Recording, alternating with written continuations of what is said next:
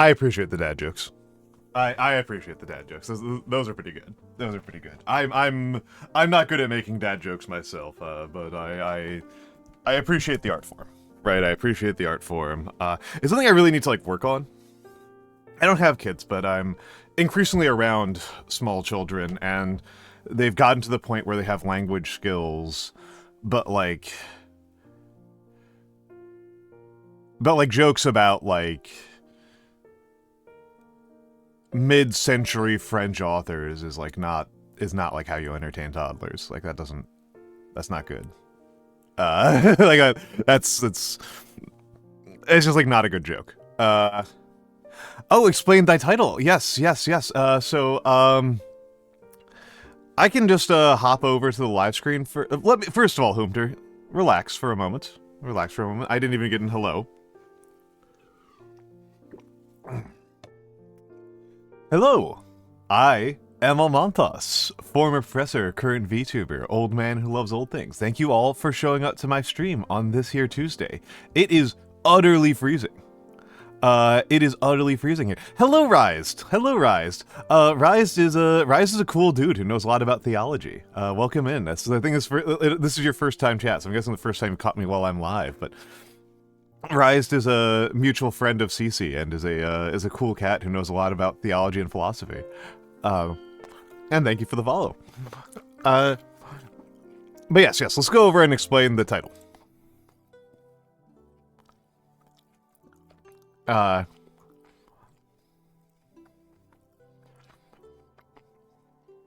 So, the entire development team for Marvel Rivals was just laid off.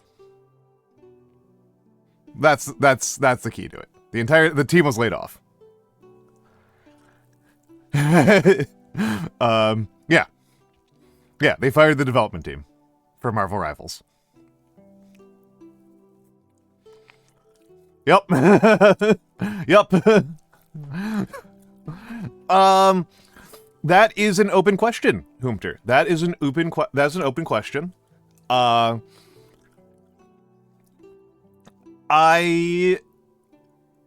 People are speculating. My own theory. Yes, well, Hoomter. Here's my theory, is that I'm putting myself. No. I'm putting myself, psychologically putting myself in the shoes of the person being a person who is an owner of Marvel Rivals, right? I'm putting myself in the mind palace of, I own Marvel Rivals, right? I am at NetEase and I own Marvel Rivals. And I have launched a game that had a whole bunch of upfront costs. And it succeeded wildly, okay? You develop a tool that sells way outside what your reasonable performance metrics were. You now have to do a calculation. Am I going to be able to repeat that success going forward? Or do I just cash out completely? Because from the investor and the owner standpoint, Marvel Rivals is not a product that they worked on and developed. It is they sat down at the roulette table and bet it on a number and then made like way more money than they expected. That's my perspective. That's my read. That's my read, is that the developers looked at this and they said, not the developers, the owners. The developers looked at this and they got fired. That's what happened to the developers. The developers got fired. The owners looked at this and they said, can we make more money off of doing more Marvel Rivals than we can make? Can we make more money off of that than we can make by dumping that money into a Vanguard ETF? Or buying a bunch of slums, or pouring that money into a movie, or blah blah blah blah blah. Yeah, Hoomter. It's an output, I think, of like this is a thing that is just part of the rules of putting the money people in charge of the entire business. This is what happened. This is just an output of putting the accountants in charge of everyone. Hello, Patware. Hello, Patware. And hello, Aru. I don't know that I'm going to personally uninstall it. I don't know how much more I'm going to play it. I was already kind of feeling pretty complete on my experience with Rivals. I've actually enjoyed Rivals, to be honest. Like, I've actually rather enjoyed Rivals. This is, like,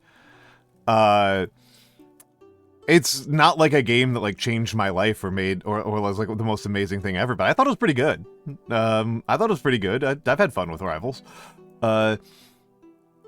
And hello, Scaldy. Hello, Scaldy. But yeah, this is one of, like, when you think about organizing a game, organizing an organization, right? If you make the rules of your game oriented around one strategy, right? If you completely reorganize your rule set to reward one strategy, people that follow that strategy are going to win. Hello, Aziza. Aziza is my sister. Aziza is my VTuber sister. She rocks. She rocks. She's played a lot of Rivals, and she is way better than me at it. But yeah, she's my she's my VTubing sister. I like Aziza a lot. I like Aziza a lot. So support this poor lady and her fight with her muscles trying to kill her every day. Overwatch 2 ban expires in 2 days. I will be honest, I think that Marvel Rivals will still probably be better than Overwatch, even with that. Because Overwatch has a lot... Marvel Rivals has dealt with a lot of weaknesses of Overwatch in a way that I think is very deft and skillful. But yeah, this... I'm not super shocked, Aziza. I'm a little surprised at the speed. But I'm not really that shocked. I'm honestly a little bit, yeah, so this is also part of, this is one of those things where, like, I've seen a lot, there's actually a really good blog post, that I read a few months ago from somebody who worked on Hoyo Games, about the critique that a lot of people have of the video game industry, that the video game industry should be more like the movie industry. This is more like the movie industry. This is more like the movie industry. This is more like the movie industry. That in the movie industry, you work on a project, and when the project's over, the paycheck's over. Yeah, that's how a lot. And I am wondering if the game industry is ever going to formalize that. If the game industry is ever going to just start going, you are hired to work on getting X game out the door. In the case of something like Rivals, it's in the case of something like Rivals, this is unlikely to happen because Rivals was billing itself as a live service game, and we are not really all that close to the vocabulary around live service games being the vocabulary of, this is a one-off project that gets released. Right? That's... Give me a second, I'm still kind of eating. I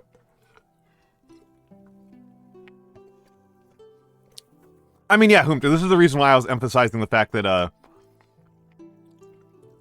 it matters that Marvel was actually a huge success. Because again, if you're looking at Marvel Rivals as from an owner or investor perspective, and you're doing the calculation of, like, how many times is Marvel Rivals going to make this kind of money, or was the success that Marvel Rivals had in its first couple of months a one-off thing? Well,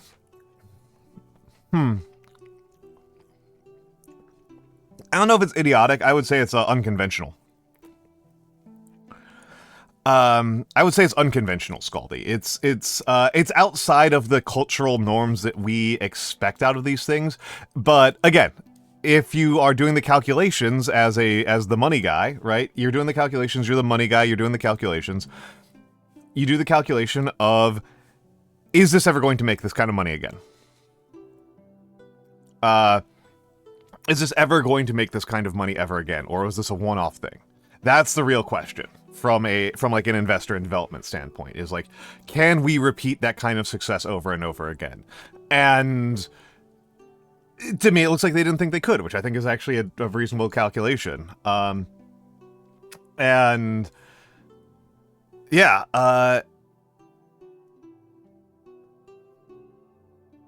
yeah, that sometimes happens. That does sometimes happens. It is worth noting that,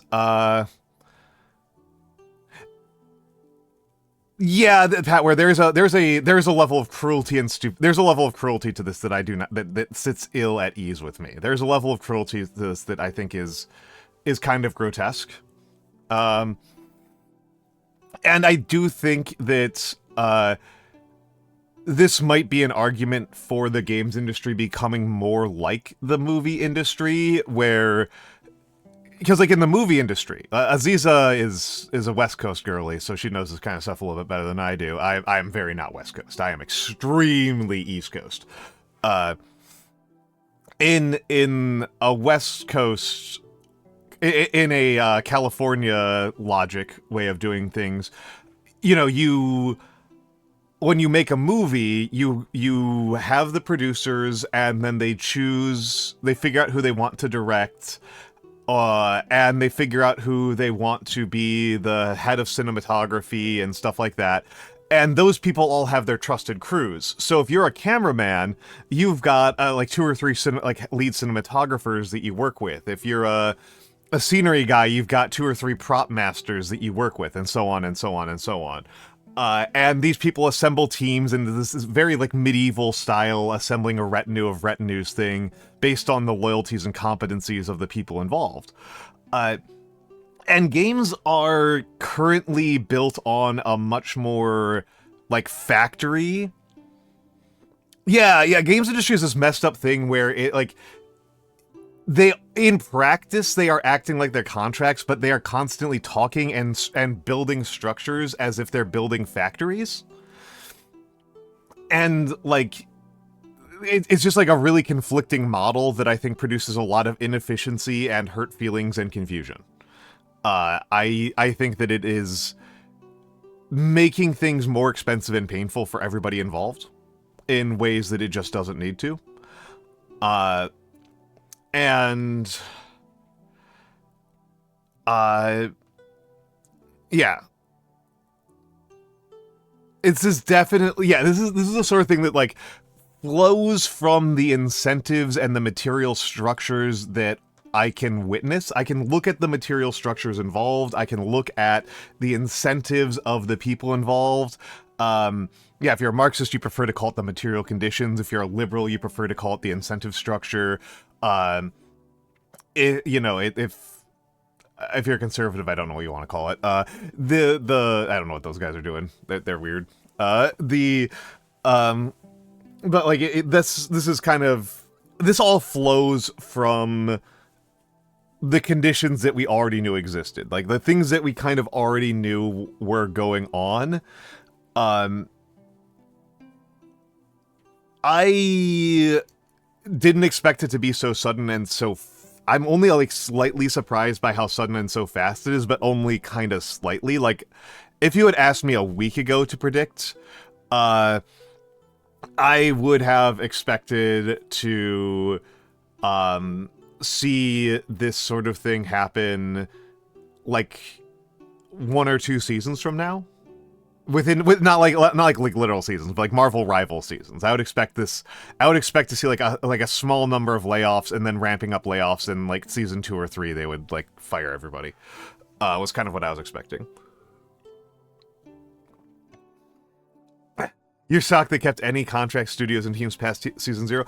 Well, there is, and I mean, this is part of the reason. This is the actual incentive structure for keeping them around. Is is to keep me from titling my stream what I titled it, right? That's the reason why you keep them around. Is because this is seen as a consumer, this is seen as a signal to consumers that they should move on to the next game.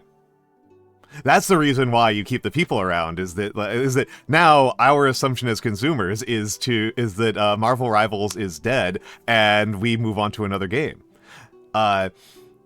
You know, it's probably worth it to keep around a couple of people doing do-nothing jobs around the office, just to signal to consumers that the game is going to keep going.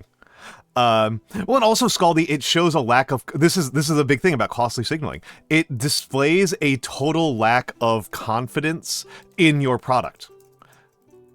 Also, Director Nemo's super smart and a super good yapper. Check out Director Nemo. I should have said this. This is one of my favorite jokes, Director Nemo. Any hand is invisible if you close your eyes. And yeah, Humter has it, right? Like, Humter has it, that like consumers look at this sort of event happening, and the thing that they read into it is that this is not the game entering a maintenance phase, this is the game is dead. This is, and particularly, it's especially the case in the case of Marvel Rivals, where Marvel Rivals is not an established enough game in people's lives and repertoires that they're just gonna stick to it, right? Because like TF2 is formally dead and has been for like a decade at this point, but nobody cares. They just keep on playing TF2. I played Left 4 Dead 2 on Sunday. I had a Left 4 Dead 2 collab on Sunday because we all just liked Left 4 Dead 2 enough, even though Left 4 Dead 2 hasn't been in development for a bajillion years. But a lot of the sale point of...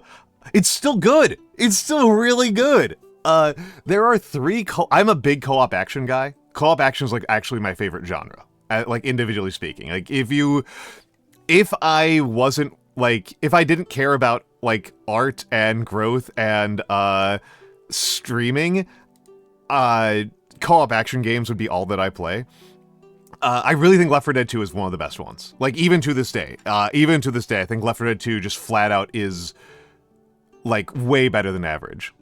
And hey, Alex, yeah, they just released the source code for Source. Speaking of my not actually VTuber sister, but in many ways VTuber sister, Alex Azarashi. Oh, how is Avowed? How is Avowed? It looks cool. I don't know if I'm going to play it because I only stream games like 4 to 6 hours a week, and I have such a big backlog. Oh, it just came out of, oh, interesting. I'm jumping the gun. I have accidentally peeked into your future stream. I've seen the future. I've used future sight through the shoutout command. I've used future sight from the shoutout command. But yeah, no, Left 4 Dead 2 just has the juice. But like a lot of what has kept Marvel Rivals hot as a property is the sense that Marvel Rivals has like an energy and a forward momentum and a pathway for growth and an investment in its own future that Overwatch absolutely does not. You know, that Overwatch hasn't had since like 2018 maybe. Like that Marvel Rivals is seeing continuous development and growth and feedback and changing with the times in a way that Overwatch cannot. And so for them to admit defeat on that is to give up a critical advantage and a critical selling point for their own product.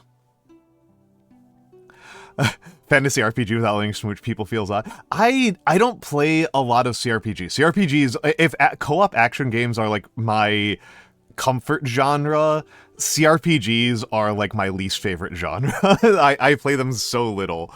Well, and Scaldy, it wasn't even actual Overwatch competition. It was completely overwhelming Overwatch slaughter.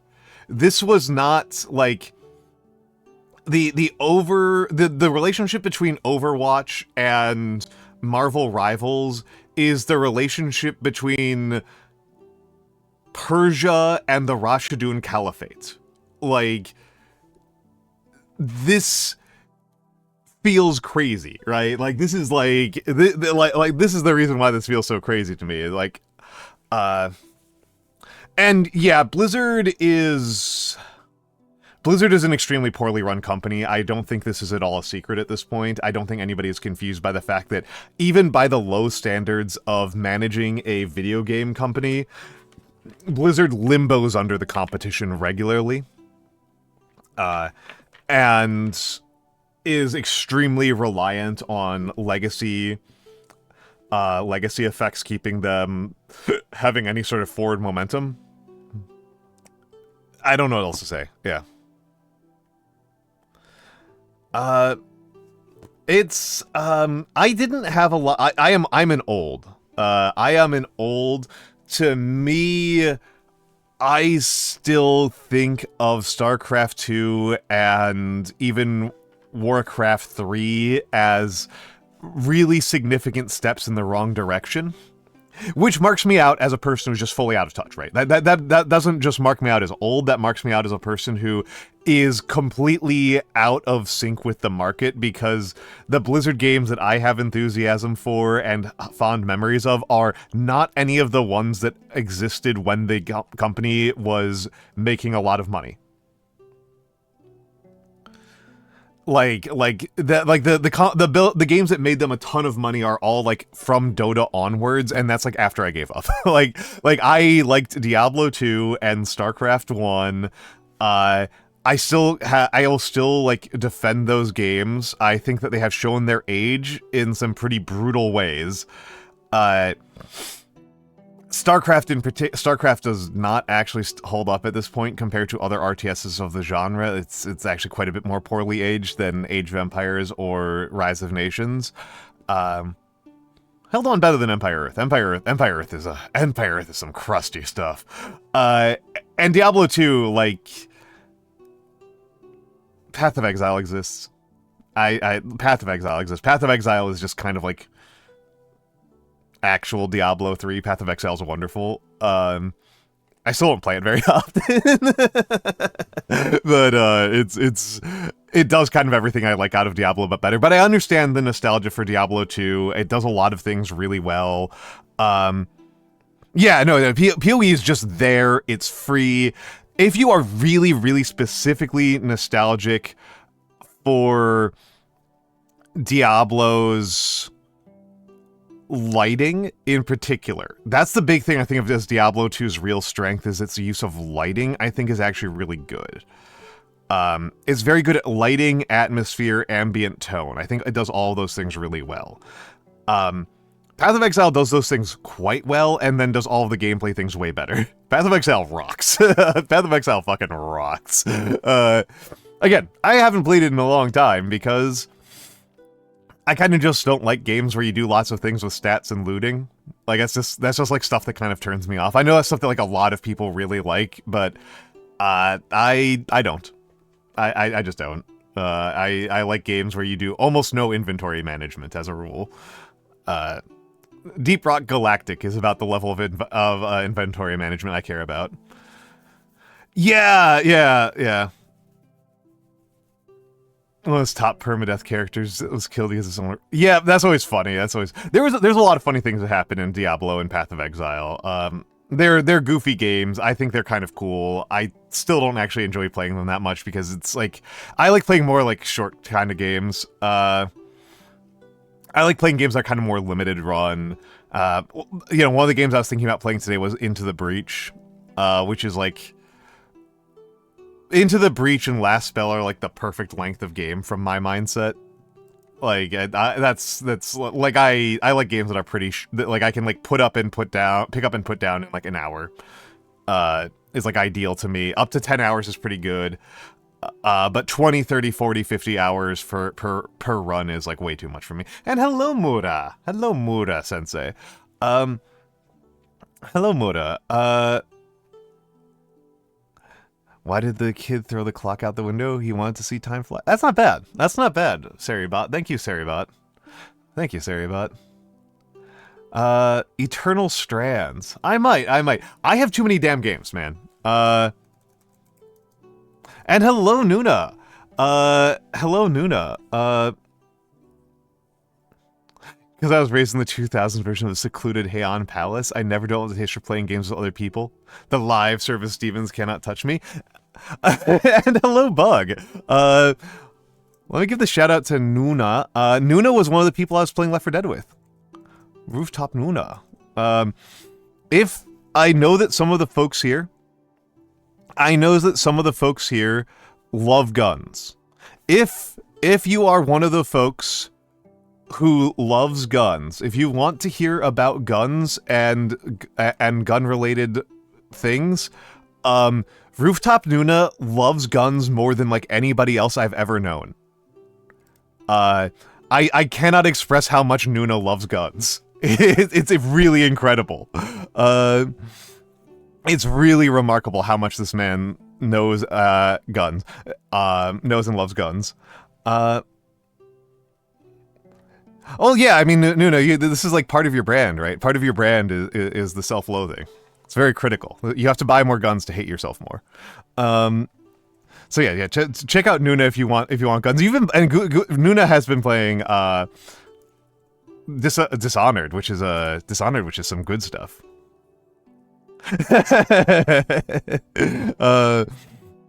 Nuna's been playing some Dishonored, which is good stuff. But yeah, Nuna was one of the people I was playing Left 4 Dead 2 with, you know, as an example of a game that doesn't need continuous live support. Left 4 Dead 2, just still a really good multiplayer experience, decades after release with no support.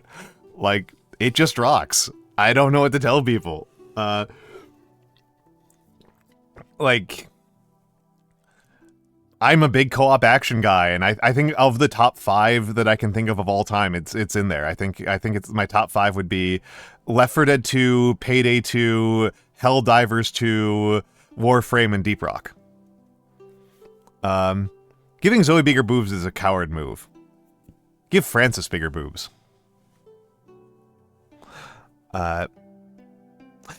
Aziza, I would say that there's a couple... Yes, the Love of Twos, yeah. There's a couple of the co-op action games that I think are as good as Left 4 Dead 2, and I think Payday 2 is probably the closest thing to an actual competitor, but they all are kind of doing their own thing, which I actually think is neat. I think it's kind of cool that the co-op action world has all these games that are doing these cool things. I think the closest is probably Payday 2, which does not sell itself on that. Payday 2 does not sell itself as the next Left 4 Dead 2-like game. It does not tell you this, but it is. Payday 2 tells you that it is that it is Heat. It is Heat, which is an amazing movie. Heat rules. They did, but it's bad, Bug. They did, but it's bad. Speaking of, here's your shout out, Bug. Yeah, Payday 3 is just bad. Payday 1 was more... I can see that, but I mean, 2... Like, the actual experience of... I have played Payday 2 for 1,400 hours. I've played Payday 2 for 1,400 hours, and... It's my second most played game. After Warframe. I have 3,400 hours of Warframe, somewhere in that region. I've played so much Warframe. It's unbelievable how much Warframe I've played. Yeah, the Poco HUD helps a lot. I mean, to be honest, when I think about, like... I saying the one that I don't like. I don't like the Vermintide Darkside ones. Those ones I don't like. I don't like them. I don't think they're very good by comparison. But Payday, once you've played Payday for like a few hundred hours, it does feel very Left 4 Dead like. Like, it is fundamentally about like gunning down, like finding defensive positions to gun down hordes of very weak enemies. It does actually capture that vibe. Payday's insane, though. Payday's completely insane. I cannot believe that there has never been a major moral panic over Payday 2. Like, it's actually the most shocking thing to me in the world that I have never seen Fox News or the Drudge Report do, like, a deep dive into the Payday community. like that's crazy, right? Like why have they not done this? Like, people who've played these games, like, you understand what I mean, right? Like, it should be. It should be. It should be. You heroically murder millions of cops. Like, you just are murdering. You do unlimited genocide against cops.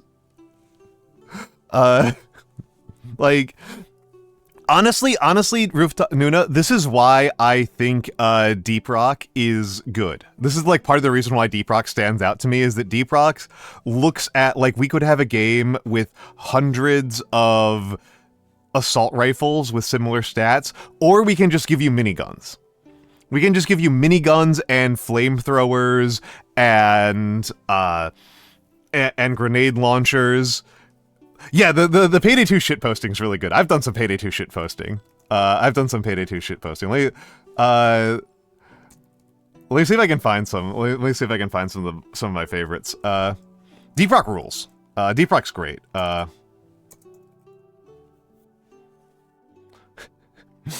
difference between Left 4 Dead and Payday is that in Left 4 Dead you can question if it's good to shoot the enemies. Nemo has it. Nemo has it. Nemo has it. Yeah, Mario. Yeah, exactly. Let me see the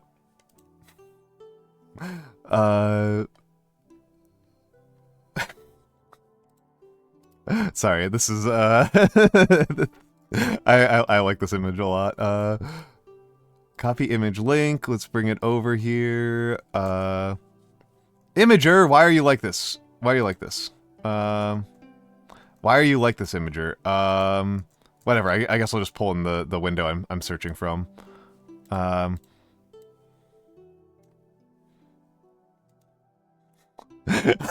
like this one. I like this image a lot.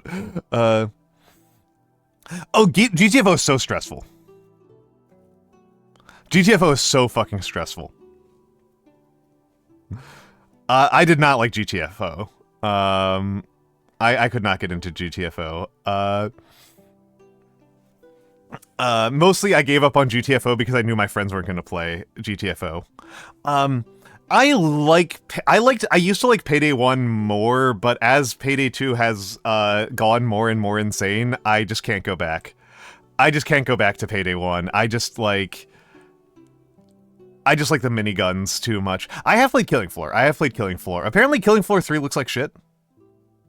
Apparently Killing Floor 3 looks like shit. I thought... Yeah, that's my thing. I'm with Nuna. Like, Killing Floor 1 feels...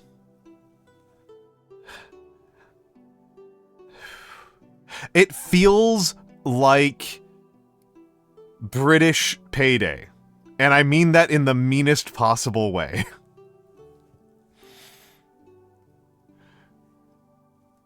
I mean that in the meanest possible way. It feels like British Payday. Yeah, at Kairu. I think Killing Floor 1's fine. It's just that if I have the choice between playing Killing Floor and playing either of Payday or Deep Rock, I'm always going to choose Payday or Deep Rock over Killing Floor. Like, unless I am backed into a corner and I cannot play those games and I can only play Killing Floor versus, like, I don't even know. If Killing Floor is the only co-op action game I have available, I won't feel that bad about it. But if I am putting it into a competition with Payday and even Left 4 Dead, it's just not gonna survive. It's just not gonna make it. Like, because it has the maximalism. It has the maximalism, right? You have your grenade launchers and your traps and stuff like that, but it's just such more of a slog. It's just like a very sloggy Payday. is what it feels like. I'm talking the problem. I can't talk myself into playing Payday today because I don't have it installed, and it's like 80 gigabytes. It's like 80 gigabytes. I don't have it installed. I've got Deep Rock installed. I've got Left 4 Dead 2 installed. I've got Warframe installed. I don't have Payday installed. It's like, it's not even that size on disk. It just is like 80 gigabytes of downloads, and then it's 20 gigabytes on disk. Bug, if you can figure out what the fuck is happening in Payday, what they are doing, oh, yeah, this is why, Mura. You joined in on, you finally got on the Rivals train like a week before, NetEase took the game behind a shed and shot it. They fired everybody. They fired the entire development team. That's the TLDR. In the gamer jail section, let me take a look at this. Let me take a look at this and see if I can post this on stream. Yeah, that's a good one. That's okay. That's good. And hello, Mara. Hello, Mara. Yeah, this is Payday 2. This is Payday 2, in a nutshell. This is a pretty calm one. I would use this gun. I would use this gun in Payday 2. This is a gun that I would use in Payday 2. Maybe not very much, but I would. Yeah, this is meta. This is yeah, this is just a good gun. This is just a good gun.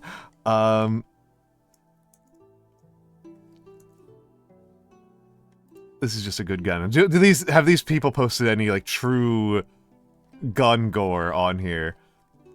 Wow, there's a lot of people permabanned in here. I want to see old threads. Oh, give me old threads. Give me old threads. Give me old threads.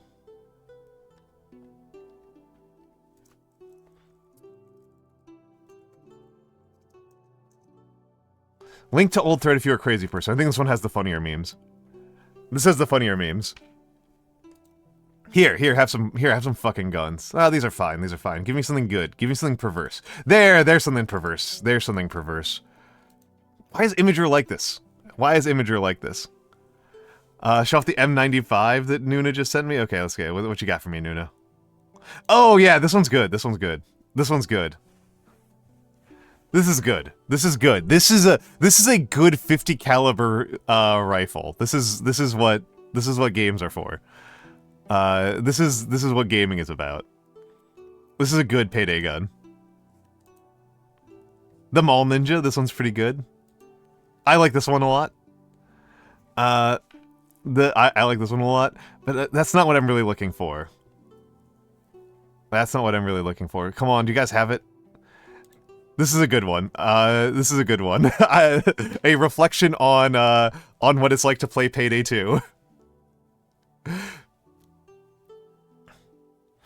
If you don't understand how the Barrett 50 caliber line of sniper rifles work, the barrel of the weapon recoils into the receiver to mitigate the recoil of the 50 BMG cartridge. If you cut that barrel short, there is nowhere that kinetic energy goes. Well, there is. There is, Nuna. It goes straight into your fucking body. It goes right into you. It goes into you. Is how that works.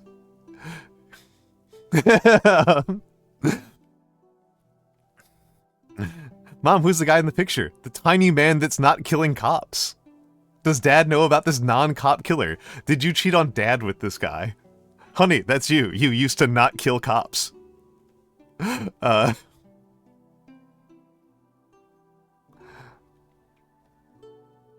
there's some permaband-ass people here. Oh, this is a good GIF. This is a good GIF. If it loads. If it loads, which is not guaranteed. It's not loading. We're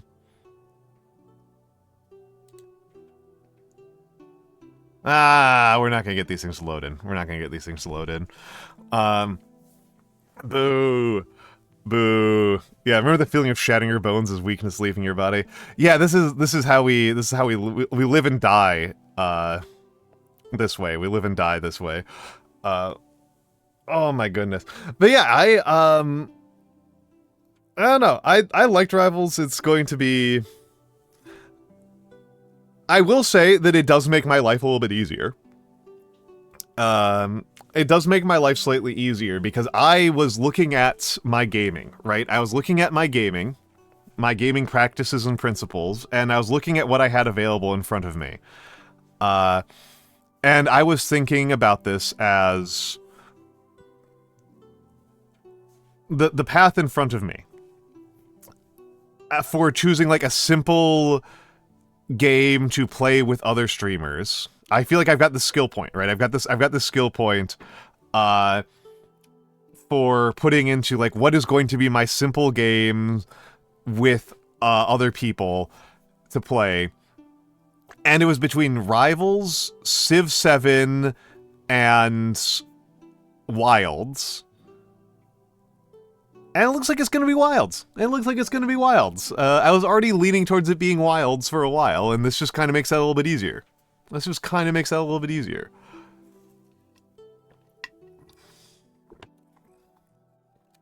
I enjoyed playing Wilds with you, Bug. I enjoyed that. That was good. I'm looking forward to doing more of it. I'm looking forward to doing more Wilds. I'm not looking forward to spending 70 fucking bucks on it, but but I am looking forward to shooting monsters with my big heavy bow gun like a moron. So, you know, $70 dues. Yeah.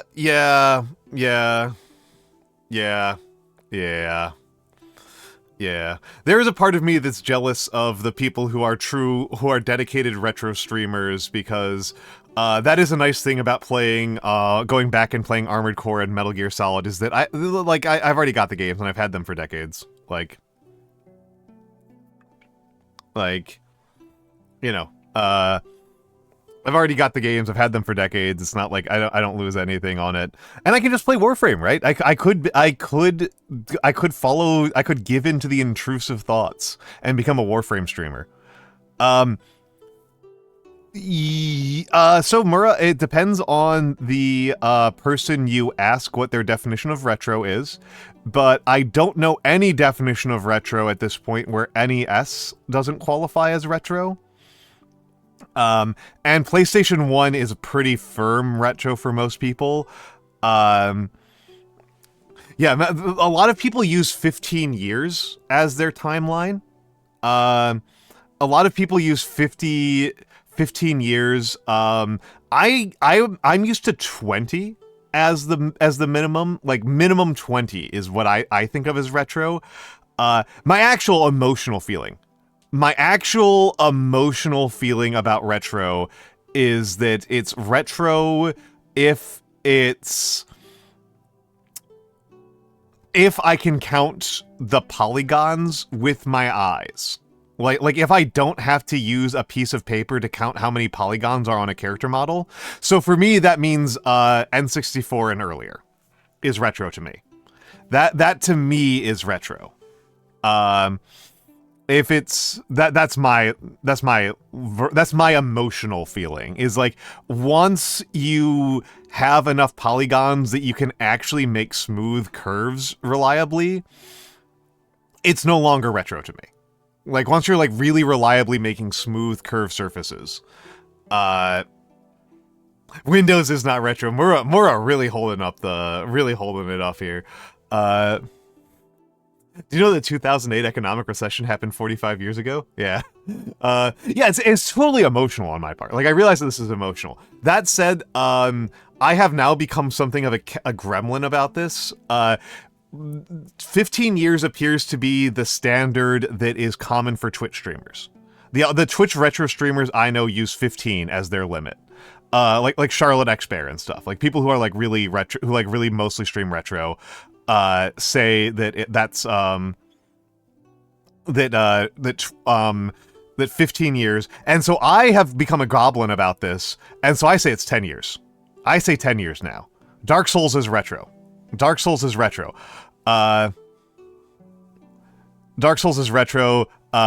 Witcher 2 is retro. EU4 is retro. Warframe is retro. Let's go.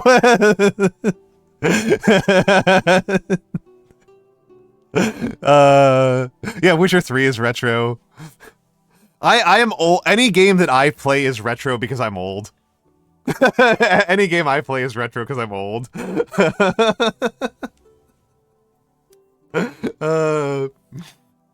That's yeah,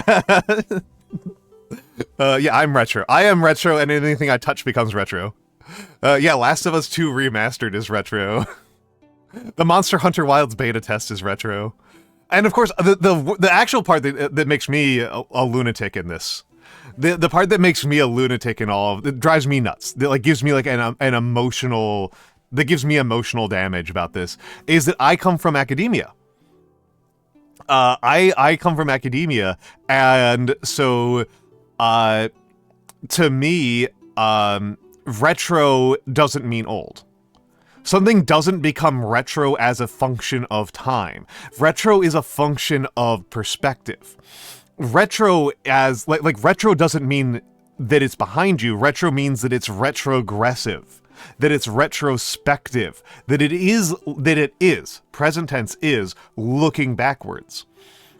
So retro, if you see a picture, yes, Signalis is a retro game. The peak retro game, the most retro game of them all is Fallout. Fallout is the most retro game, and always has been. Fallout was always the most retro game because Fallout is a retrospective on mid-century atomic futurism. And it always has been. It always has been. If you release a Fallout game today, it is a retro game because it is looking backwards on a future that never was. It is hauntological, which is another fun word. Signalis is also a hauntological game, but I think Fallout is the most hauntological game. But yeah, retro, so like, if you see a picture of a person, if you see an old picture of a person in an old suit, that's just an old picture. That's just an old picture. If you see Abraham Lincoln wearing a top hat, that's just an old picture. If you see a guy today wearing a top hat, he's doing retro. He's doing retro. I'm not doing an actually. I'm just describing how the term gets used in other contexts. And I think this is a better use. I am advocating for gamers to develop a better vocabulary. I am advocating for gamers. I'm taking a political advocacy stance here. Not a pedantic prescriptive stance, not a pedantic stance of correction, but a stance of I think this would be a better way. Do you know CCK philosophy? I think I do, but I need to double check if I'm getting the right thing here. CCK. Because I think I'm mixing this up with something else. Because all I'm thinking about is the Communist Party of Korea, which is not right. That's not even the right thing.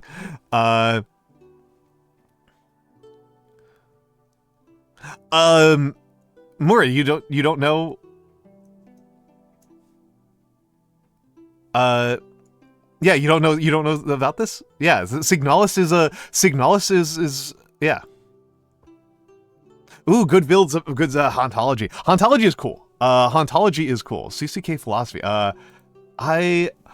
Oh, cuck philosophy. I know cuck philosophy. Yeah. I know cuck philosophy. Yeah. I know these guys. Yeah, they are to me. They're definitely psychotic. You are definitely playing as a character with psychosis of some kind. We are going to get hit with the ads in a few seconds, folks. We are going to get ads in a few seconds. I don't know plastic pills. Plastic pills. We are going to get hit with ads. Well, it doesn't matter because I am old and I need to stretch, so I'm going to manually put us into ads so that you can look at the fan art and so that I can stretch and get some water.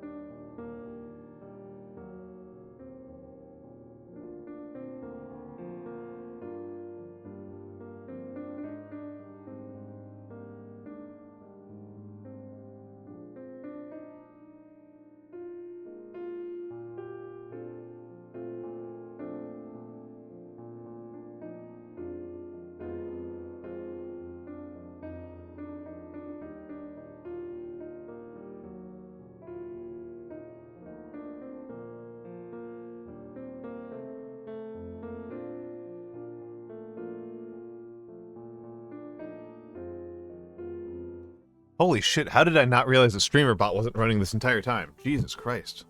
Sorry, that's like a real screw up on my part. Oh,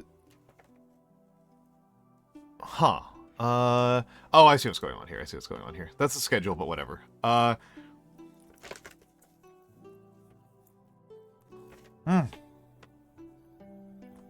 yeah,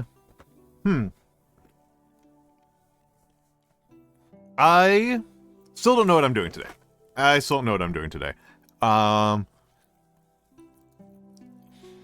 May as well do Wordle. Hello Pickles a little do.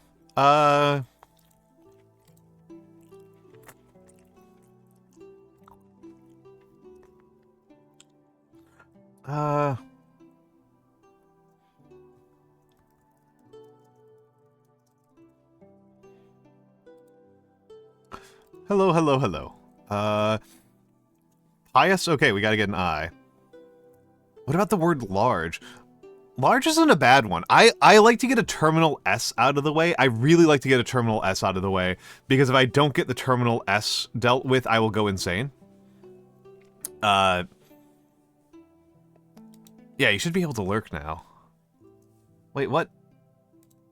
Huh.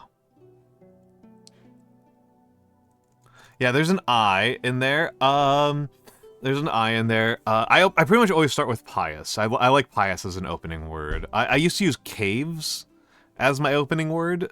Again, I like to get that personal.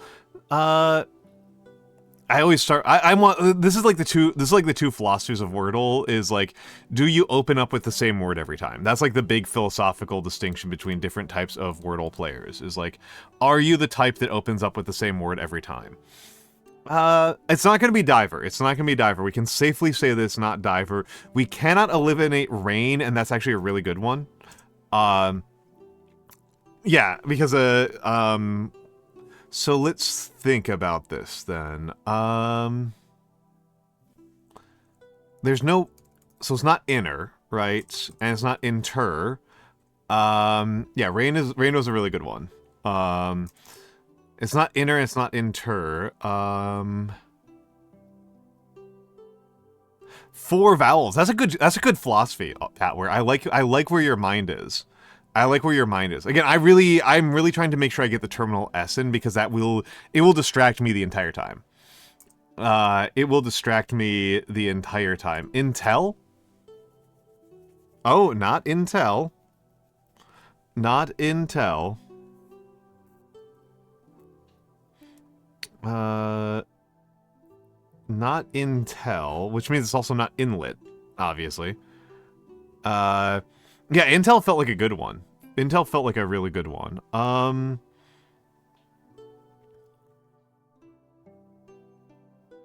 It's not gonna be infer. It's not gonna. Oh, inert's a good choice. It's not going to be inert though, because we know there's no T and there's no R. No R and no T. Yep, Ryan the Space God has our options here. Has our options here.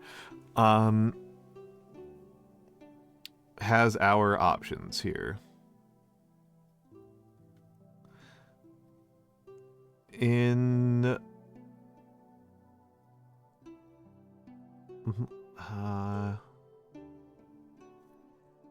This isn't a word, right? That's not a word. I'm fully in the point of thinking where I'm thinking about words that just are just absolutely not real.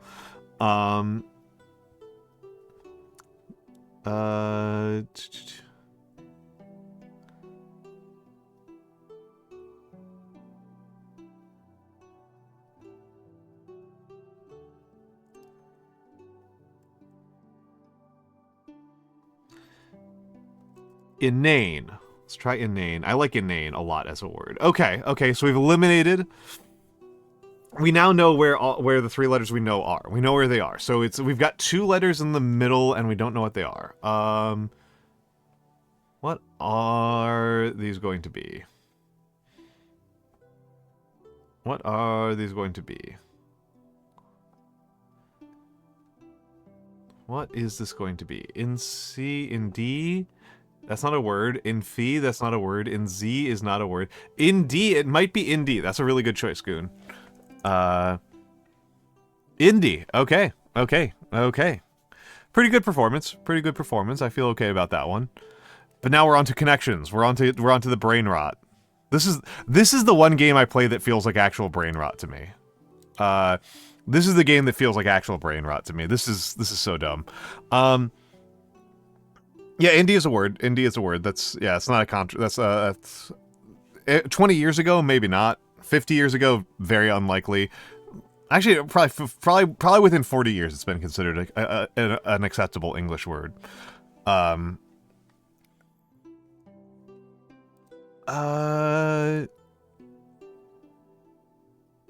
New poll. I don't want to do a hand cam today because it's so cold. Yeah, MILFs is an acceptable word. Indie is absolutely fine.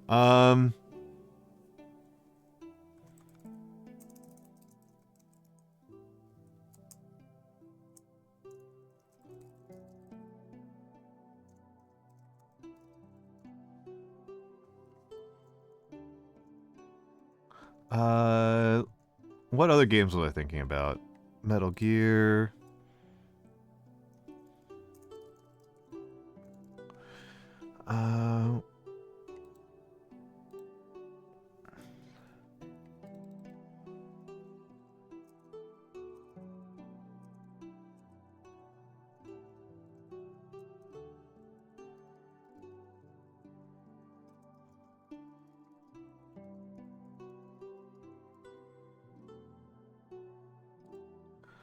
All right. I'm putting up a poll for what game I should play because I'm being too indecisive. So it's time for me to get the decision away from me. They might be. Because sometimes they screw with you. Because cavity and hole are also cavity, hole, hollow are all synonyms. These are all synonyms. All four of these are synonyms. Yep, craters. Those are all craters. So cavity and filling didn't go together. Hearty.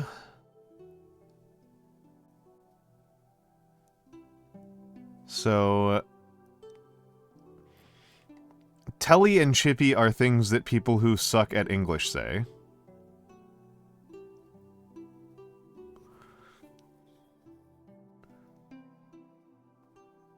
Handy, nearby, available are synonyms. Ready, these are synonyms.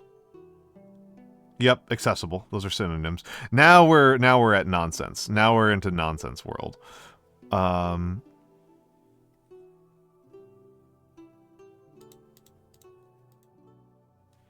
These are types of meals. These are ways that you would describe a good meal. Substantial. Yep. Yep, I was correct. I was correct. People who are bad at English say these things. Become a regular pit. Telly is a British way of saying television.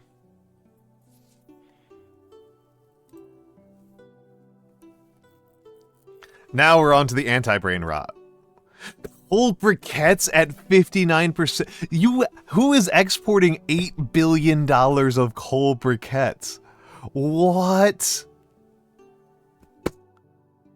What is this? I am now fascinated. I am now fascinated. Nuts and rapeseed. I am now fascinated. Horse meat. I am now fascinated. I am now fascinated. This country's economy sucks. This country's economy absolutely sucks. 8 billion is so many cold briquettes. I don't think, this doesn't look EU to me. This doesn't look EU to me. It's possible. Hello, Xanadu. Hello. I am fascinated by this one. I am fascinated by this one. So here's some things that we're seeing here, right? I'm actually thinking Central Asia. My first thought is actually Central Asia. Because we know it's landlocked. 14 billion is way too large for Central Africa. 14 billion is way too large for Central Africa. What do you call a mix between a joke and a rhetorical question? I don't know. 147,000 of antiques. Yeah, Central Africa does also... it could. They grow horses in Central Africa. They raise horses. But 14 billion's a lot for a Central African nation. Copper ore, iron ore, crude petroleum. Yeah, I thought so. That's what I thought was going on here. I know it's not Kazakhstan, because cotton would be on here, and I think so does Uzbekistan. But could be Tajikistan. Okay, Mongolia, let's get... Mongolia! That was actually going to be one of my guesses. I should have guessed Mongolia first. I should have followed my gut. I should have followed my gut. Mongolia was on my gut. I should have done it. I second-guessed myself. I was like, Mongolia, I think, exports more precious metals than this. I should have followed my gut. It was Mongolia. 5.84 is actually a lot for precious metals. But yeah. No, coal briquettes is a big tell of a really underdeveloped economy. You may notice, like, here's our machineries. Here's our machines. $3 million of electric furnaces. Machines, $10 million of machinery. This is nothing. Horse meat, 63 million of horse meat. They do 6 times as much horse meat as they do all machinery. So, other tells? Temperate country. No tropicals. No fish. No tropicals, no fish means you've got a temperate landlocked country, and that's actually a pretty short list.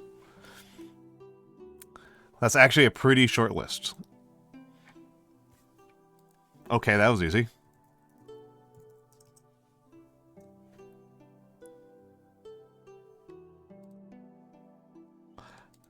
Now we got some hard ones. What is that one? Seychelles?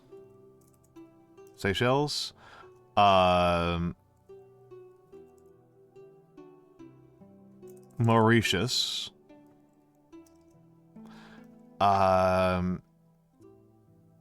That's Mozambique, right?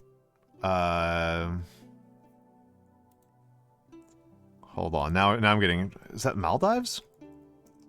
No, it's not.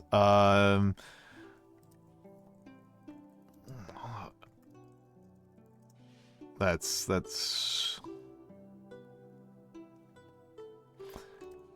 what are these?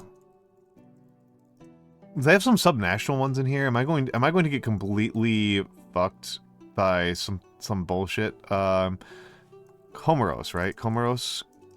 Yeah. Cabo Verde is on the other side of the continent. So it's definitely not them. Mauritius, Seychelles, Maldives. Did I say Maldives? I said Maldives was not there. It's too far away.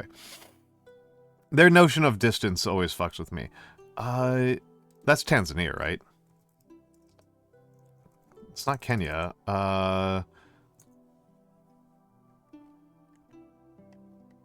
What is that? That's not Tanzania. It's not Kenya. Is that... What is that? What is that? This is not Tanzania and not Kenya. I might not know these last two. I might just fully not know these two. I might just fully not know who the hell these are. Who are these?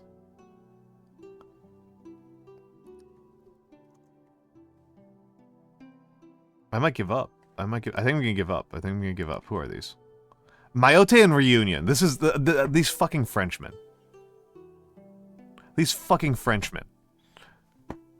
I get so mad about how Worldle elevates, like, individual states of France to the level of, like, full countries. They do it constantly on this thing, and it pisses me off every time. Oh, Jesus, I don't know. I don't know. I would not have gotten that. Antananarivo. I no idea. You know Antananarivo? Shit. Shit. I mean, one of my former mods is from Madagascar. CC. Not Sierra CC, but CC Kicks is from Madagascar. Oh, you played Uncharted 4. Okay, fair enough, fair enough. That was total luck. Those are Billabab trees, but yeah, Baobab Avenue. Cool. Baobab Avenue. I'm going to guess that the emblem for Madagascar is the one that says the Republic of Madagascar. That feels pretty straightforward.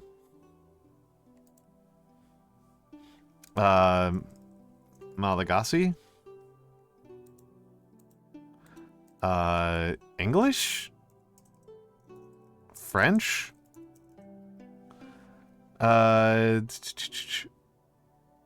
Je m'appelle in French. They're not going to use Sanskrit. Anaroko? Nice! That was total guess. Quickly over. Baobabs are cool. Wow, Bug really wants to watch me play Armored Core. Holy crap. Bug, that was Bug. We'll do Flag Doku and Redactyl.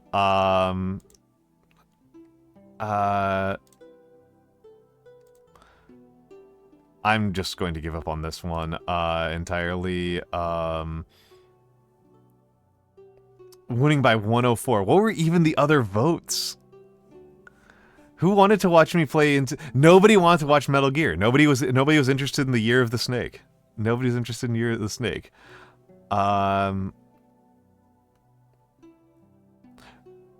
Blue, white, red only. Does it have to have all three? All indicated... Okay. Rednar Games! Welcome in, welcome in, welcome in. Rednar Games. What were you up to? What were you up to? Welcome in, Raiders. Welcome in, Raiders. I am Almantas, former professor, current VTuber, old man who loved old things. We are doing some, we're doing some quizzes. And then we will be playing, Armored Core. How was Pokemon? How was the Mon that pokes? How was the Mon that pokes? I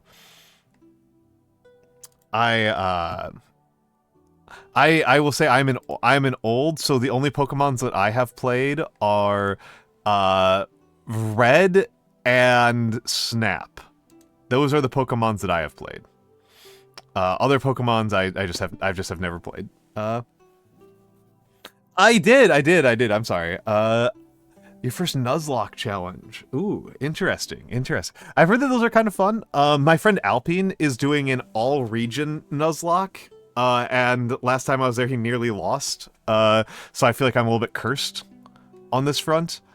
Retro Arch, why are you like this?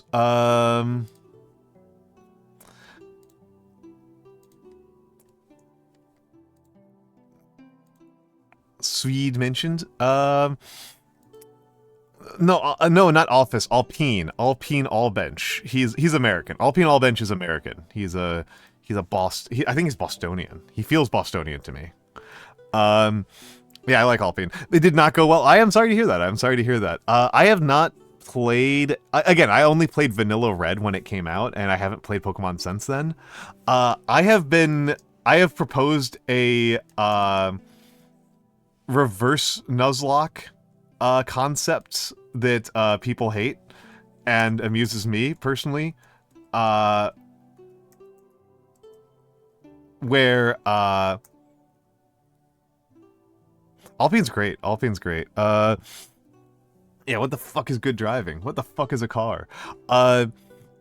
that I have proposed a reverse Nuzlocke idea where you have to release whenever you enter an area with a new Pokemon, you have to release a Pokemon. You have to release your oldest Pokemon, so that you are never like able to keep a steady group of Pokemon for any length of time. I think this is a funny idea. 2 or more words, language Spanish. All bands were... No, I can't use Jamaica! Boo! I can't use Jamaica. I can use North Korea. I can use North Korea. I can use North Korea. I can use United States. Yeah, a revolving door situation. Exactly. Red, white, and blue only.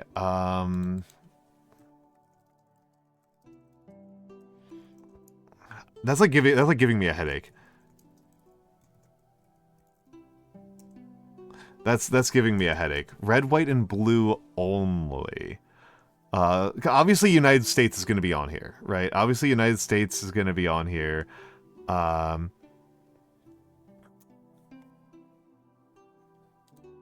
All bands horizontal, 2 or more words. I might put on Pride. I might use Pride flags again. That was really funny. I'm honestly I'm really amused by that one. That was a really good day. I can't use Liberia. I want to use Liberia for red, white, and blue only because I think the Liberian flag is very funny. This is an eagle scratching. Yeah.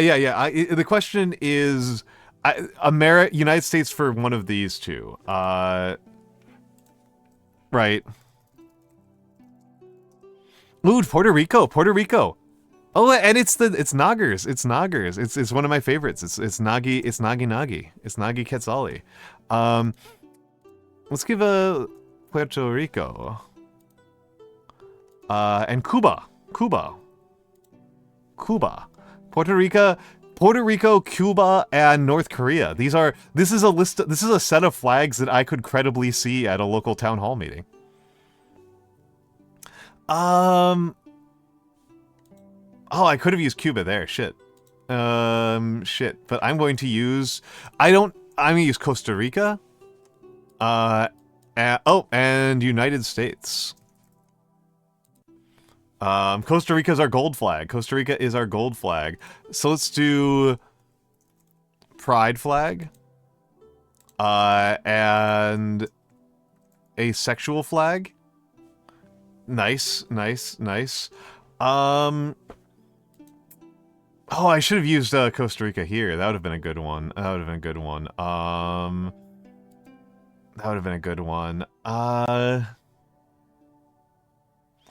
All bands I might have to restart just to save up, just to like give myself Puerto Rico back. Puerto Rico, Cuba, or Costa Rica back. I might need those back. All bands horizontal. No vertical diagonal bands. And also can have items. This one's a trivia one. Liberia is not a Spanish-speaking country. Liberia is not a Spanish-speaking country. But yeah, I might need to free up one because of 4 or more bands. So Uruguay. And what is it? Colombia was who I had in mind. Colombia. I might count as Chile. I'm not sure about Chile. So North Korea has now taken the lead. North Korea is now my most used flag. It has defeated Jamaica. Jamaica is no longer my #1 flag.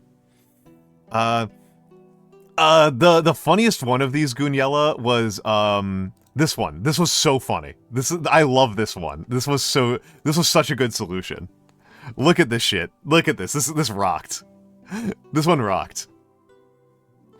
North Korea, Zimbabwe, Mexico, and 6 different types of flag of pride flags. This rocked. Watching you all scan film negatives at the library. That is good. That is a good use of your time. That's a very good use of your time. Oh, this was insane. This was insane. This is the one that I'm good at. This is the one that I'm good at. We're now at the good one. And Nagi joined in. Nagi was very helpful on Ursa Minor. Nagi was very helpful on Ursa Minor. So okay, so 10 letters. Okay.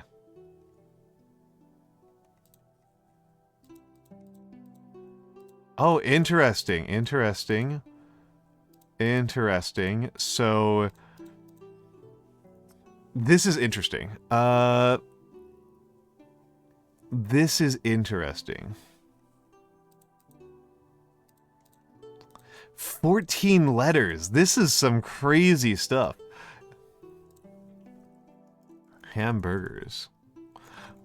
This might be a food product. This might actually be a food product.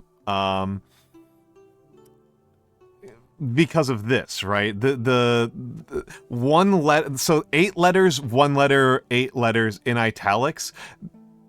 That looks Italian to me, right? Like something something, right? Or Spanish, something something.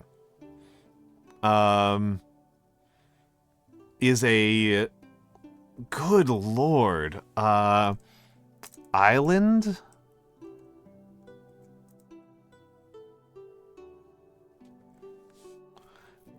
Good lord, this is some shit. History.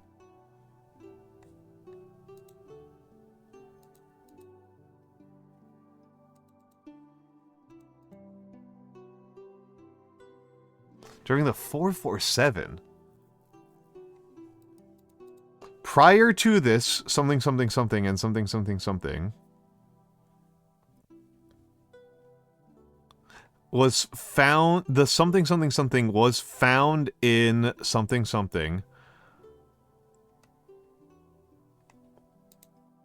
Two numbers, so it's not useful.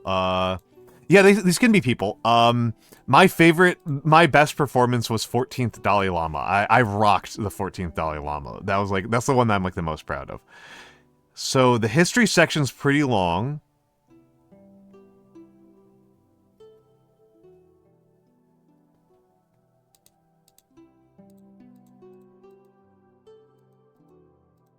Hold on, what the hell?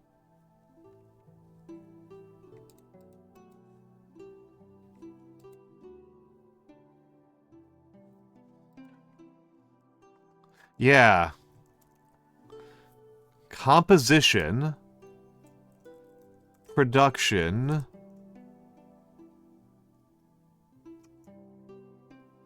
Yeah. Yeah.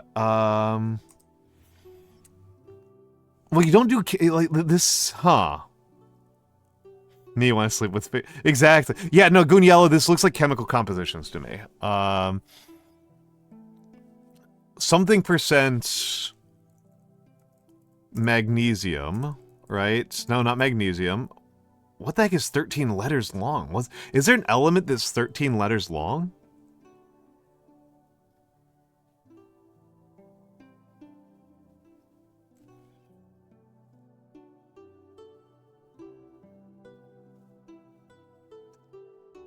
Like, what the hell is 13 letters long? Yeah, I know, but like it's not like a common one, right? Like it's not gonna be like arsenic.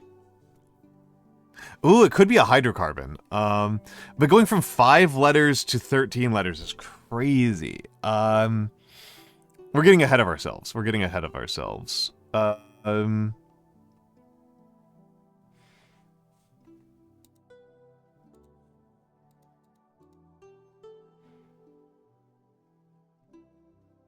We're getting ahead of ourselves. Let me disable that one because I'm not doing any hand camming today. Timed actions.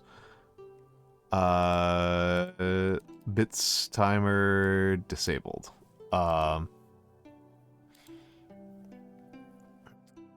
The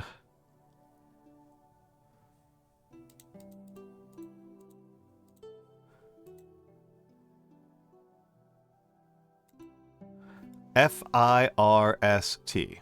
Nope, it's not first. The 610. The 610.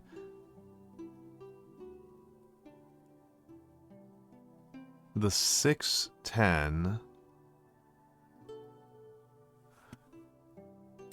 I'm trying to resist the urge to think it's a chemical.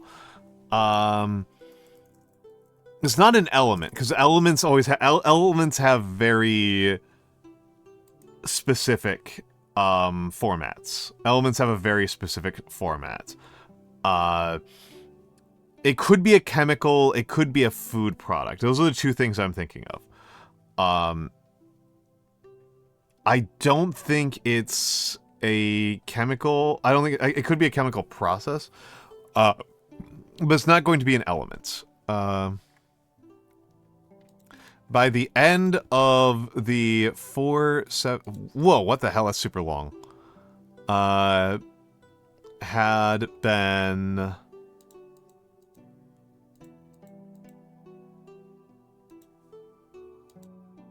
Is it a book, maybe?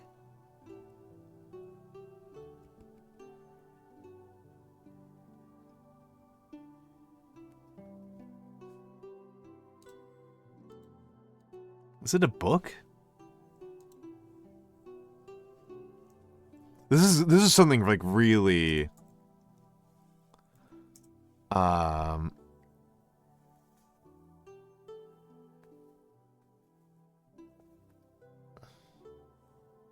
we do see italics. We do see italics. We actually see quite a bit of we see a fair amount of italics.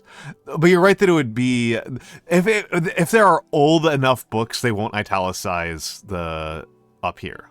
Like if it's a new book, they always italicize the title, but if it's a really old book, sometimes they won't.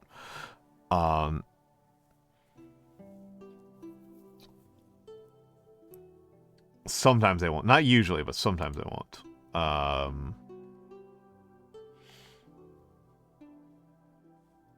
Like Principles or Republic or something like that. They won't always. What is in year? Oh, this is interesting. This is interesting. This is interesting. So right, so this is 12 letters and we can't use a hint on it.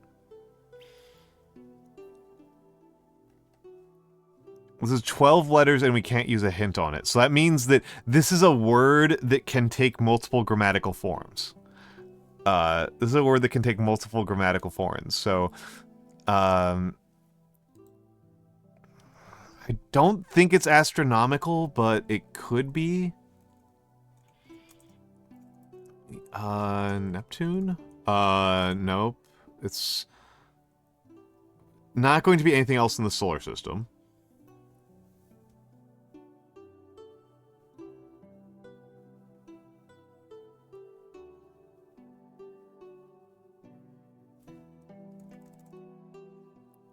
Okay, I think I'm like 99% sure this is an animal. I think this is genus right here. I think this 5 letters is genus.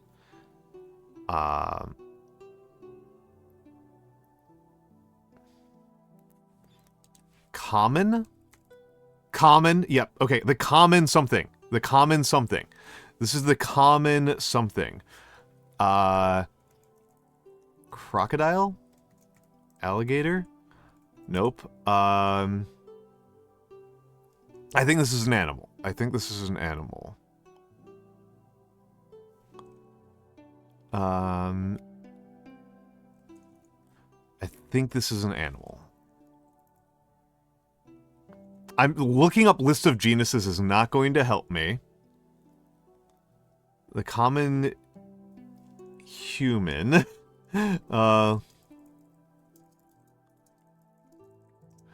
The common human is not sensible.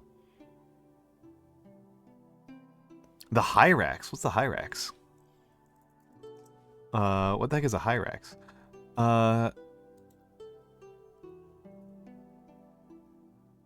These things are cute. These things are cute.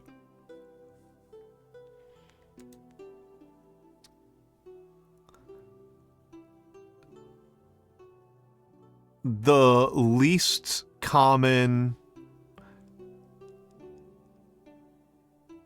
Oh, that's cute. That's cute. Was first found in some 8 letters, 6 letters during the 4 letter, 7 letters. Prior to this,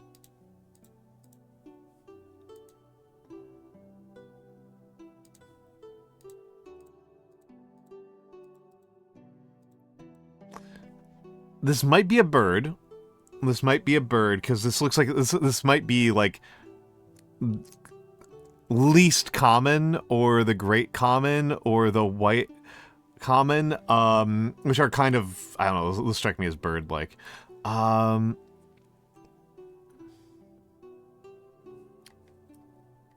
Will strike me as bird-like. I don't think it's like chimpanzee. I don't think it's chimpanzee.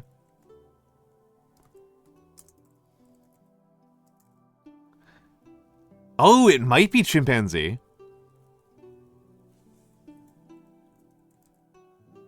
It might be chimpanzee.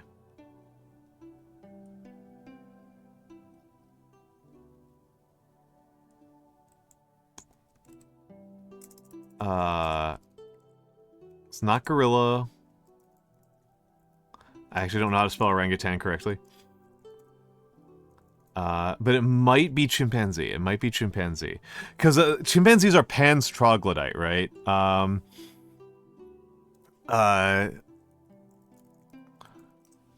they are the common chimpanzee. But it's pans troglodyte. Which is not 8 letters. So I don't think it's that. I don't think it's that. I don't think it's that. Chinchilla is 10 letters. Rhinoceros is 10 letters. But it wouldn't be the common... There's no common rhinoceros, but there is a white and black rhinoceros, and those are 5 letters, so no, it's not that. Salamander? Maybe? There's no common there's no common, I might use a hint. Ananasa. What is ananasa?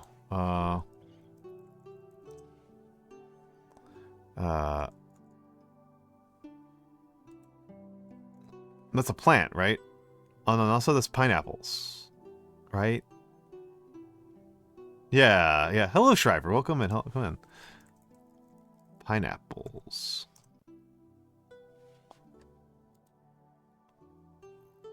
Okay, that's interesting. Now I'm out to sea. Now I am out to sea.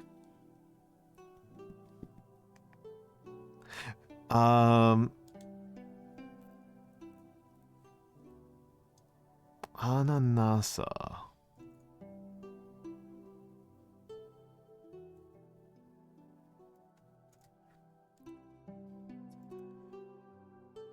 Fruit is a...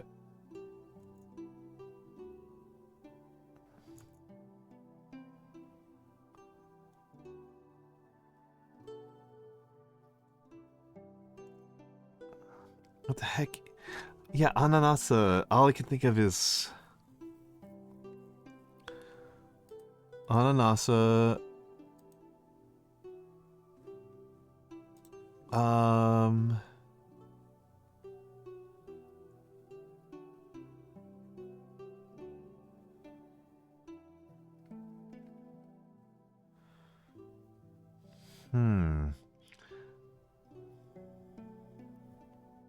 Fruit didn't tell me very much. This is the reason why I don't like to make those kind of guesses.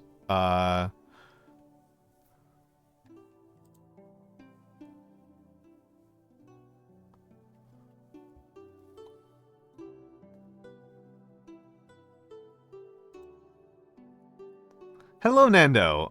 Hello, Nando. I think I know what it is as well. I think I know what it is as well.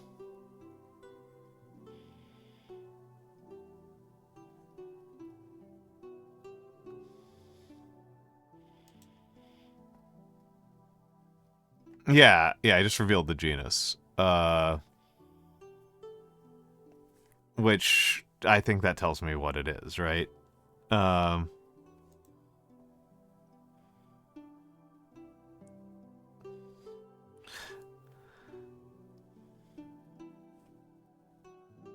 I'm still gonna think here for a second here.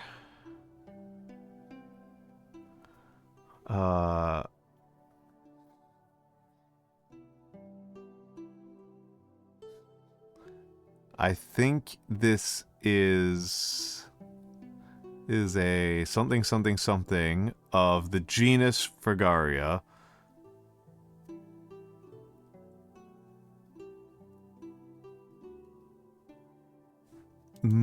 Commonly known as the something, which are for edible. E-D-I-B-L-E, that's 6 letters. Not edible. Tasty?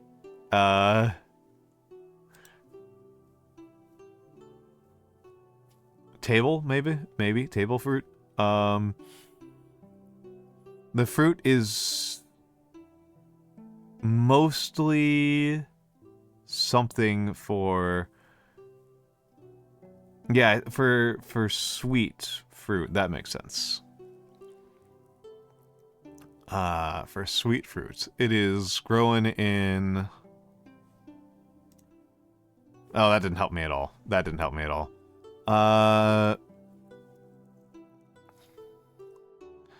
America, Europe, Asia? Not in Asia, so it's a European and American fruit. I think it's strawberries. I think this is just a bad performance by me because I'm not that good at biology. But I think it's strawberries.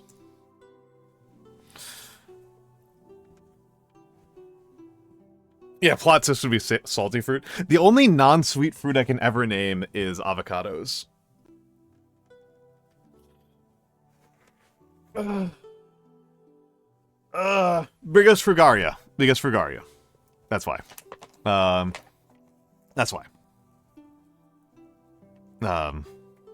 Biggest Fragaria. Fragaria is like a type of rose.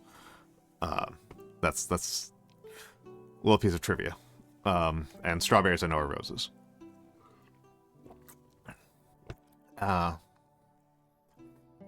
So weak performance.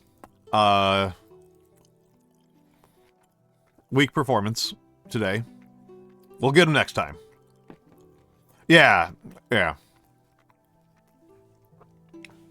I think what is the Spanish for this? Because I shop at Spanish grocery stores. Would I recognize that? It's Fresa. Yeah. Which isn't the same. That wouldn't have helped me. Being better at Spanish would not have helped me. My quest to continue to be good at Japanese rather than other languages is uninterrupted.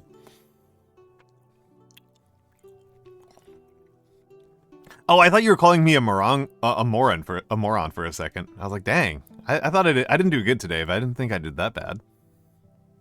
Yeah, the weeb debuff.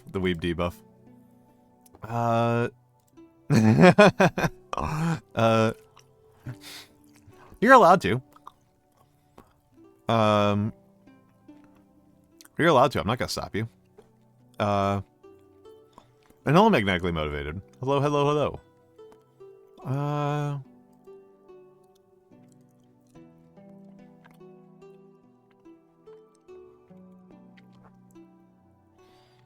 Okay, so I'm just looking at my, tab and tilde is what I need. Okay. Main menu, load content, downloads, ISO, oh, I'm better at AoE than I am at Dark Souls. That is unambiguous to me. I am pretty bad at AoE, but I'm not that bad at AoE.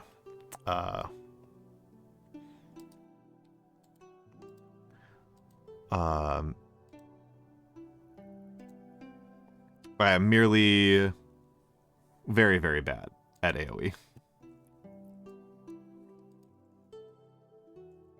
Okay, Bug, are you here? That Bug. Bug, wake up.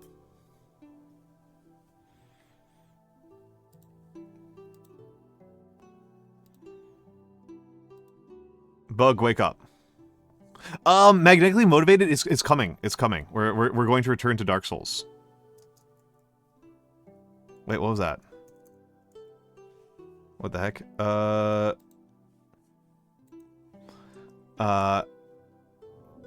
Yeah, Bug said that AC2 was really hard, so I'm going to play AC2 to, and hello, HB fan. I haven't played Armored Core 2 in a minute. I've played Armored Core 1 and 3 pretty recently, but not 2. I like Armored Core a lot, though. Let's just do normal. Let's just do normal. Enter pilot name.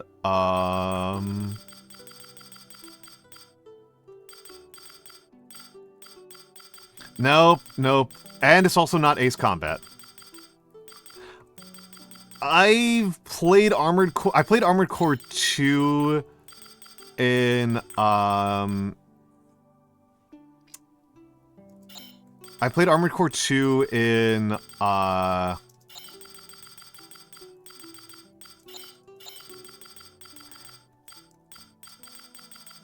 in 2023. Armored Core 3 and Armored Core 3, and I played Armored Core 1 like recently, like last couple of weeks recently. I was gonna name the mech Earth chat. year 220. I don't know Silent Bomber at all. In the wake of the final war known as the Great Destruction, mankind was forced underground. But with the discovery of the pre-war Mars Immigration Project, the human race would again prosper and flourish. The age of conflict in the subterranean world was finally over, and the newly established government made restoration of the devastated environment its priority. Emigration to Mars was encouraged, but this influx of settlers posed a threat to law and order on the Red Planet. What law and order? There's nobody here! There's nobody here! That were all-powerful during the subterranean era lost their foothold when the government How can immigration cause crime on a country, on an uninhabited planet rock? Ripe for exploration. Gibberish. Sorry, that just annoys me. They discovered opportunities to regain their strength. That just gets to that gets under my skin a little bit. Okay, I know I'm gonna have to change the controls a little bit once we get in, but we're going to have to do a test mission first. They're not gonna let me change the controls until we do a test mission.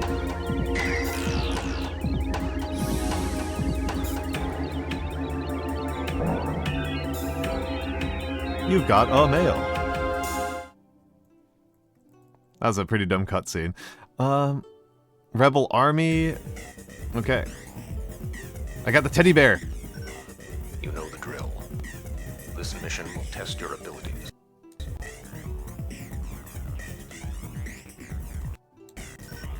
The test is simple. All you have to do is destroy all MTs that have entered this region. Should you succeed, you will be registered as a Raven in the arena. Thank you, Hunter. Thank you, Hunter. You die. Hello from nowhere. It is not. I'll accompany It is you not. as It is a mech hero. combat In game. that capacity, keep this in mind.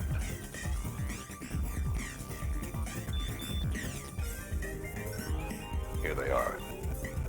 Time to see what you learned on Earth. Oh, we're about to get ads. We're about to get ads. ADS. ADS. Okay. Okay. Go straight along the road. Yeah, gonna have to change the controls a little bit.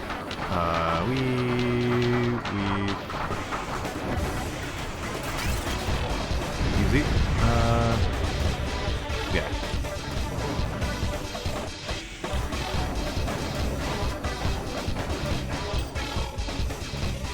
Oh wow, that's really slow.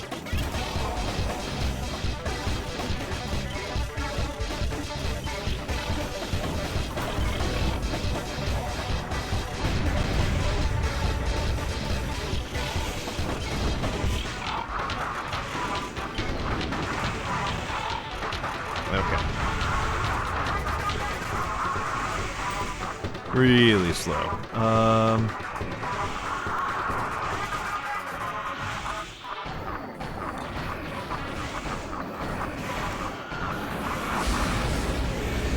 There we go.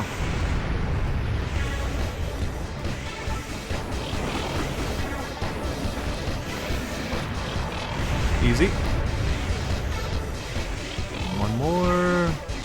But yeah, this FCS is not good for missiles. There we go. The leader is headed your way. Take him out. Oh yeah, yeah. And this is AoE. If you do get into Armored Core, 3 is actually like insanely good. It's much more polished than this one. Oh, thank you, Nat. Thank you. Because I'm a goofer. I'm a goofy goober. I will change it when we go into ad break. I'll change it when we go into ad break.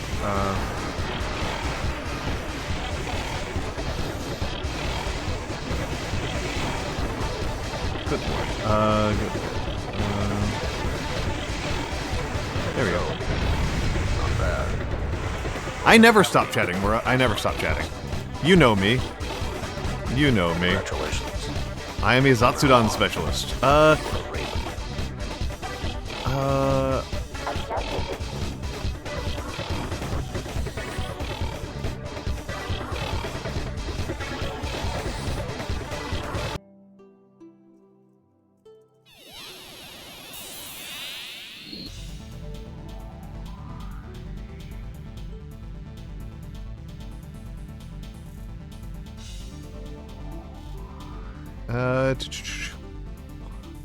No, hold on. What was that? What the heck was that?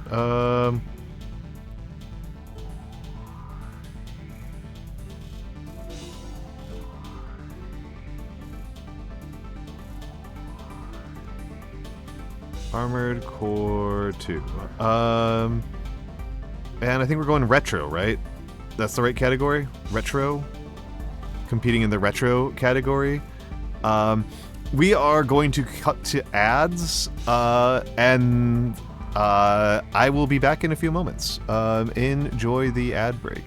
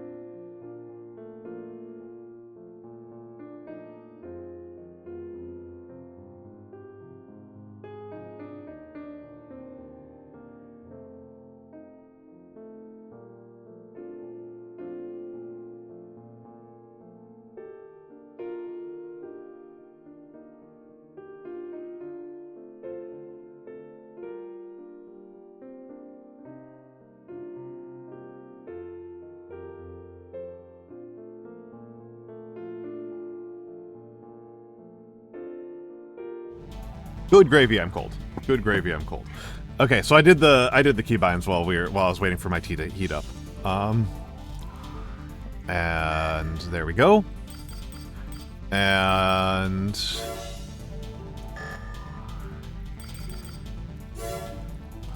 let's save. We haven't done anything. All I have done is beat the tutorial and change like 2 keybinds, but changing keybinds is really important. Yes, I did. You're in there. I appreciate it. I actually do appreciate it, Mora, because I am very forgetful. Because I am very forgetful and very silly.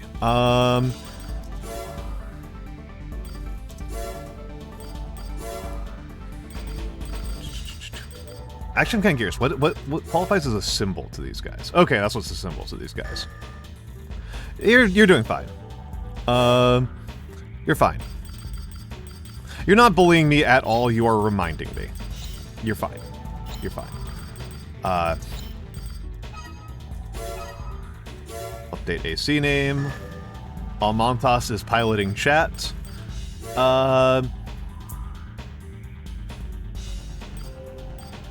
Let's think about this.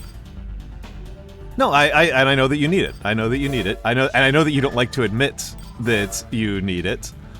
I know you don't like to admit that you need it because you are a very independent person.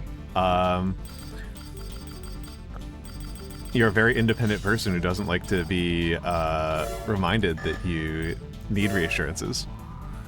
But you do. And I understand this about you. And that's fine. Okay, let's see.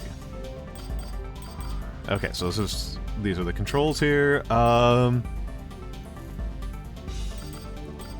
Let's see. So what's the base color looking like? Let's just max out. Let's just max out. So that's my base. That's aid color. That's optional color. Okay. And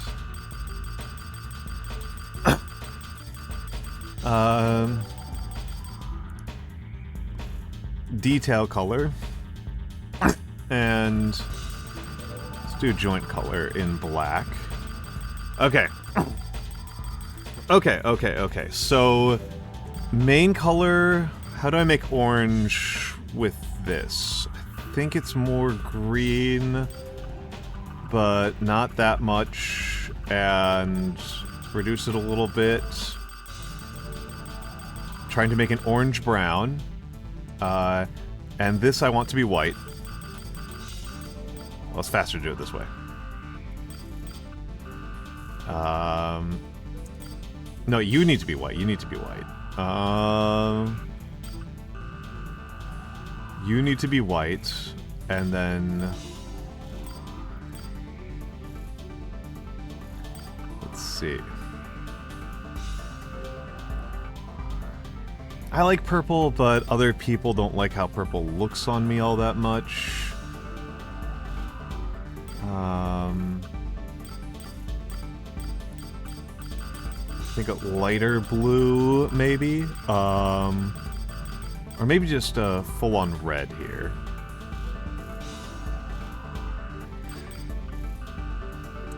Unless the color correction coming across between our two screens is really messed up, it shouldn't look anything like piss yellow.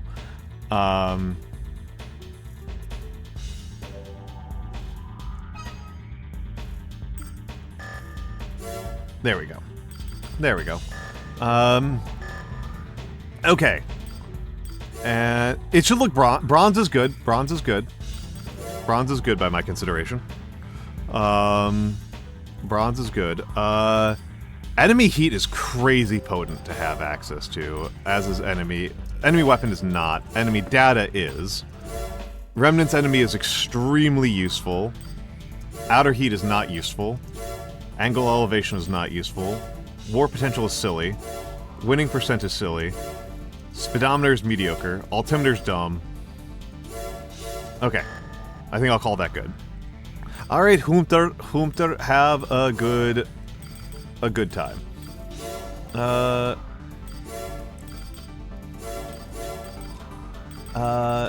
It's orange by default, which I actually kind of don't like. I'll deal with cyan. I'll go with cyan for now. If somebody wants me to change the color, I'll change the color of that. You're sick. Please get healthy. Please get healthy. A lot of people are sick right now. For up until this week, I was the only.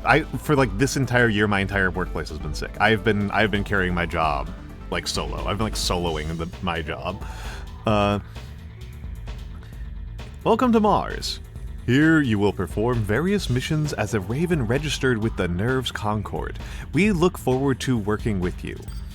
Under the terraforming project, the Martian environment is beginning to approximate that of Earth. And as Martian society matures, conflicts over control are becoming fierce. The planet is therefore in a state of constant turmoil. For a Raven, it is an ideal setting. The amount of work available to you is limited only by your abilities. Another thing, as on Earth, arenas for Ravens exist on Mars, and all Ravens must be registered with an arena. Your registration is already complete. Your current ranking reflects your status as a new Raven. Advancement through the ranks rests solely on your shoulders. We will contact you periodically, so remember to check your mail. Good luck. Hello Raven, I am Nell Otter, a liaison manager for the Nerves Concord. I am responsible for your managerial duties, including mission assignments and communication support. How long I'll be your manager is up to you, but I look forward to working together. I've already lined up your first mission assignment. The job is low in rank for a Raven, but it's a good chance to get warmed up. Please complete the mission successfully. On a parting note, some birds can fly and others cannot. This is the only truth in your existence. I pray you'll have the ability to fly.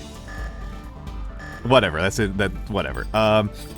We are going to do the most traditional thing for Armored Core. The Armored Core thing. We are going to do the Armored Core thing. The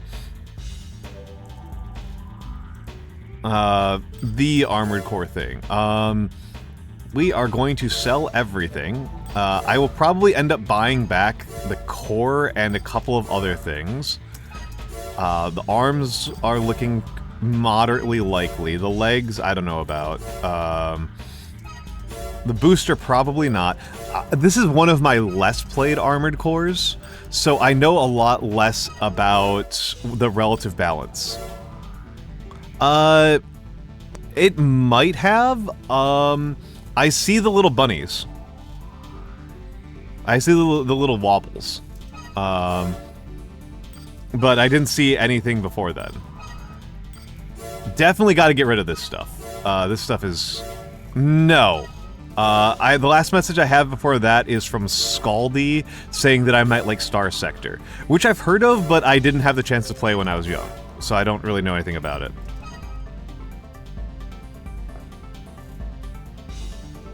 I don't know, Mura. I don't know. I don't know. I can tell you that I don't particularly need that, and I'm a streamer, so I don't think it's the only thing. I don't think it is a fundamentally necessary part of being a streamer.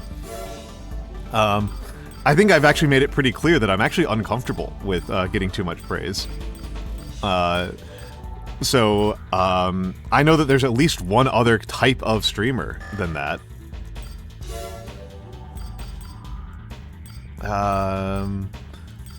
So, I know, and I appreciate it, So, I am... Oh, yeah, Gunyella, yeah, this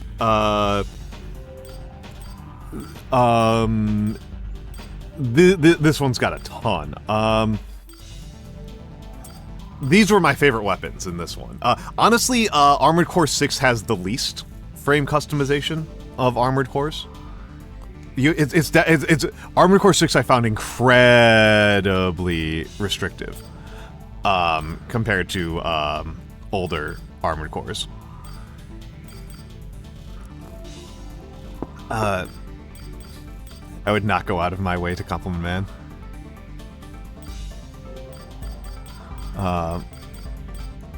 Let's think about this. What do I want to do? How do I want to do this? How do I want to do this? I want to go into the arena and win a couple of arena matches. So I don't need more than one weapon. I don't need more than one weapon, and the weapon I'm choosing can be really expensive. I can do some really stupid stuff weapon-wise.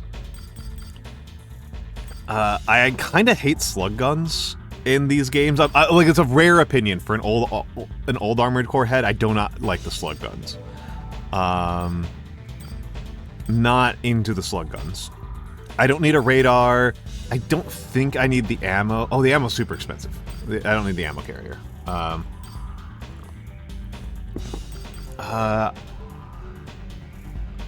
I might do chain gun. I might start with chain gun for the first couple of opponents. And that will... Chain gun's cheap. I am not a knife player in these games. I'm very, very gun intensive. Don't want high energy, don't want heavy. I want a lightweight quad. What's the lightweight quad? The font on this is awful. This is like really straining my eyes. Let's go with the high mobility quad. And we want where we really want to spend money on is the boosters. The booster and the generator. I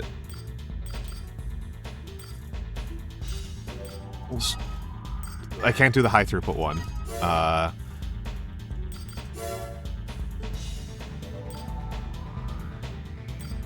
Might not be able to do a lot with my generator options. Generators are pretty cheap in this. All things considered. I'm gonna go with the cheapest radiator. Let me take a look at what I look like. I'm pretty sure I have an illegal mech at this point. Equipment incomplete. I have no head and no arms. I might need to swap out my legs. My legs might actually be the expensive part.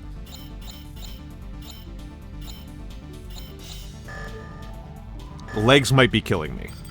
Because the weapon was not that expensive. So let's take a look. How expensive were my legs? 63k. That shouldn't have killed me too bad. 62k. That's the cheapest one.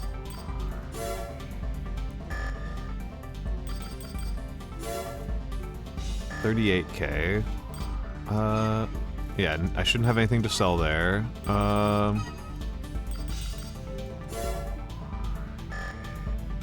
Might have to sell the boosters, which would suck.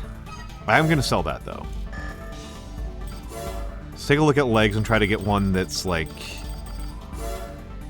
Is there a quad leg that's under 40k? There is. Okay. That should save me enough money to make up the difference. Let's just go with the cheapest head and the cheapest arms. And I can replace them later. 19k is the cheapest head I've seen so far. So, cheapest head, 19k. Cheapest arms, 14k. And that's all I can afford. I don't think I have an FCS, so I might still be in trouble. I might still be in trouble with this setup.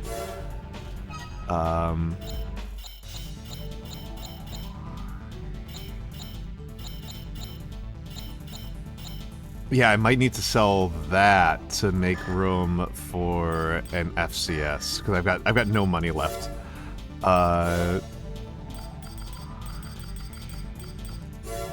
Okay, sell my one gun for an FCS. So I've got 38k to buy a weapon and an FCS. What's the cheapest FCS I can get my hands on? 11k. So 28k to buy a weapon.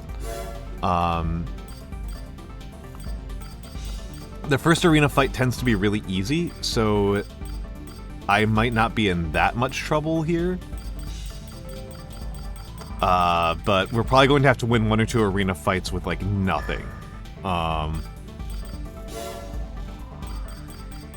With, like, absolutely nothing to speak of. I'm not going to try to win with rockets. That's insane. Don't want to bother with missiles. Don't need... That's a radar. That's not a weapon. Alright.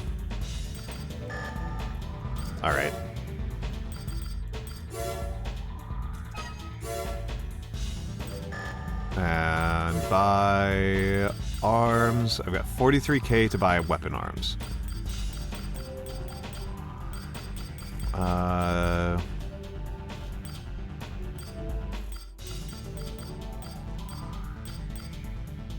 Oh, I can't afford weapon arms, huh? That's a real kick in the teeth. Okay, going to have to sell my legs to get really cheap legs. And do a different strategy altogether. Let's buy really cheap legs.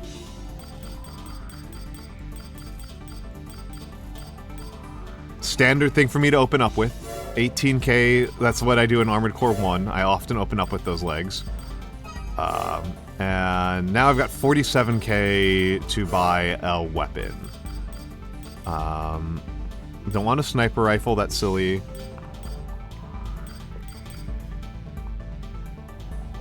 Increased ammo, machine gun, I can take this. I can mess with this. I can mess with this.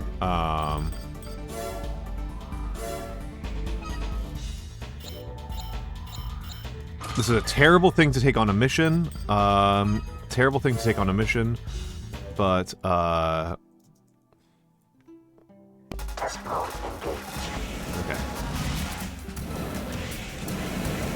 There we go. Feels much better already.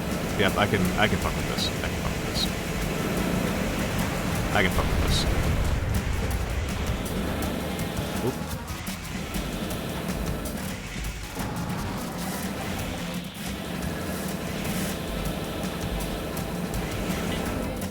Oop.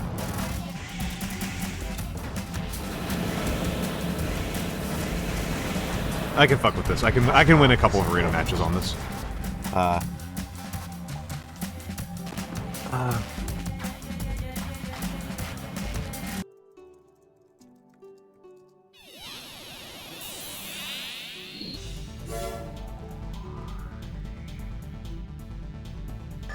Okay, I'm gonna save. Nope, not shop. Save, and we are going to go do some arenas. Because it's an Armored Core 1 proper, you can't do arena missions at all. It just doesn't exist. I shouldn't say there are arena missions, but there's no arena.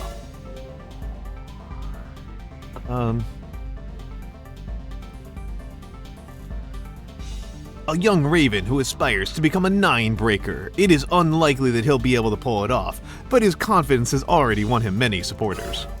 Alright, let's go. I like this map. Nice little urban map. If I recall correctly, we start off back to back rather than front to front, which gives a little bit of an advantage to mobility. Okay, there we go. He's got me locked. And he's heating up. Gotta keep the pressure on. Oh, got me there. He's heating up, but he's not in output down yet. I gotta keep the pressure if I want to actually win this before I run out of ammo. Oh wait, no, I've got a ton of ammo. I'll be fine. I'll be fine. Oh, okay. But yeah, he's an output down. He's an output down. I forgot that the enemy HP is in the top left and on the bottom center. So this game has a mechanic, right, where if you overheat, they call it output down, which is a confusing name because what it actually is a reactor meltdown. It's actually a reactor meltdown. So it means that shell weapons have the ability to force you to take an enormous amount of bonus damage. It only applies to ACs. I don't think MTs even have a heat stat.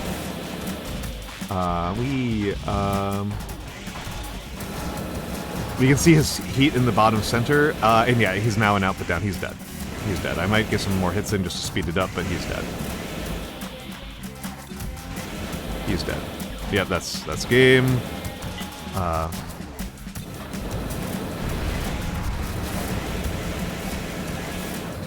There we go. There we go. Okay. So, we're going to win a couple of arena fights in a row, and then we're going to rejigger my entire thing. But the machine gun that I'm using has an enormous amount of ammo. It doesn't do a lot of DPS, but it does do a decent amount of heat. I do not want to watch replays of my arena fights, especially not against guys who I just utterly slaughter. That is not actually very appealing to me.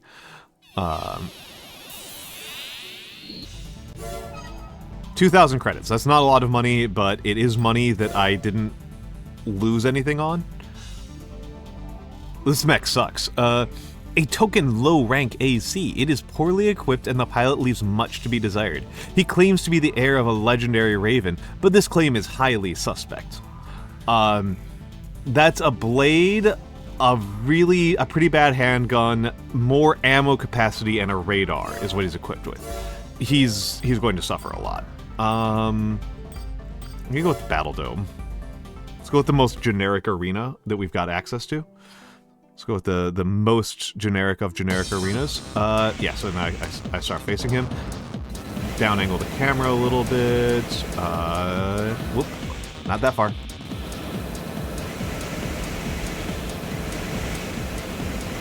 Not that far, and you want to add a little bit of randomness to your movement because, of course, they're relying as much on auto-locking as you are, which means if you move in predictable methods,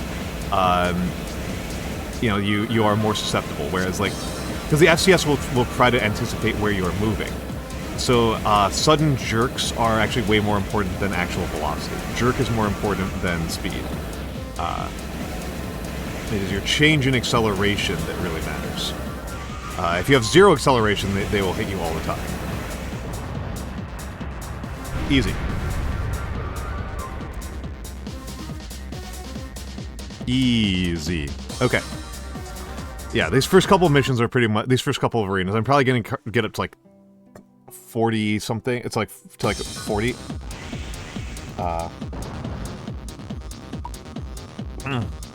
Is there a setting for skipping this? Because I don't need to see replays by default. And it's a loading screen. It's the loading screen that's going to kill it. It's going to make me want to... It's going to give me death. See, we're already up 4,000 credits, which is like 2 missions, for a lot less work than 1 mission, and functionally no risk. Options... Turn text message display on off. All of these look fine to me. May as well save, I guess, while I'm here. But it looks like I can't auto-skip the... Looks like I can't auto-skip those, so that's a pain in the neck. So I'm up to 7K, that's... I'm gonna do a couple more, and then I'm gonna redo things to be the chain gun base that I want to do at the opening. This guy's got the same equipment as me, but he's heavier, and he's gonna be slower. He has been forced into the arena in order to pay off gambling debts. His desperation makes him a fierce opponent, but a lack of skill hinders his chance at a win. What kind of gambling debts do you have that an entire mech is not enough to pay it off? Alright. Let's go back to the Battle Dome. The Battle Dome. Battle Dome. Okay. I can't wait to get a better FCS. I can't wait to get better weapons. Oh, he is, So, yeah, I am mostly relying on the fact that I am hitting him a lot more than he is hitting me. He is an output down. Probably just focus on defense for a minute while he cools off. Yeah, while you're an output down and it's draining HP, it's very hard to build build it back up again. Okay, so now they're back to 0 degrees. So let's build them back up to 500. Already an output down again. He has his radiator is not keeping pace at all. His radiator is nowhere near keeping pace.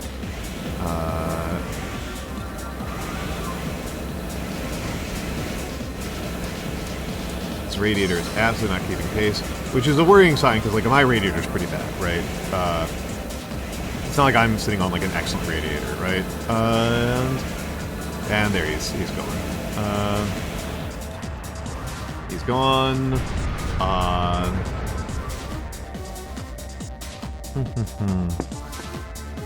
Yeah, there's a lot of parts I can replace. I actually, again, I actually like reverse joints, which is fortunate for me with generations 1, 2, and 3. Because reverse joints are really cheap. The initial reverse joint is cheaper than any of the initial humanoids. And so that frees up like 8K for your opening, which is where I'm at right now. We're just doing opening moves. Splurge. You're going to suffer as well. Hold on.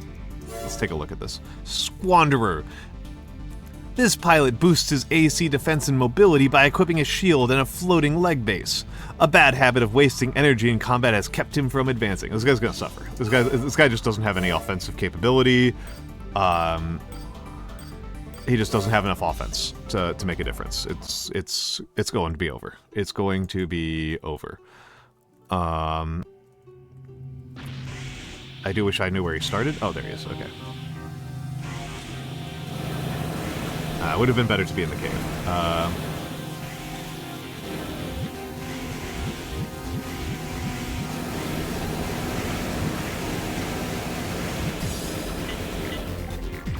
The most important thing is to not run out of energy. Oh, he's already an output down? I wasn't even thinking it was going to be there. Okay. You can see the slow projectiles of the, of his main gun, of his hand weapon, are causing him to miss a lot of shots. Pulse rifle, there we go, it's a pulse rifle. I actually kind of like pulse rifles, but mostly for like endurance missions. I think pulse rifles are actually a pretty good weapon. But,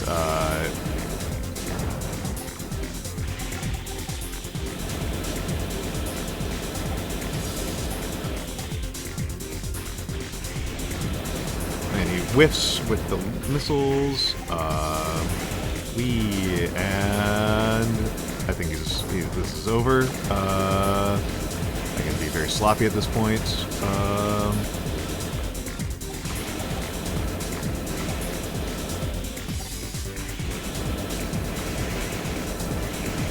There we go. Very sloppy, very easy.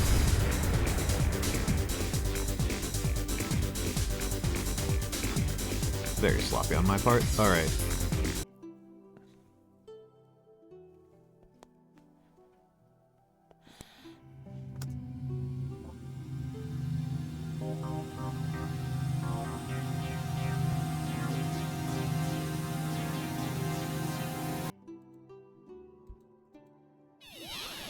And 3,500 credits. Tomboy! A young girl who joined the arena to earn money to help care for her family. Her AC is poorly equipped and she has struggled to advance, but refuses to quit. You're super lightweight, you're using a blade, you're using a hand cannon. These early ones are made to suffer. Let's see if Malaya base. What's Malaya base look like? These early ones were made to suffer. And there she is. Malaya base might actually be the one to go for just because it's like the, people start the nearest to me.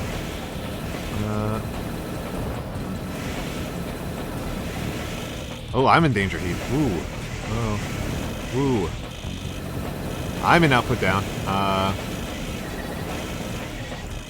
Ooh, she's actually giving me trouble. Jets is actually giving me trouble.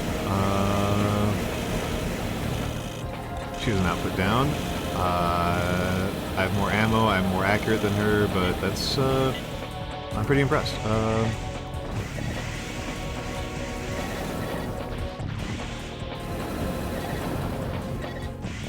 Got a couple hits in there.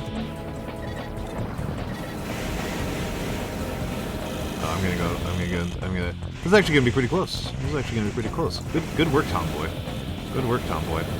Hello, Mabel! Hello, Mabel! Thank you! I miss you too, my dude. I miss you too.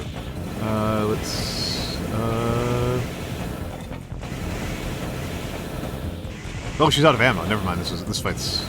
She's out of ammo, so as long as I don't get bladed half a dozen times, I can be really stupid. I can be really, really stupid. This is capable Mabel. Sorry, I will give you the shout out once I finish the fight. Yeah, this is definitely a concern in Armored Core 2, even more so I think than in Armored Core 1. That ammo is a real consideration. Ammo is something you've really run out of earlier. Mabel, you were playing the Gooner game. You're playing your Gooner game. I love Mabel. Mabel is fellow vegan, fellow streamer, fellow lovely East Coast icon. I am not French Canadian. I cannot claim that noble lineage. Let me out of here. I cannot claim that to be a member of that noble lineage, but Mabel's lovely. Mabel is lovely. I think she is much funnier than I am. I think she is much, much funnier than I am, so got that going for her. We are building up money slowly but surely. But yes, how are you doing, Mabel? How are you doing? I can tell by having seen your Discord activity that you went to bed really late. It's one thing when I go to bed at 4 a.m. It's another thing when you go to bed at 4 a.m. Piloted by a brave sort who never runs from a fight, but lacks ability. Even though his AC is well armored, it's doubtful this alone will help him advance in rank. Bruh. Mabel, do you know how much caffeine I have in my diet? You love Timberborn. You love Timberborn. I feel like we need to get you a beaver outfit. You know, the sea otter. We need to get you. Are you part beaver on one side of your family? Is that what's going on with Timberborn?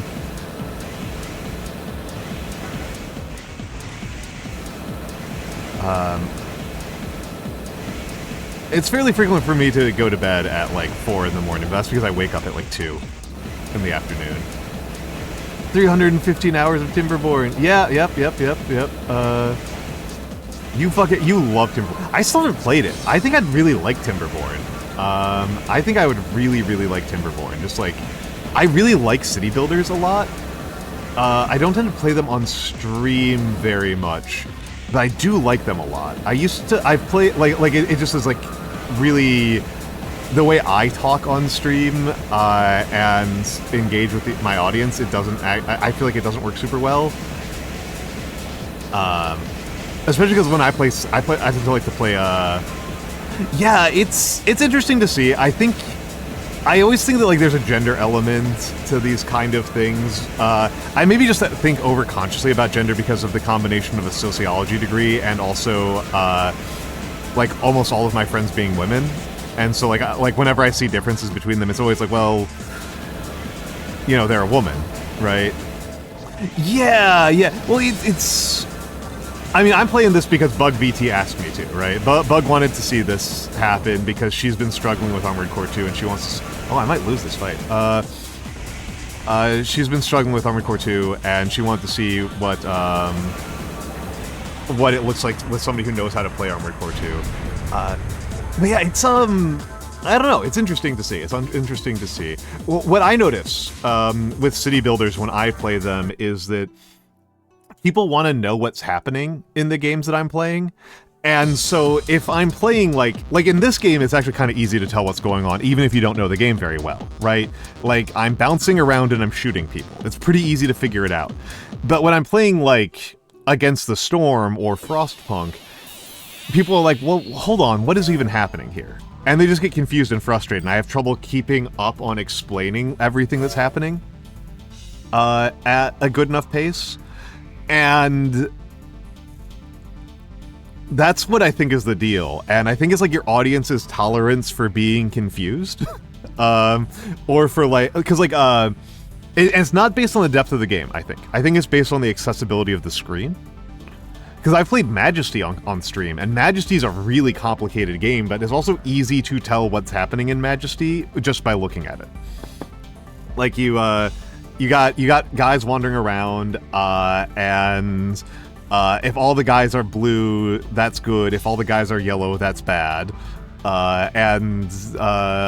If you keep on hearing guys going, "I'm melting" over and over again, that means that's bad. If you hear people going, "Ah, refreshing" over and over again, that's good. So like people who don't understand Majesty at all can figure out how I'm doing in Majesty in like 2 seconds. But like Frostpunk, it's like you have to be looking at Excel spreadsheets, right? Yeah, you have to be looking at like multiple Excel spreadsheets. I actually still haven't played Frostpunk 2. I do like Frostpunk 1 a lot. I do like Tropico a lot. I like a lot of city builders. Don't say that. I live in spreadsheets, Mabel. I used to play Victoria 3. I used to play Victoria 3 a lot on stream, and I literally pulled up a calculator of how much I needed to expand my steel production to catch up with my demand for tools. I will spreadsheet during streams. Frostpunk is good, Mabel. I like your community might just be like your community doesn't give as much of a shit about like can they see what's happening under the hood. They might just like not care as much. I will warn you that of the city builders, Frostpunk is actually on the harder side.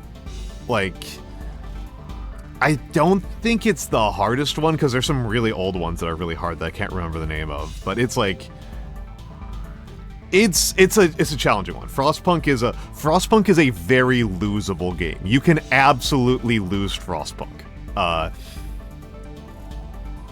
And it is a depressing game. I like Frostpunk a lot. Also, this is a credit to Frostpunk. This is part of how I think Frostpunk is really good. Is you will feel cold while playing it. You will feel cold while playing Frostpunk. It's super cool. It's a super cool effect. They do a very good job with the environment and the sound and the things that people say around you to make it feel freezing. It's really cool. It's actually a really good achievement. I'm actually very good. Good. Have the heated blanket. Have some hot tea ready. I'm actually a big fan of Frostpunk. I am not super good at it, and I didn't get as into it as I got into like Tropico 3 and 6, but I do like it a lot.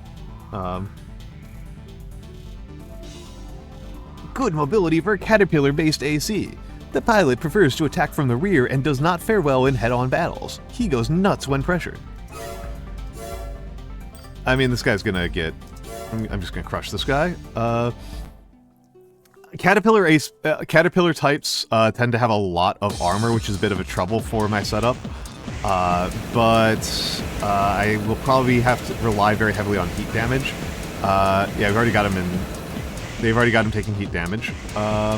Off of just 80 ammo, so just gonna focus on dodging for the moment, and then the pressure is off. I don't know if the like goes nuts when pressured thing even means anything. I don't know if that means anything at all.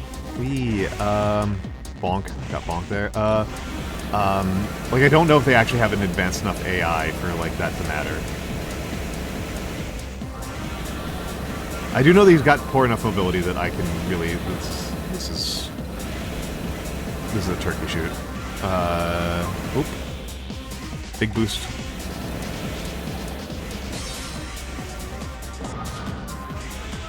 And he's got a shotgun. Okay, he's got a shotgun. Whatever.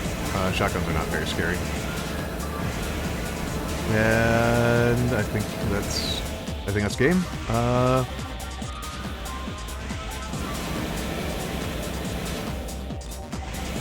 Whoop, and up.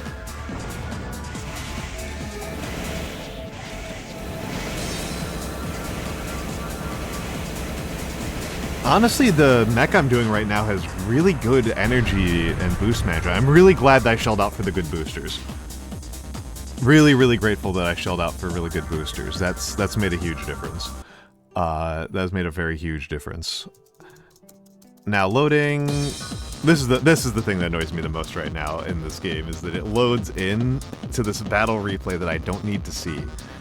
that I don't need to see. So that was an easy one. Tomboy was by far the hardest one we fought so far. Tomboy was definitely the hardest one. And nearly lost to that guy beforehand. So let's see if I can get through Psychedelic. Warehound. This is a mech. This is a mech. This is a mech that I would pilot. He has the skills to go higher, but likes breaking in newcomers with potential, so he stays where he is. His AC is designed to inflict pain and sorrow on the weak. This is not true. That is not what this AC is designed to do. This AC is designed to punish people who are slow and heavy.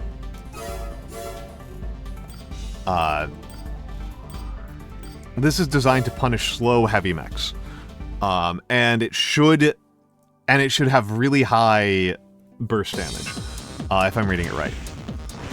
No, those are the machine gun arms. Okay, so, I thought those were the laser arms. It's fine. I just need to make it hard for him to hit me.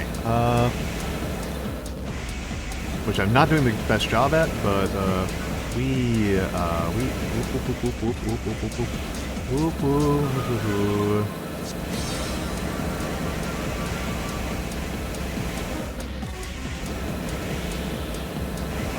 Okay, and he's not an output down. He's got a pretty good radiator. That's definitely giving me a problem here. Other people haven't had good radiators so far. There we go. Oh, bad. Oh, I got lucky there. He could have hit me pretty hard. If he had the machine gun out when I landed like that, it could have really made my life hard. Oh, he's almost out of machine gun ammo. He's almost got machine gun ammo.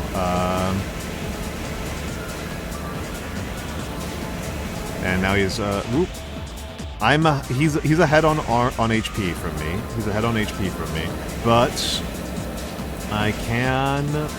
He's out of ammo. He's out of ammo, so it doesn't matter. Oh, no, he's not completely out of ammo. He's got 6 rockets left. He's got 6 rockets left, but he is 2-1. He's out of ammo. He's done. Yeah, this is not like he does not have like an endurance tormentor AC. That was the problem. That was like the misleading thing about those. He just doesn't have. This is again. I would pilot this mech. What he's using. I have often struggled with running out of ammo in the arena in this game. Mechs are just really durable in Armored Core 2 compared to other Armored Cores. They're just really, really durable. They're just tough bastards. Let me out. Let me out.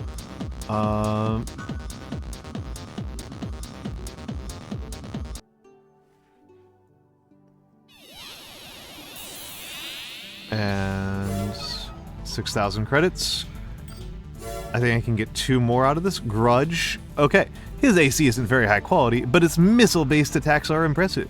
Long-range skirmishes are his strength, and he never forgets those he has lost to. Okay, this guy should be pretty easy. Missiles in this I don't tend to find super impressive. Master of Arena had really good missiles, and I liked using missiles a lot in 3. They have potential. They're not like the worst thing in the world in this game, because like if you do oh, I didn't mean to do that.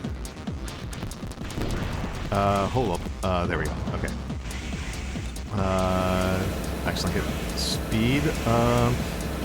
Missiles in this have pretty good potential if you have a lot of multi-lock, because then you can like guaranteed output down, right? Like guaranteed output down if you hit with like 3 or 4 missiles like that. Yep.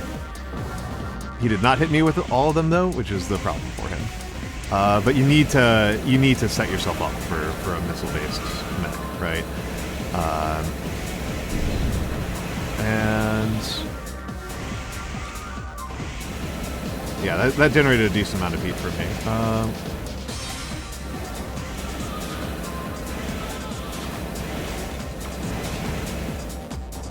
And he's got 8 missiles left. That's how it works. That's 8s.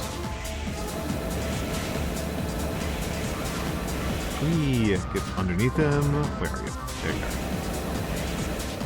This is a fun fight. I'm having fun with this one. And getting close. Oh, he got. Ooh. That's how you lose this fight. That's I thought I was going to get in close to him and mess up his missile targeting, but no, that's how he gets me with the laser blade. That's how he gets me with the sword. Almost lost this one. Almost lost this one because I got sworded. I'm not a fan of swords in this series, but it's a high-risk, high-reward playstyle, and I think I've kind of shown that in general I tend to be pretty risk-averse in my playstyles in pretty much every game I play. I tend to really favor reliability and steadiness as a playstyle over, like, you know, I would not be a good cavalry officer, right? I would not be a good cavalry officer back in the day, back in ye olden days. And I think one more, and then I'll take a look at what's going on for me economically. Let's get up to rank 40. The Psychedelic. You're cute. You're cute. A raven who likes to stand out, as can be seen by taking one look at his AC. His fighting style is quite erratic, but even he gets lucky sometimes. Let's go. Let's go. This guy actually might be one of the scarier ones. Yeah, the colors. You can be really... I played like that when I was younger. I played with that kind of color scheme when I was younger. I have gone with a color scheme, as I so often do when I have the option. I have made a color scheme that is based off of, like, my own color palette. There you go. For Almantas VT. Let's see, where are you? Ooh. I like this guy. This is a good playstyle. What my opponent is doing. This is good. This is a good way to play. Multi-missiles and a shotgun. I think it's pretty good. I think it's pretty. Wee bonk. And he's doing a good job at using his ultra boost.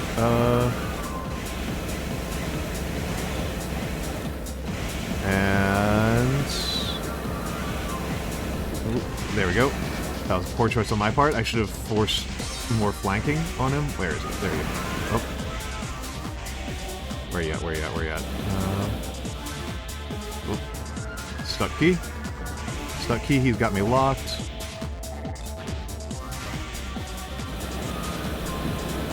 We only took a little bit of damage from that one. But yeah, this is actually pretty good. This one's pretty good. This guy's fun. I like your style. I like your erratic playstyle. I call it an erratic playstyle. I think it's actually just good play. Wee.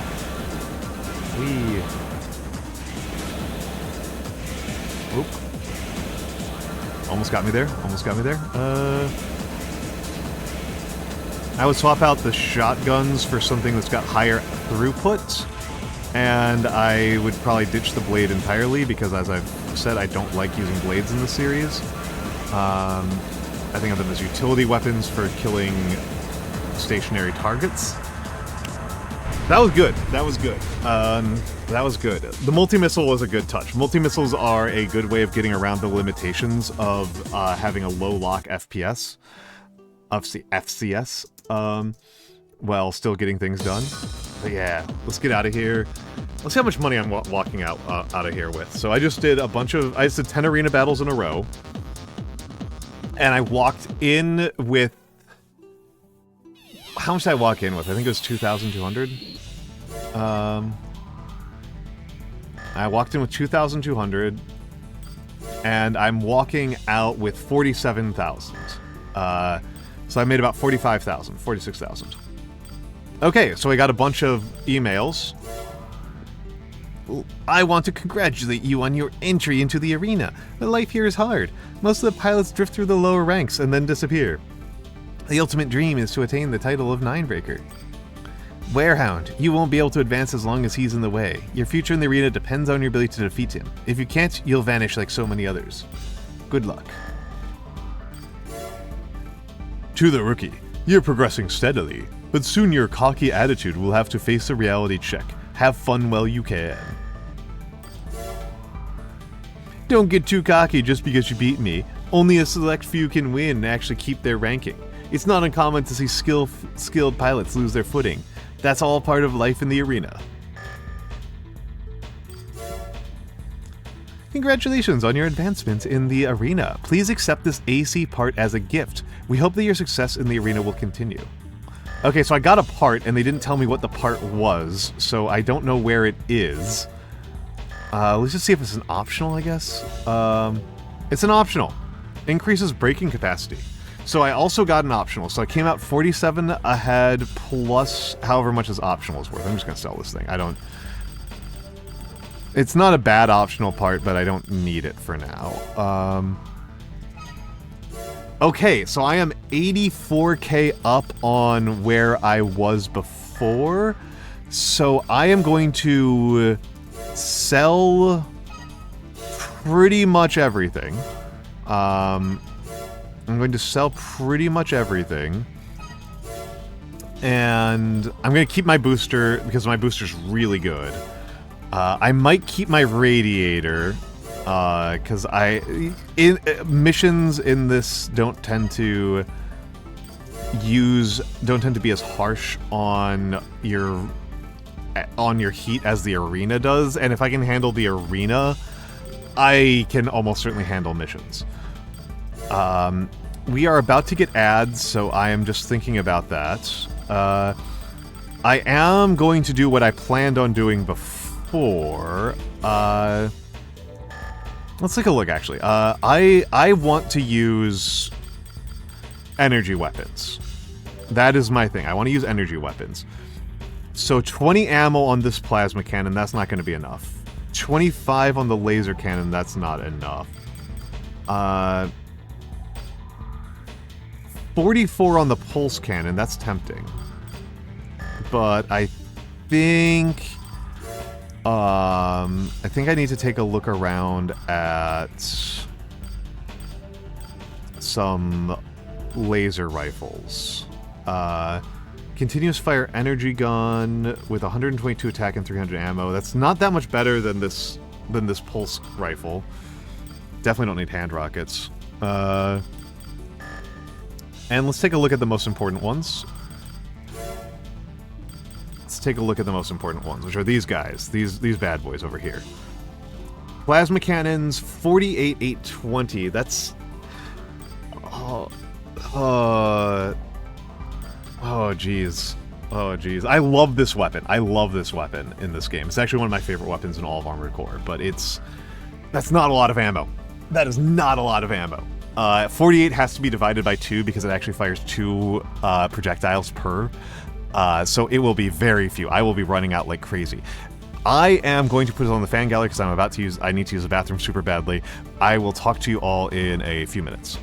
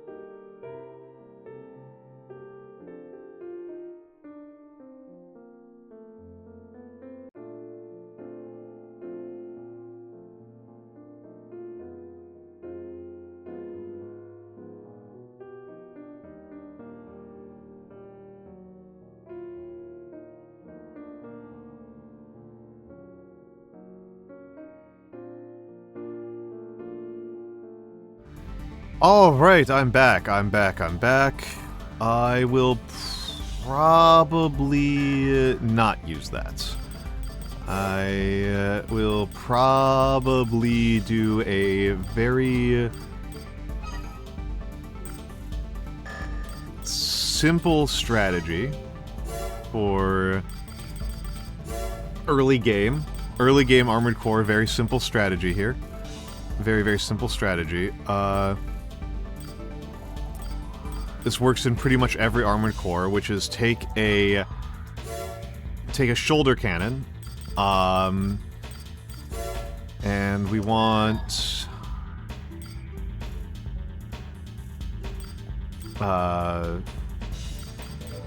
wide and shallow.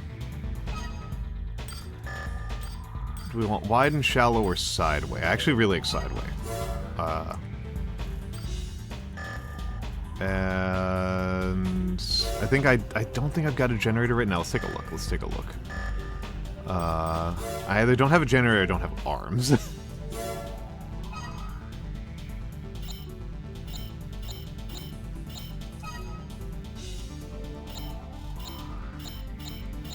Don't have arms, I don't have a head.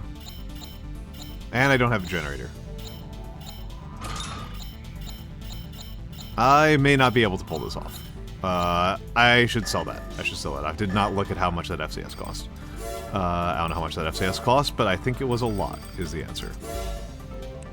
62k, I don't have that. I can't afford that FCS at this point in the game. Let's go cheap head, and really cheap arms, and the wide FCS, and the best generator money can buy.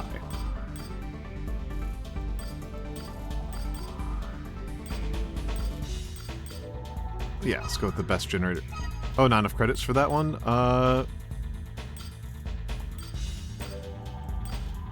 Higher capacity. This one might be the better generator to go with. Wow. That's pretty funny. Okay. This thing should do really well in missions.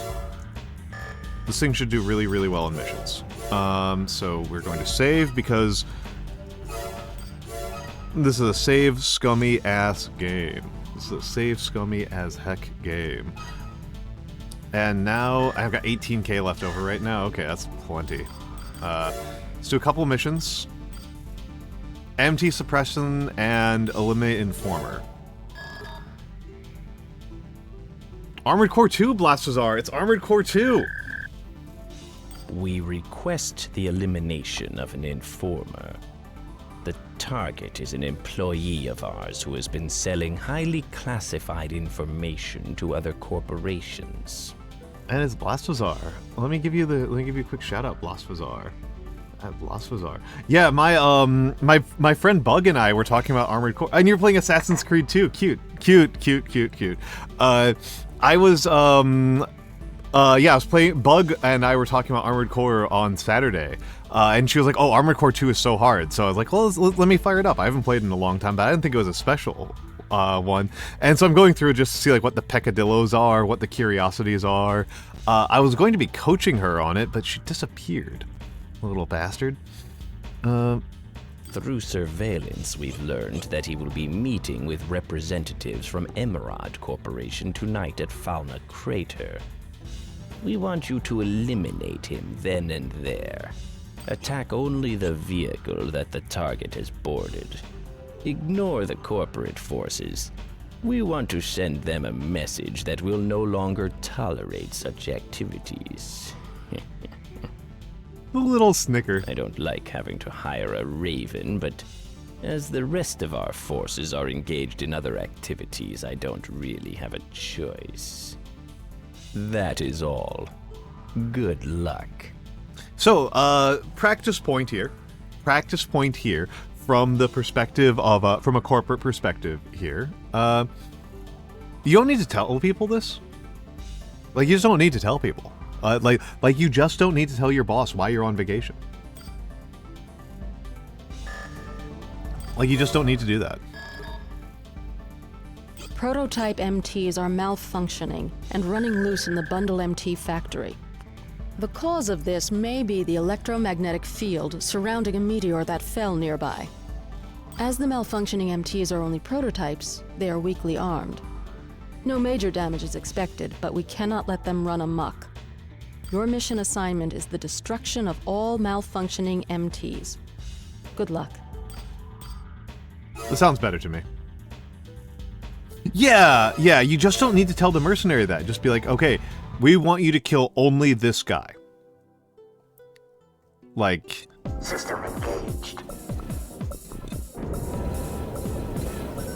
The gates between blocks have been closed to prevent the damage from spreading. That's about what I figured was going to happen. Destroy all MTs in each of the blocks. You know what? I should have taken a radar. That would have made my life a little bit easier if I had taken a radar. Oh.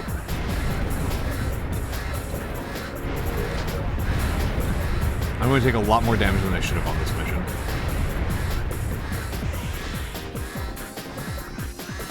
But yeah, so cannons are really, really powerful, and they are balanced by the fact that they restrict your mobility, and quad legs get around some, but not all that restriction. Block B has been released.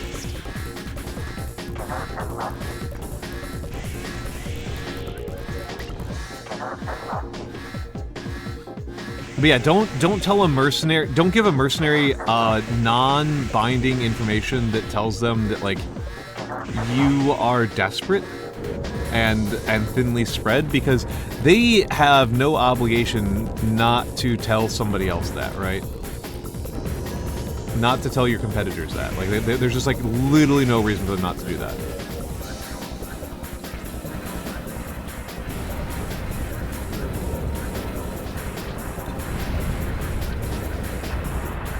There we go. Ow. See, if I was smart, I would be looking to the right first, because my cannon being on my left shoulder means that it comes out of the right side a little bit faster than it comes out the left side. Yeah, exactly. The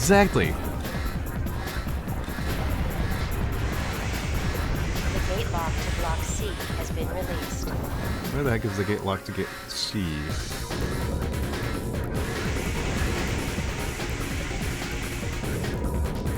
Yeah, it's just goofy, right?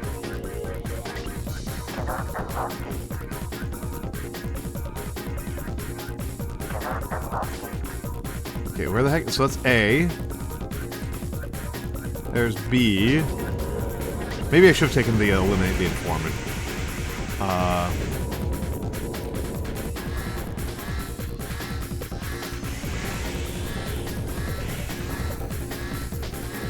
There's C.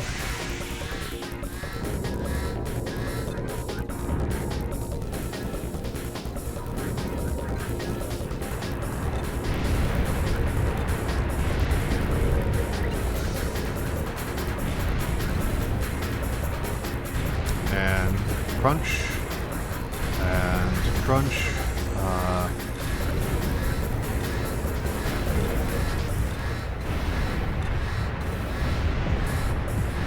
Okay, there we go. Good. I was not going to be able to get through one more block.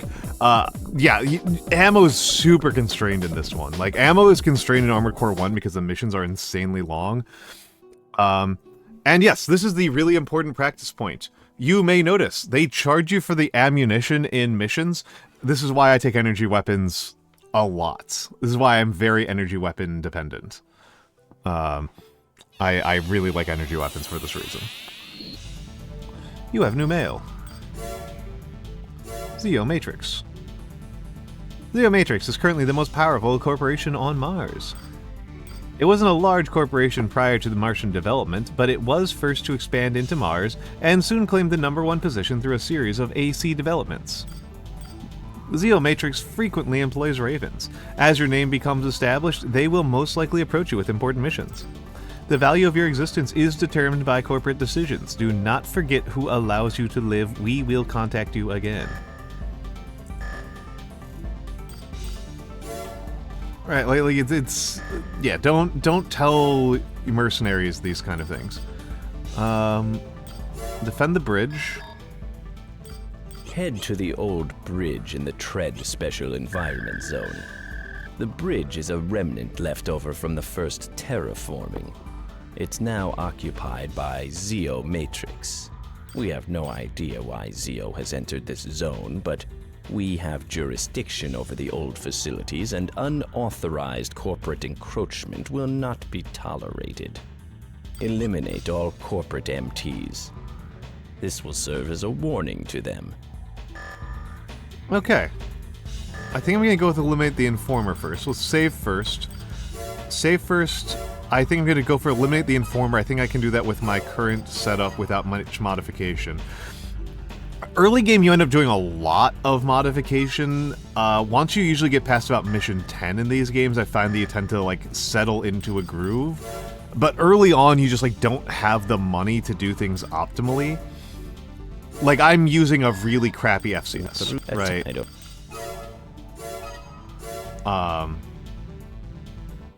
I'm using a really using a really poor FCS. So that's me. So they got decoys. Nope. Huh? AC detected nearby. Raven? Ah, damn it, they found out.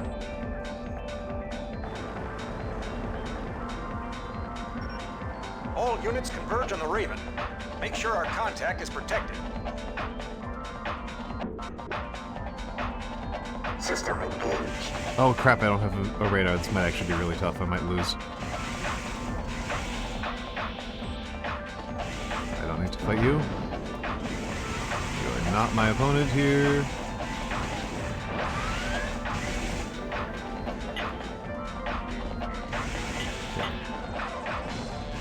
There we go. Whee. Nope, I don't care about you. I do care about you. Oh, I don't have enough ammo. I don't have enough energy. Poor energy management. Poor energy management. I'm going to be killed by poor energy management.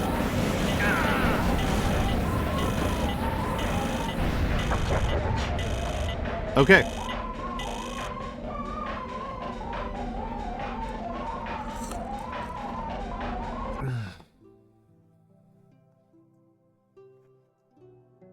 All right, cool. Only 5,000, only 5,000. That is an advantage of doing this kind of mech, is that like it's you don't end up paying that much in repairs just because it's pretty cheap. Earth Government and LCC.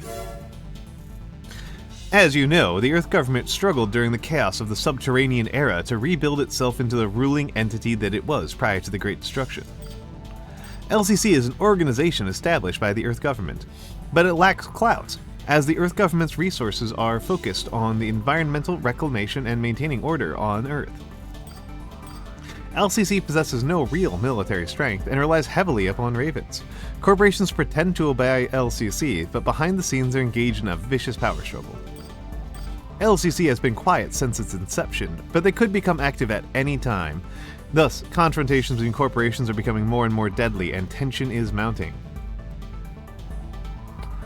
I love when people remind me of things I already know. I have really... This has been a frequent professional thing that I have been trying to emphasize to my peers, is like, there are certain phrases that we use in English, as you know, as a good example of one, that is just there to be condescending. Like, it's not the only feature of them, but it is an important function of phrases like, as you know, as you might have suspected, as you have probably guessed, like,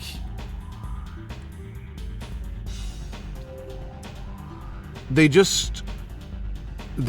really good at antagonizing people, which you might want to do, but think about that when you deploy them, right? Then again, this might be favorable for you Ravens, as it provides more work for you. We'll contact you again. That was really dumb. We have a request for the removal of disorder units. They are unmanned, armored weapons known to have existed prior to Martian development. Disorder units display organized, insect-like behavior and appear unannounced in various Martian cities and facilities, causing great damage. It's not known exactly what the disorders are. We only know they're dangerous and that a number of different types exist. That's about all. Missions involving disorder units will probably become common in the future, so exercise great caution. Stay alert for any information regarding them. We will contact you again. The equivalent to these types of disorder units in AC1 had really high energy defense, which was definitely like a thing to keep in mind. I don't know if I'm going to do anything to change my plan in relation to that. I'm going to take a look at the optional parts. Optional parts tend to be really strong for energy builds. These are really good. These are really good. I might take these regardless, because the screens are like the only ways I know of that increase your defenses without increasing the cost of your AC, so they have a really potent effect, not just on keeping you alive, but on reducing the cost of doing missions. Impact shock is really good. Cannon recoil is potentially really good. Energy weapon power I don't need at all right now. I'm using an excessively powerful energy weapon. Missile display is silly. Reduces energy use from firing is very potent. Pulse to disable lock-ons. Missile on full lock-on. This one's actually terrible. Increases lock-on range is potentially very good. This might be the most potent thing for me to take at the moment. I'm gonna take these two first.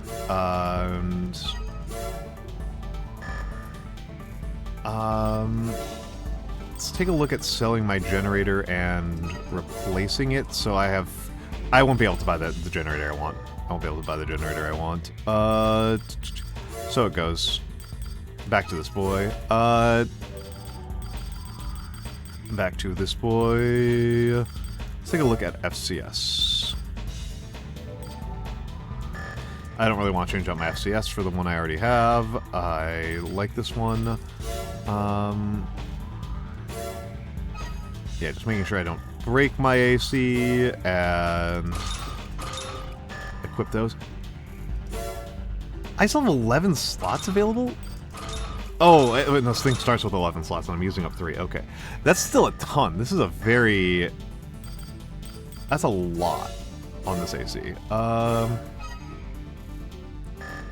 Actually, before I save, I'm going to take a look at buying a radar. I tend to go pretty radar-less a lot of the time, but it's just kind of useful for a lot of missions. I don't play like the entire game radar naked, but I tend to be pretty low on radar.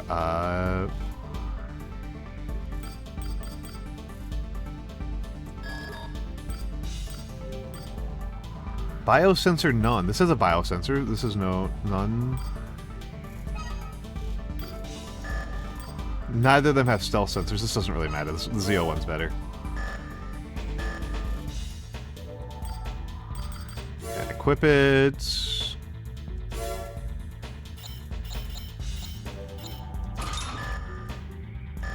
And let's save. Almantas. And let's take a look at what I've got next. So they've got this defend the bridge, attack Rectana installation. Rectana, I hardly know her. Please attack Zeomatrix's energy collection facility. The target is the Rectana installation in the Hellas Plain. Solar devices blanket the area, collecting sunlight and converting it into energy for use in the major Martian cities. The goal is to undermine the public trust in Zeomatrix by destroying their ability to supply a necessary commodity, power. Destroy the facility and all Rectana devices. The facility is guarded by cannons and a squadron of fighter planes. Therefore, we will be attacking at night, when we should encounter less resistance. We will also be assembling an MT support team to provide you with cover. Failure is not an option. As a Raven, I'm sure you understand. This guy, this is a voice actor right here. This is a voice actor. I like this. I'm not gonna do this. I'm just extremely not set up for dealing with this one. This is an emergency. Disorder units have been discovered in the 17th district of the underground high-speed railway. I'm requesting your services to eliminate them. Disorder units are unmanned, armored weapons of unknown origin. They've appeared in many places throughout Mars and have caused severe damage in the cities and facilities. This railway is part of a critical transport network on Mars. Should this get out of hand, the economic repercussions would be immense. The situation requires immediate attention. The LCC is currently handling other issues. Therefore, we've decided that hiring a Raven is the best course of action. Please take care of the situation. We cannot let these weapons of unknown origin hinder progress on Mars. Failure is not an option. Failure is not an option.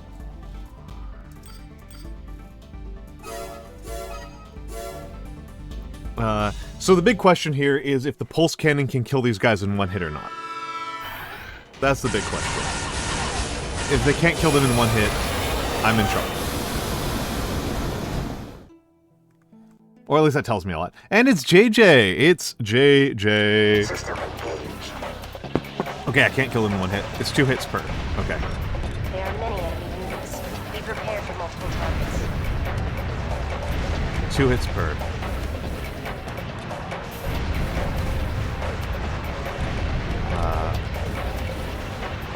Even for the big ones. 2 hits for even for the big ones. Oh. This should be pretty smooth. If I'm honest, these guys are pretty sluggish and easily managed. And I can see that that defensive, those optional parts are actually paying huge dividends right now. Holy crap. I do think I'm going to run out of ammo, though. Yeah, I can't. I don't have enough ammo. I flat out do not have enough ammo for this mission. Amazing.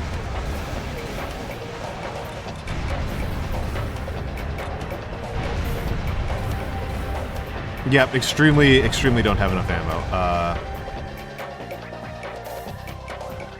Do you want to abort? Yes. And we're gonna have to load. Yeah, this is an easy mission. I just don't have enough ammo with this setup.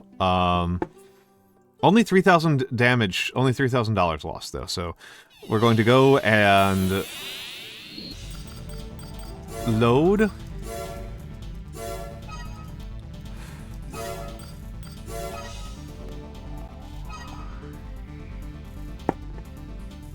We're going to go and load.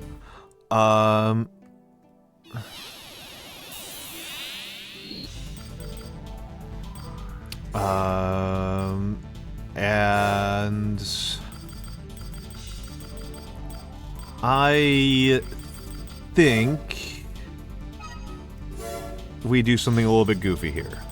I think we do something a little bit goofy here, and I'm going to take advanced energy defense systems, I think is the way to go. And then I don't like doing this very much, but these units are very stupid, so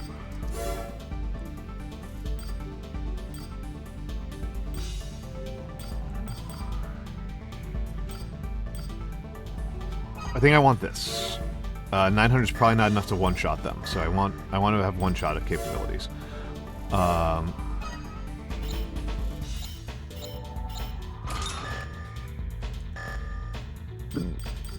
let's give this a shot. This is an emergency. Let's go. Let's dive in. Let's dive in there. But how are you doing, JJ? How are you doing? Silent show. Oh, that's not enough to... Ooh.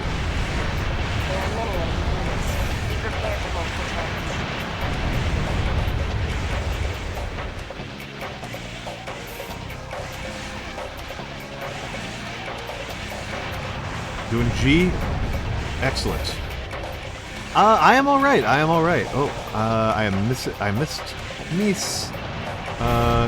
I am playing an old game that I am nostalgic for, and I'm kicking ass at it. Except for as I whiff on this guy repeatedly. I am not kicking ass this time. I am not kicking ass this time. This is a problem.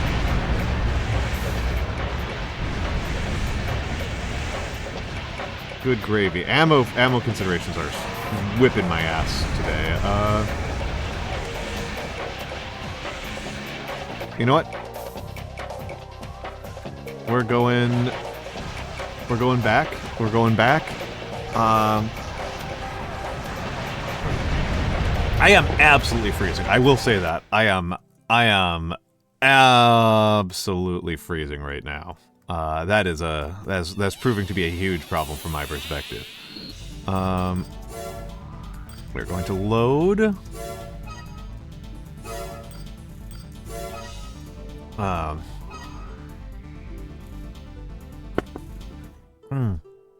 So the problem for me with the Rectana Facility 1 mission is that I don't have enough. There's no way I have enough ammo, right, for that one either. If I had a blade arm, that would be good enough. I'm going to try the bridge mission. I'm going to give the bridge mission a shot.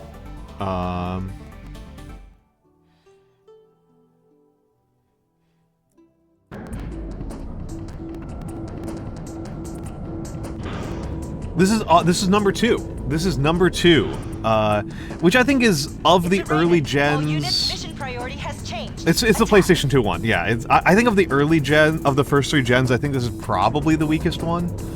But yeah, Bug said that she found it extremely hard. System engaged. So I was firing it up to see how I felt about it. The bridge is old and decayed. Watch your step. Oh, gotta get over here. Master of Arena rocks. It is so long though. It is such a woohoo. It is such a big game. It is so, this is what I was worried about. Flyers. Flying. Whoop, whoop, whoop, whoop, whoop, whoop, whoop. I don't have that good of mobility, so I need to be careful about this. Woohoo! That's what I was worried about. That's what I was worried. Fuck! No, no, no, no, no! Gotta wait for my energy to recover. Oh, come on, where are you? Where are you? Son of a bitch. Yeah, and meanwhile, in real life, I am so cold that it might cause me to leave stream early. Son of a bitch.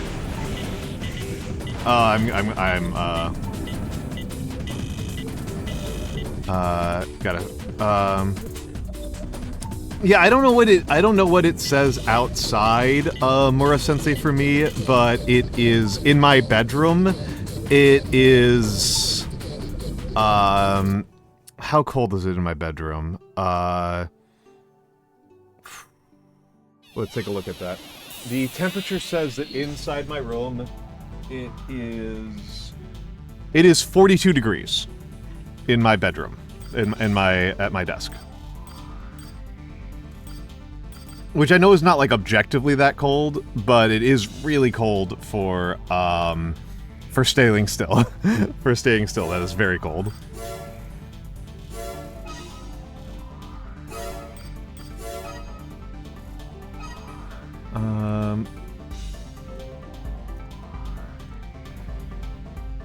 Yeah, for a room, it's quite cold, yeah.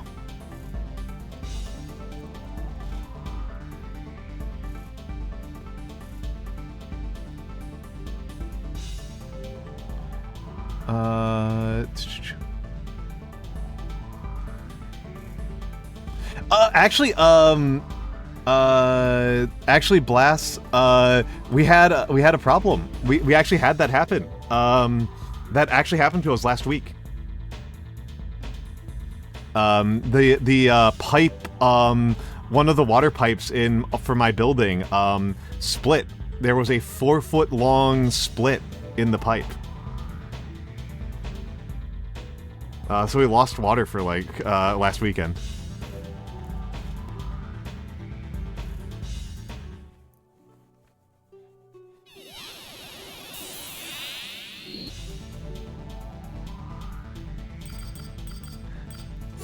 I may actually go back to the arena, because this is annoying the crap out of me, so let's get rid of you. Yeah,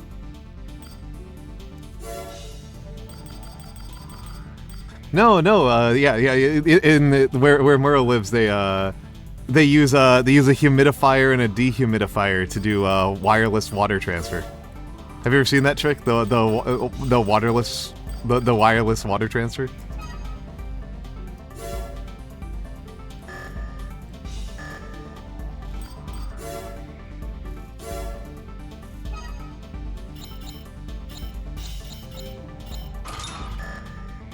I'm gonna go back to the arena with this. This is a good arena weapon setup. The engineer. Oh yeah, I think it's gonna be modern pipeless water technology. Oh, I like this. This is a cool looking arena, but I actually don't like fighting in it. It actually does not appeal to my brain, to my aesthetics. Okay. Jesus, that was a lot of heat build up really fast.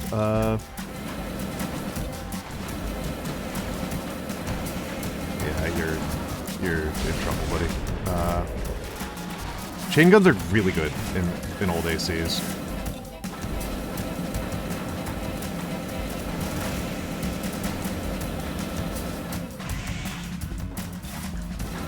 They're super expensive. Like, they're horrible to use in actual missions, but good lord.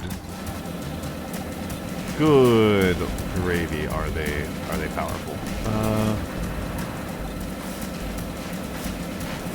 Yeah, I wanna get up to heavyweight generators. I wanna get up to heavyweight generators so I can do silly stuff. Oh, boo. Should've gotten you. There we go. Not a ton of ammo here. Not a ton of ammo here. I might, I'm gonna swap my AC around a little bit, because I like doing arena a lot. I think I'm gonna try to get up 5 or 6 ranks, and then I'm gonna go back to missions. Yeah, I love old Armored Cores. I love Armored Core 1, 2, and 3. Armored Core 3 is like legitimately one of my favorite games. I replayed it in 2023 and it was just like, oh, this is amazing. This is absolutely amazing. And 7,500, like, we're getting into like actual money territory here. We're getting into like actual, like, significant. Let's rejig everything. So sell legs, sell you. I might keep the radar. I don't really need it, but I might keep it.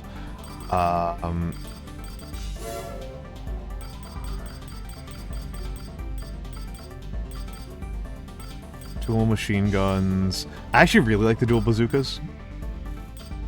I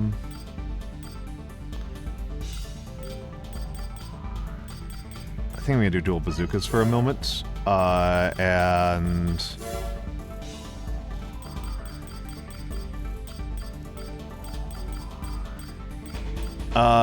no, I have to worry about freezing. I mean, again, I just had it happen, right? I, like, just had it happen.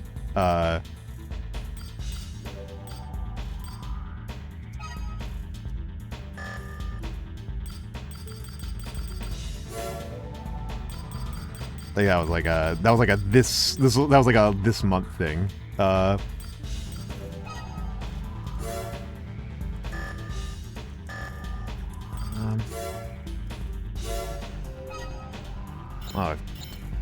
I could have saved. So I forgot about that. If I'm switching out my arms, this is the kind of dorky ass mech that I actually really like piloting. And let's sell my head.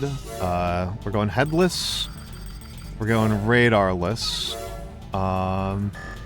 And let's take a look at head parts.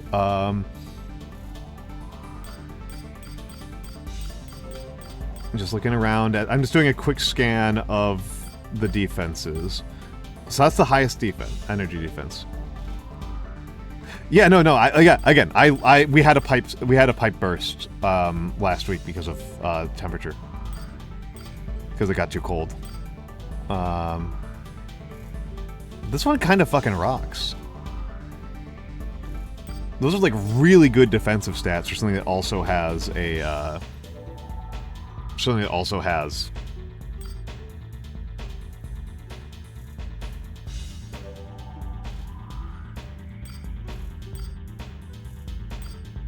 a radar. The teddy bear.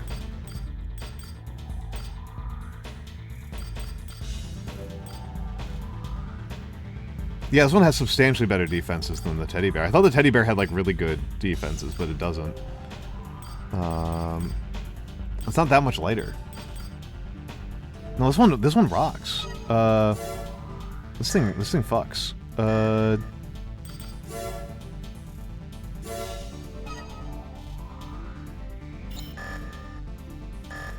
All right, let's see how this dork does in the arena. I'm not expecting. Oh, it should do really well here. A self-proclaimed messiah bent on saving ravens he feels are possessed. His heavily armed AC lacks mobility but easily defeats mediocre opponents.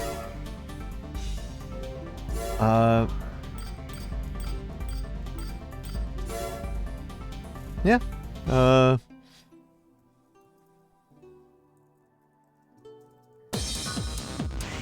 Let's get in here. See, already, I like high burst, high mobility builds.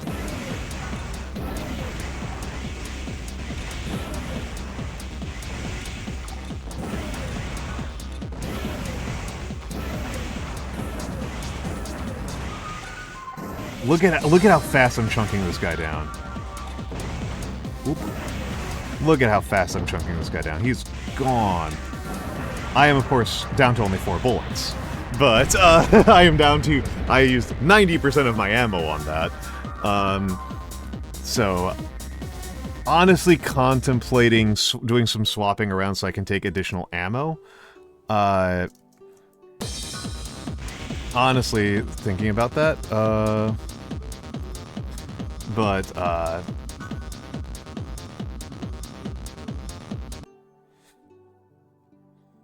Yeah. Well, it was, the burst wasn't in my...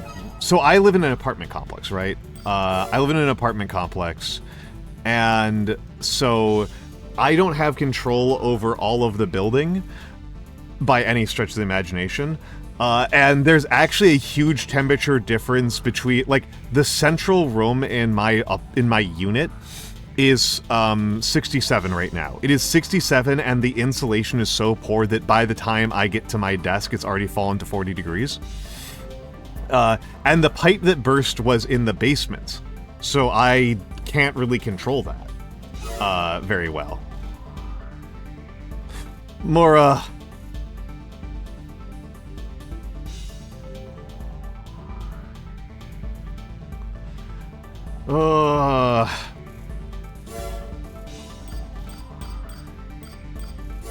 Mora.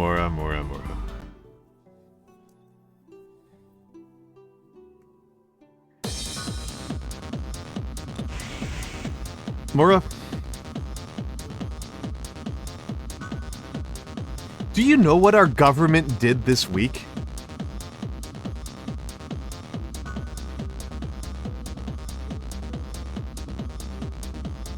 Do you know what the US government did this week? This last week?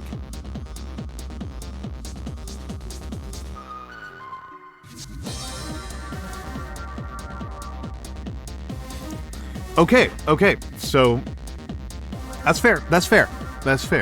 The US government last week fired the entire Nuclear Safety Bureau effective immediately.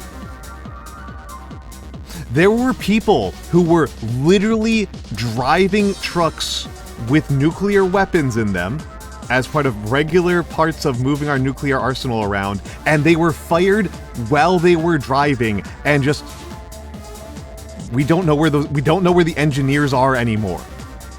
We lost the engineers and the nukes they were carrying. Our government doesn't even keep track of its own nuclear warheads.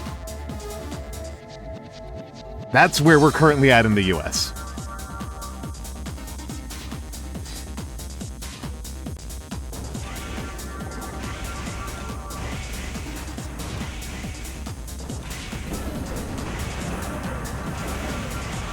I can't believe I got away with that. Yeah, that one actually surprised me. Oh, this person's actually giving me a real run for my money. This person's like actual like trouble. I need you to...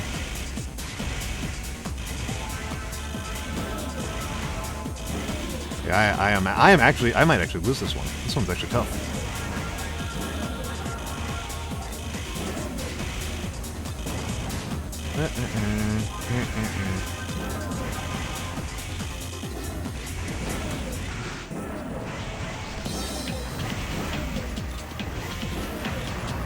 There we go.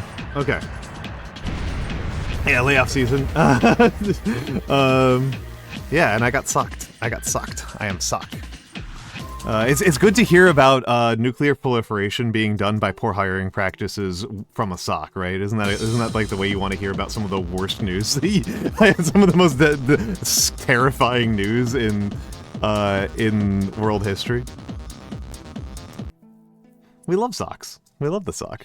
We love the sock. That one was actually tough. This one is not feeling like it's going to be particularly good either. Salesman who, note the W, capital W, a salesman who joined the arena in order to hawk his wares. He hopes to drum up sales by putting his very best parts on display for potential customers. That's actually a little bit scary. It's actually a little bit scary. Old Dome of Murakamo. Yeah, makes about as much sense as anything else. Might as well sock it up. Exactly. Thank you. Okay. Oh, geez. Wow. Oh, okay. That's how we're doing this. Okay. That's how we're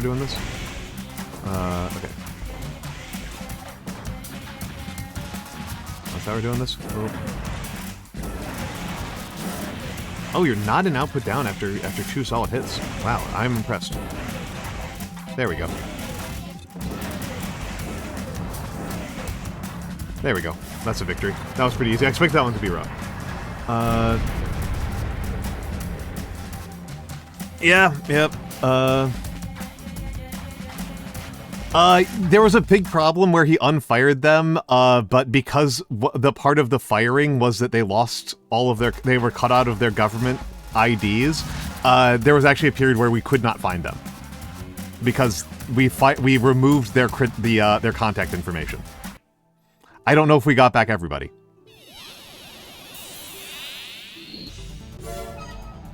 I genuinely don't know if we got back everybody. I like the skirt. I don't actually like using it. I like it aesthetically. It's a flying leg type. Oh, this guy's insane offense. Holy crap. This guy's insane offense. A raven who speaks of the restoration of Earth. He accepts donations from supporters, but isn't known where the money goes. He does use expensive parts though, so we got a con artist here. It looks really cool. That's a very cool looking mech. I honestly really love the aesthetics of Armored Core 2 mechs. I actually probably like it more than Armored Core 3.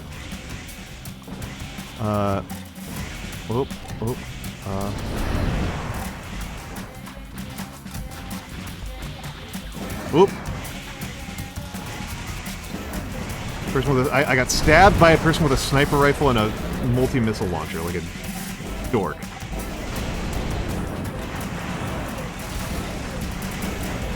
Okay, wow, I dumpstered that one. I love the double bazookas. The double bazookas are so good at dumpstering. It's at dumpstering people. They're just such high DPS. Just incredible DPS.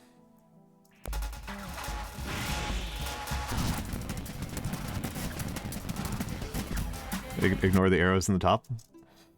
I might need to use a restroom before ad break. Oh my goodness, I'm making a lot of money here though. Oh, this is a terrible mech. This is awful. Equips a powerful shotgun that proves deadly in close combat. The mobility of this AC is so great that leaves opponents absolutely no room for error. This one's awful. He can't use his main cannon while moving. He can't use his main cannon while moving, so it's a super lightweight mech. Mecha Break, it should be coming soon. It should be coming soon. I'm really excited. I love Mecha Break. And of course, if you have access to a PS1 or PS2, you can play Armored Cores 1 through 3. That's six Armored Core games, because there's expansions. No, seven. I forgot about Phantasma. I'm gonna lose. I'm gonna lose an arena mission. Or maybe not. Maybe I'll be able to turn it around. I didn't lose. Did not lose. I should have lost that one, but I did not lose. I'm never worried about that shotgun. That shotgun did pretty good work. That shotgun did pretty good work. I'm going to let the replay run because I gotta use the bathroom.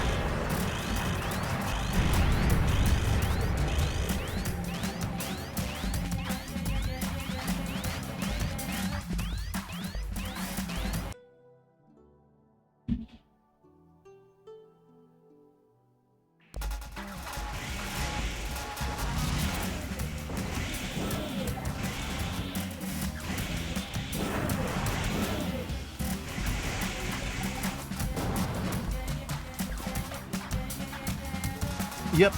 1 Project Phantasm Master of Arena, 2 Another Age, 3 Silent Line. I thought Nexus and Last Raven were PS3. I haven't played those ones. If they're for PS2, I guess I'll give them a shot one of these days. I don't have PS3 access. Eldest of 2 brothers famous in the arena, having been compared to his little brother all his life, he's become extremely competitive. He hates his younger brother. I'm gonna swap around my build though. I love these bazookas, but I think it is time for me to do something funnier. I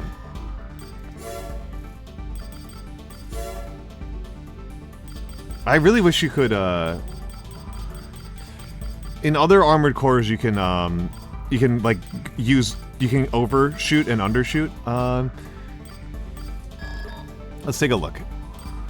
1025 and 48, or 780 and 80.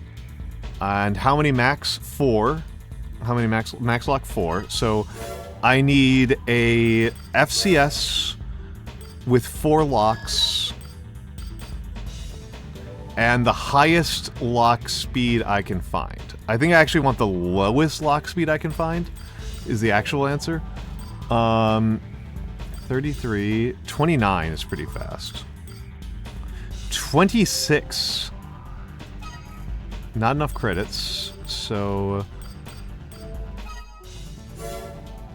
that's only 2 locks, but that might be enough. I am using a way too good of head part. I could swap out the head part for a much cheaper head part and it would be fine.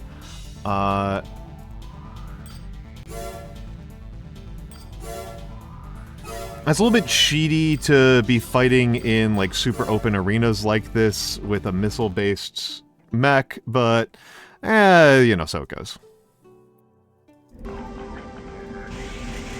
There we go.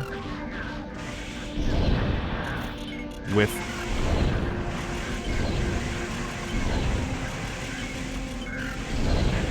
okay, his torso part is doing a pretty good job at intercepting.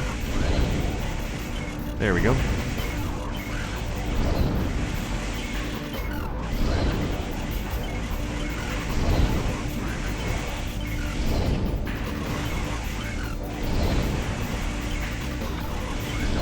Ah, boo, total whiff there. I don't know what it is, but I always feel like missiles hit are slightly more accurate if you have forward momentum when you release them.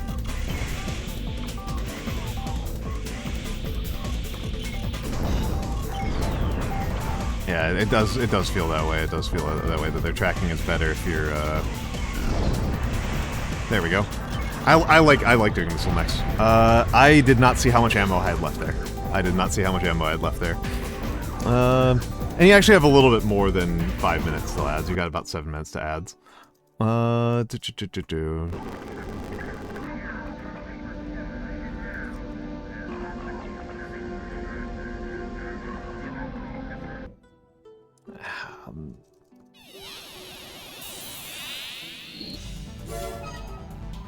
10,500. Timekeeper.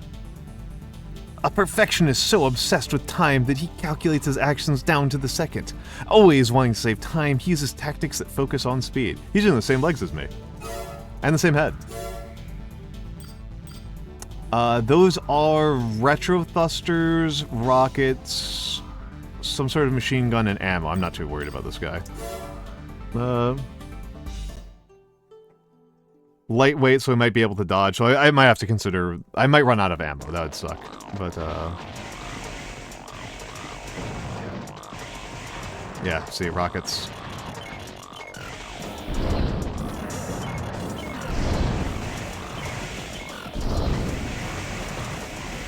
Hits. Oh, he's doing some damage, yeah. Oh, my bad.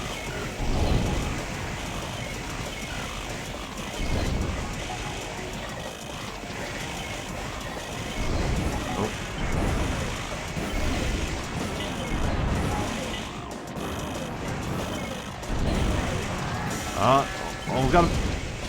This guy's pretty tough. This is fun. This is fun. I like this one. Oh, I've got half my ammo left. Okay. Gotta make sure I don't. If I go into output down here, I might lose. Nope, got him.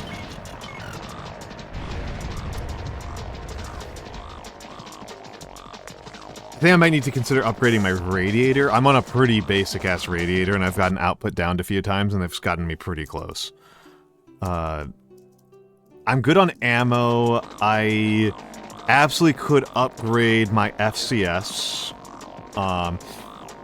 The thing about missiles is that, because the way that multi-locking actually works out in practice, missiles are really kind of like an interesting burst fire option.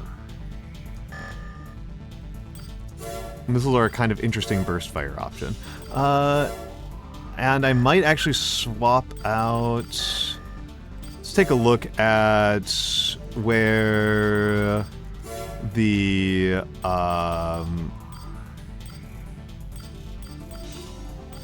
2 missiles at once per lock on, that's not that interesting. 4 missiles per lock. This is the one I was looking at, was vertical. This is the one I was thinking about, was verticals. Verticals have a maximum lock of 4.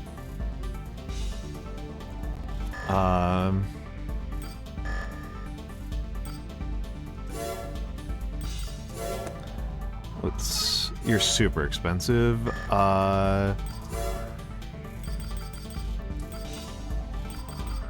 And back units. Is there a double back launch? Is there a double vertical launcher? Is the question. Pods, 2 verticals. Okay, there's a double vertical launcher.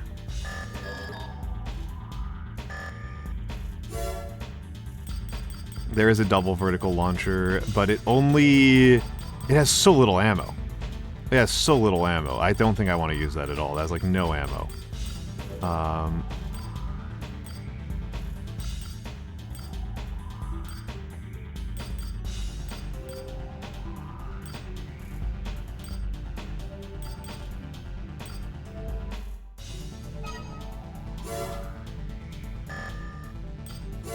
And let's sell this FCS. And let's buy really cheap arms and buy... This might actually be the FCS to stick with. And then buy some sort of decent arm weapon.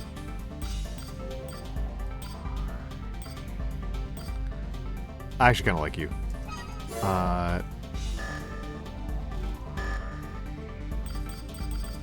And let's take a look. Will this mech hold together or will this thing fall apart? This might literally be too heavy to move.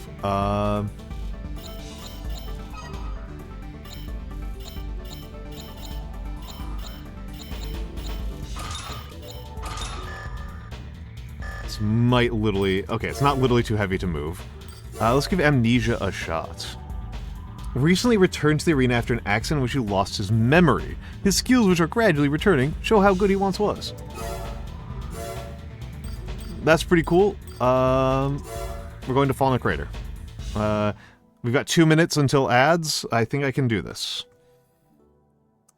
This guy does have really crazy damage output, though.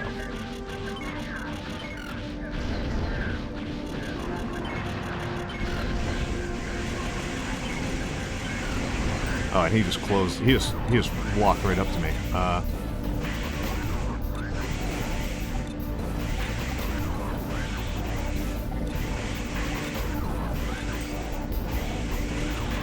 Whee. Okay.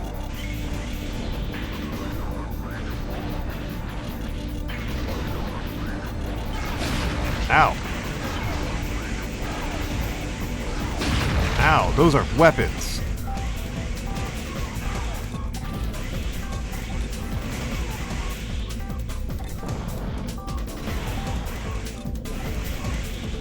These are weapons. I don't think the build I'm using is very good. Wee. Wee, that hurt.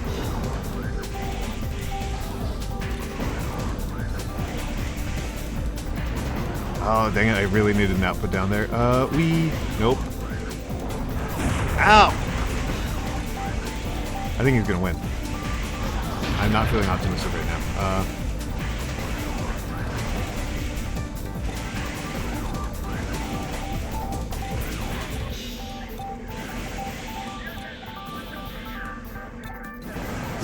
Ow, ow, ow, ow, ow, ow, ow.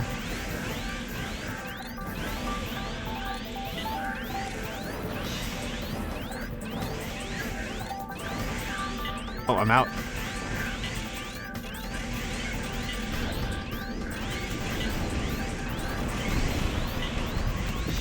It's down to luck at this point. Okay, finally lost an arena fight. Finally lost an arena fight. As we go into ads. What a horrible way. What a horrible, horrible day. Ah, boo. What a perfectly dog shit night to have a curse, as they say. Okay, so this build's stupid. This build is stupid.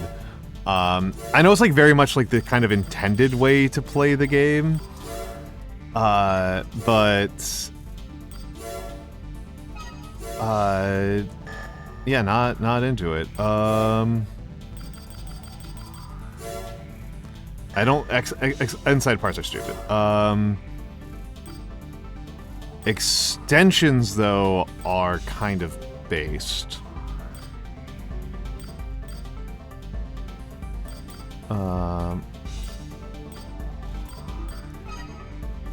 Oh, you're way too expensive.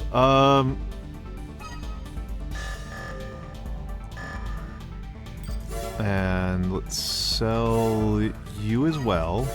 And I might want to sell my head. Killer monkey toy ad? No!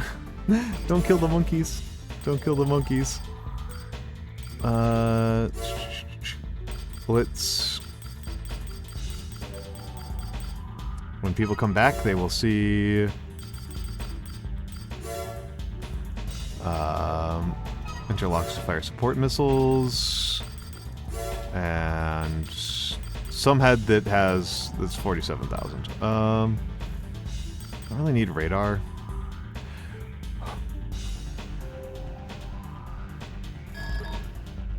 What I want is defense.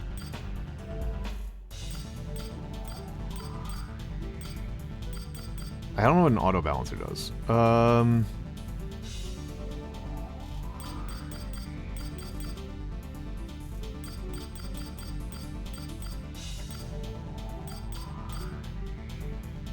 I might want this thing, because that's a lot of cooling. And cooling is proving to be something of a limiting factor here.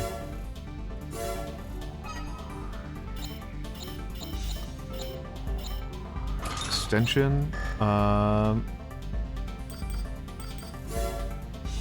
Let's take a look at this thing. Chat is listed as below average.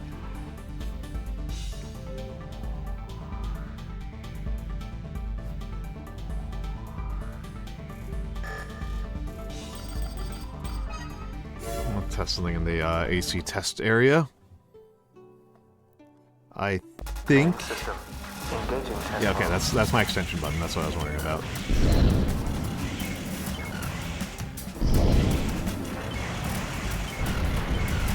Yeah, it should.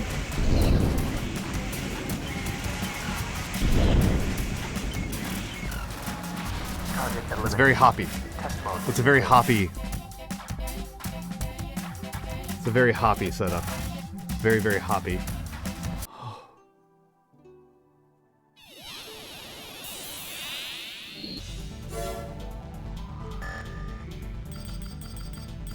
We got a few seconds left for people to get back from ads, but I think... let's take a look. How much money do I have? I have 17k. I have 17k. That's not nothing. 17k is not nothing. I can upgrade my radiator to 17k. I think.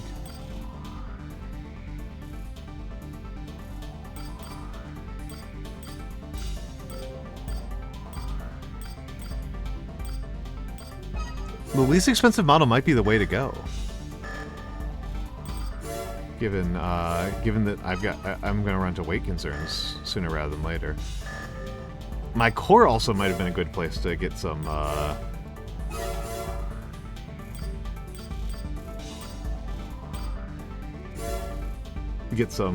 to pull some things up. And welcome back from the ads, folks. Welcome back from the ads.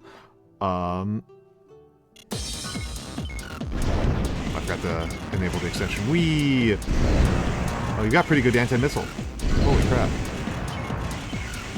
Oh.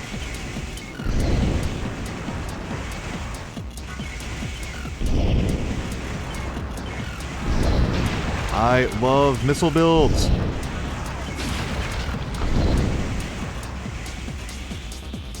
Extension's almost over. Bonk. There we go. Look how much better that went. Look how much better that went. Look how much better that went. I love lightweight missile frames. I love these things. I love these things.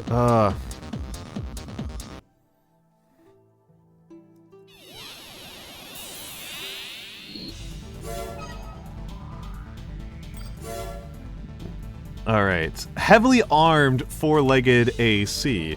No one escapes the missile swarms he launches from his shoulders. The fury of his attacks strikes fear into those below him.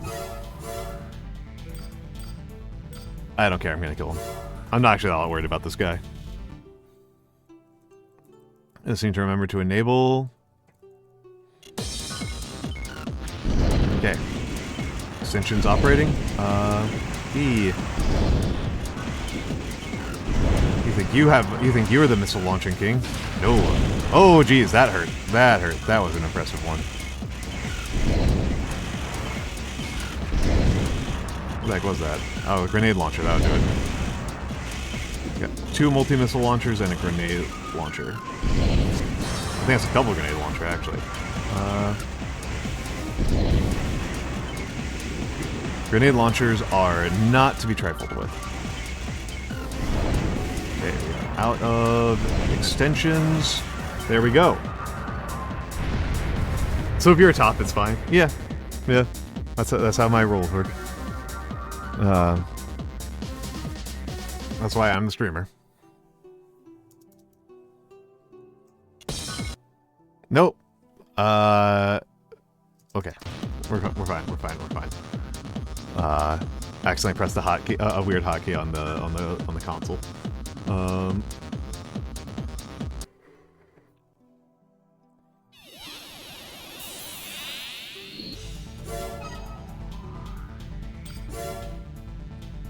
Hades. Wow, that guy is armed. One half of an AAC team known as Hellfire. They're said to be invincible when paired, but don't seem to fare as well in one-on-one arena combat. Yeah, weird hotkey end stream.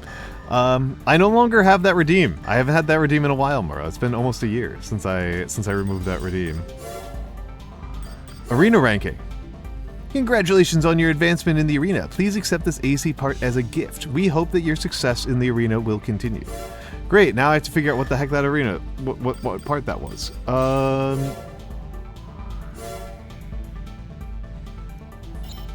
So it wasn't a head, wasn't an arm left, wasn't an arm right, wasn't a back unit, wasn't an extension, wasn't an interior, wasn't a radiator, wasn't a generator.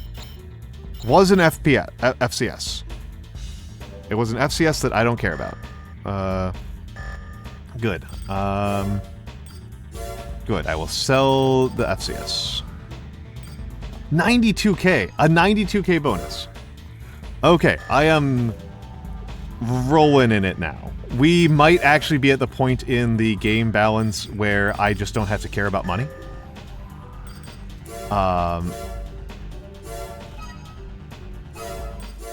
That might just be where we're at. That might just be where we are at in the game. I've still only done 3 missions because that's my way. Such is the way of the Almantas. Let's sell the FCS while I'm thinking about it. Actually, I don't know. I kind of like this FCS. Let's sell the extension. That extension is a very bad one to take on missions. It's crazy expensive. Actually, gonna keep you, and let's buy a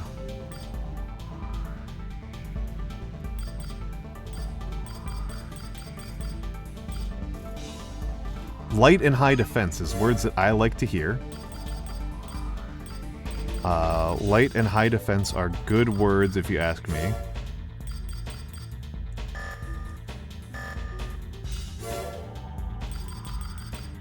Let's sell this generator's pretty good, but I think I want the Deluxo generator. Usual rule of thumb with armored cores is buy the nicest generator you can get your hands on.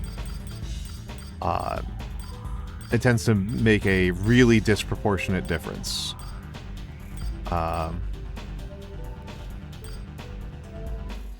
Hello, Agathos. Hello, Agathos. Hello, Agathos. It's, I would say it's armored, but pretty poorly. I'd say it's a pretty poorly armored core. I'm playing pretty lightweight. I like playing lightweight.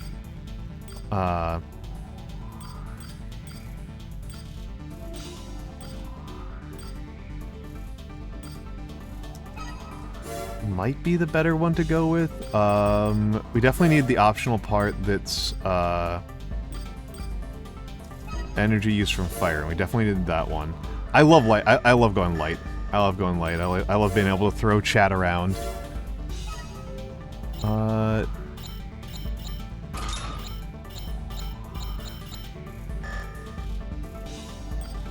just want to take a look at the test and see what happens here. I didn't install the optional parts. Main system. Engaging test mode. Yeah, it's not bad.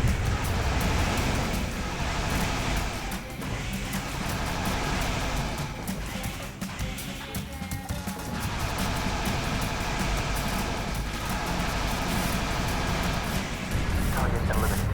That's not too bad. That's not too bad.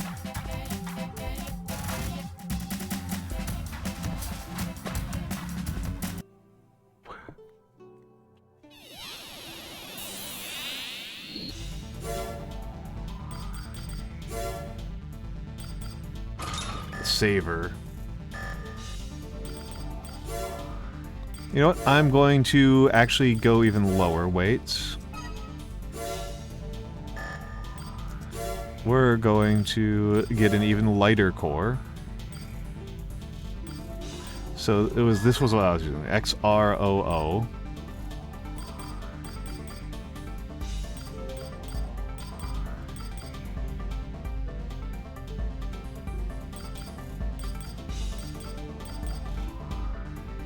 This one's actually probably the one to go with, to be honest. And...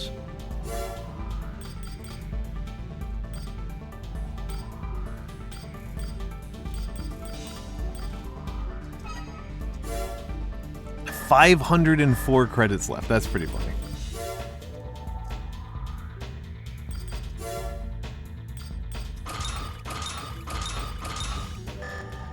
$504 credits left. That's pretty cute. Let's give this a save.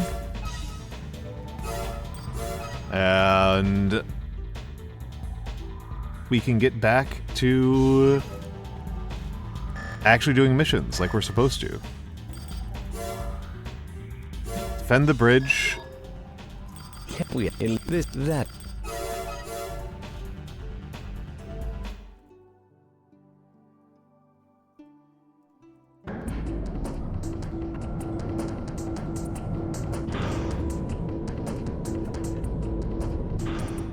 Let's see.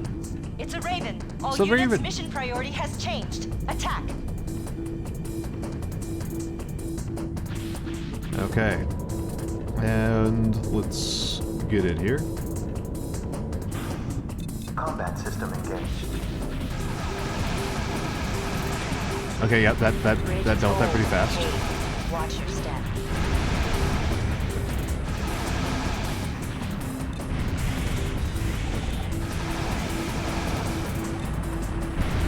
Okay, yeah, pretty good.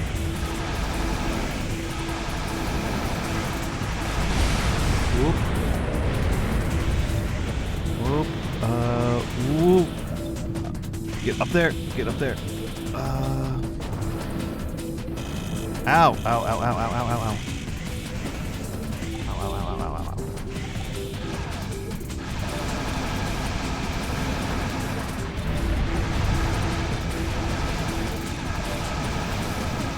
I might need to substitute something in that has a little bit less, that resists knockback.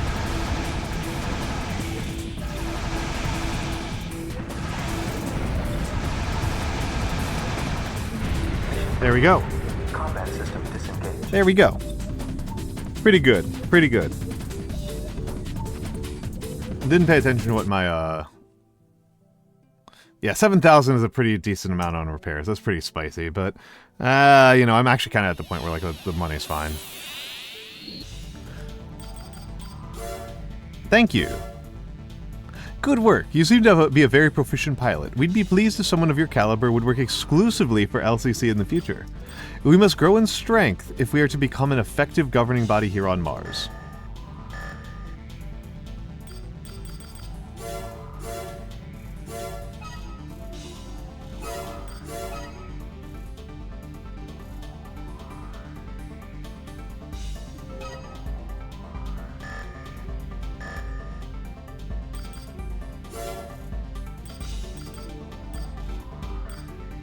defuse explosives. We've lost contact with the Howard Sea Base in the Edonia Ocean. According to their last transmission, units of unknown origin invaded the facility and planted explosives there. The base is a mining facility, and we believe this to be a corporate assault. No other details are available, as our satellite is disabled due to interference with Phobos. How are you having interference from Phobos? Phobos is so tiny. Head to the base and collect and defuse all explosives. If enemy forces are encountered, destroy them immediately. Good luck.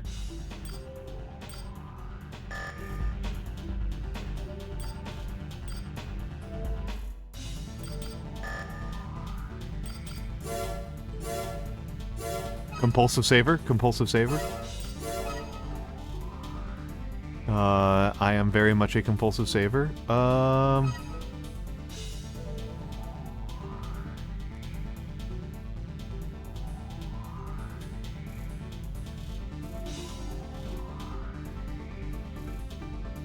Yeah, it's I mean, that's how you can tell I'm an old gamer, is that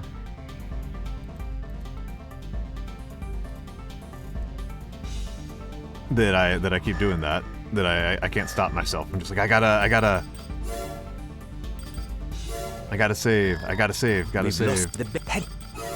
This is a very lightweight mech, so I should be in pretty good shape for this kind of mission. The big danger with sea missions in Armored Core are terrifying because falling into the ocean instantly kills you.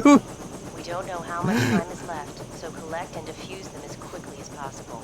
Flying type legs can get around it, but like flying type legs, I'm not a fan. I'm not a fan. Combat system engaged.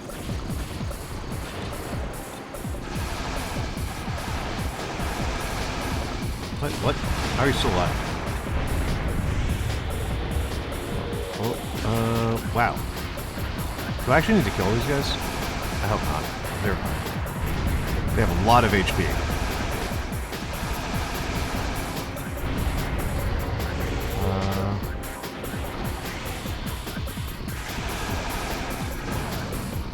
Son of a bitch.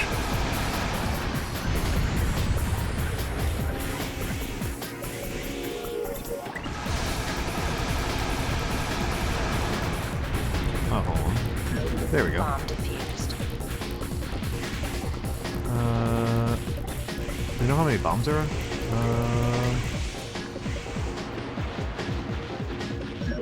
Bomb defused. It'd be really nice if I just have to disable the bombs. Bomb defused. 2 more remaining. Oh, that's good to know. Thank you.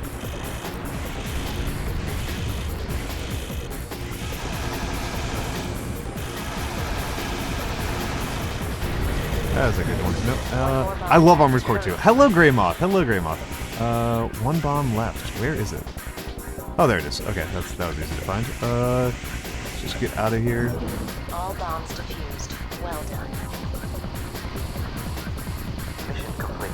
Grey Moth. Grey Moth. Grey Moth. Pentiment! Yes! I thought so. Pentiment's one of the best games ever made. Pentiment's amazing. Pentiment is amazing. I've done Pentiment on stream before, and I want to redo it. And the main reason why I haven't done it again is that I want to get somebody on to... I want to have a second voice actor with me. Because my voice range for feminine voices is super limited, and there's too many characters. It's insane. Pentiment's insane. Pentiment is so freaking good. Pentiment's incredible. And of course the calligraphy guy loves it, right? Of course the calligraphy guy absolutely adores it. It's the best history game that's ever been made. Like I don't think there's an argument here. It's the best history game that has ever been made.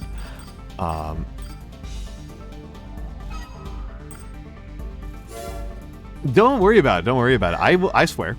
I swear. I am capable of the swears. I'm trying to reduce my swearing, mostly because I think it sounds funnier to say flippin'. And similar words. I think being all gee golly gorsh is funnier. But it's not like a moral opposition. I just think it's funnier. And I'm not like I'm not like good at keeping myself away from swearing. I just believe that to be true. Let's take a look here. There's first of all, let's take a look here. Okay, 16 is the most optional parts that anybody can have. Cannon recoil, impact shock. Okay, I actually do want that one. Impact shock is actually like a bit of a problem for me. Okay, using up all optional slots. So I'm using up all optional slots. I'm using up 3 optional slots on just reducing damage. 2 more on all of them have 9-ball. 2 more of them on reducing impact shock. 6 on increasing energy weapon power, and 5 on reducing energy weapon use. This is the one that takes place on Mars. It's also, I think this one's mostly memorable for having the worst menu sounds. Nagi, I'm Armored Core. It's Armored Core 2. It's Armored Core 2. We are doing Armored Core 2. I think of the PlayStation 1 and 2 Armored Cores, I think it's the worst one. Yeah, the obvious wrong buzzer noise menu. When the core is armored. Yeah, it's important to have your core be armored. You wouldn't want your core to be exposed to the elements, right? We request that you attack the Zeomatrix transport vehicle. Listen to this guy's R's. Listen to this guy's R's. They're insane. The target is a lightly armed transport vehicle. According to our report, they'll be traveling on the T20 highway.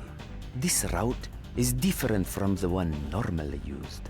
This is what it sounds like if a man learns that American women find Latin American men very sexually attractive.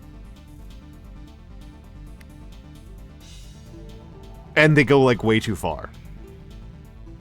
Like this is what this guy's doing. Nagi, Americans roll R's a lot. 1/3 of Americans speak Spanish at home. Like these guys are just really funny. His H's are also really funny. They're just cartoonish. This is what a white guy's racist stereotype of a Latin American sounds like. The vehicle is probably transporting information on a newly developed technology. Capture the cargo and bring it to us. If this is not possible, destroy them both. Destroy them both.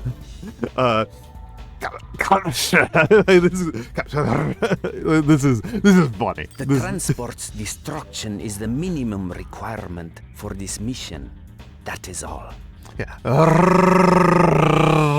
It sounds Latin American to me. It might also be an American attempting to do a Spanish accent, because you can hear like the H's are like a little bit lispy. Yeah, the H's are a little bit lispy. Well, a Portuguese accent would sound differently. Like, I mean, we've got Nando around. Like, we've got Portuguese people in chat. They know it sounds different.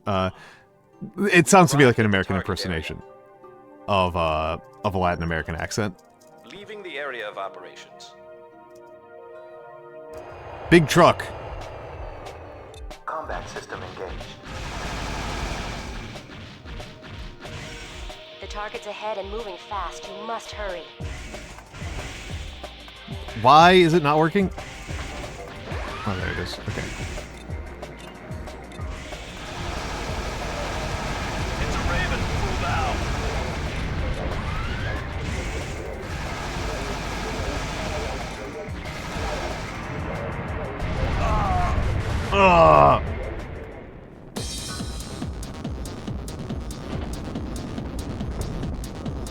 Okay, so we got some experimental MT. This thing's gonna go down in like 2 seconds.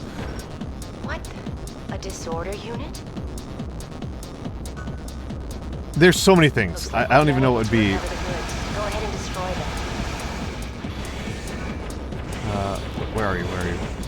Get in front of me. There we go. The lack of biosensor is going to kill me. People having call signs that are cool. That's a pretty good point. That's a pretty good point, Nagi.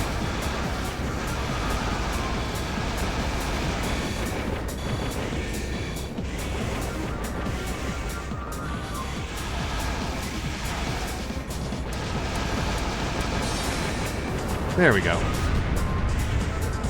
All it took was missing a million shots. Skinny, the natural things of all things armor core. I think that's cute. That's cute.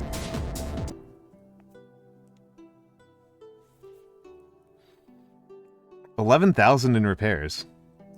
Spicy. Raven.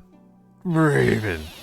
Well, Raven isn't your call sign, right? Raven is your position. You are hired as a Raven. There are many Ravens.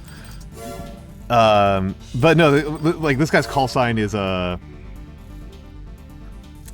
fucking Hades, right? This is Hades. We've got Hades and Chimera.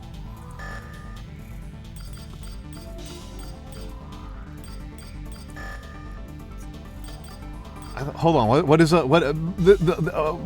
Naga is just talking about this because crows are a murder. Ravens, is it Parliament? No, it's a Parliament of Rooks. Yeah, it's such an expression, right? It's such an expression. The hexagons, the whole like hexagon way they have it oriented is like not good design in general, but it is very Evangelion.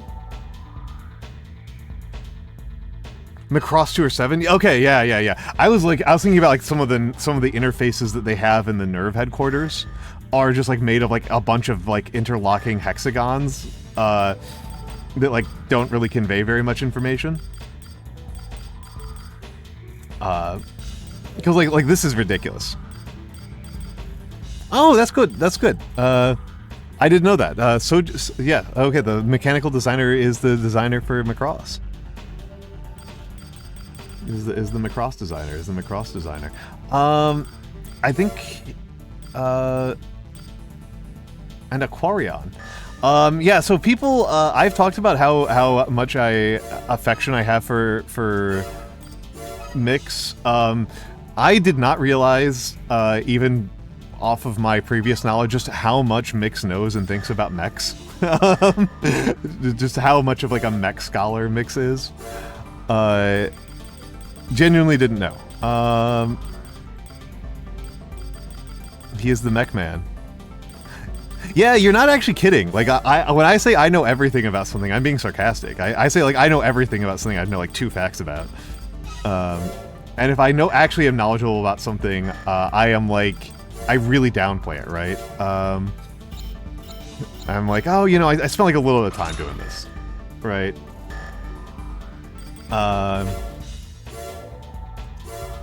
I mean, hold on, Greymoth, there was a thing where, I forget what this was like this was a Goons Fleet thing. This was a Goon Swarm thing that, one of the squadrons was like Bird Squadron. It was either Goon Swarm or the Mech Warrior group. No, it was the Mech Warrior. It was a Mech Warrior meme.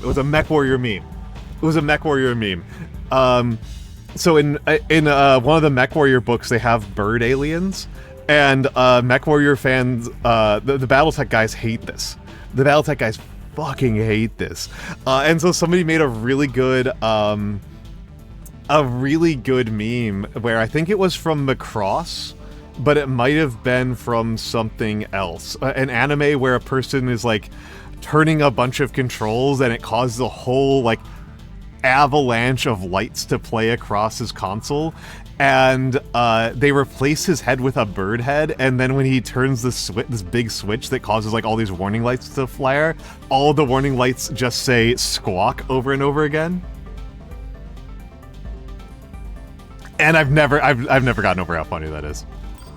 Yeah, BattleTech is like the least, BattleTech is like one of the least realistic settings. It's so unrealistic. It's from SDF Macross? Okay. It felt Macross looking to me. I haven't really watched Macross, but, from the memes I've seen, it looked very Macross-like to me.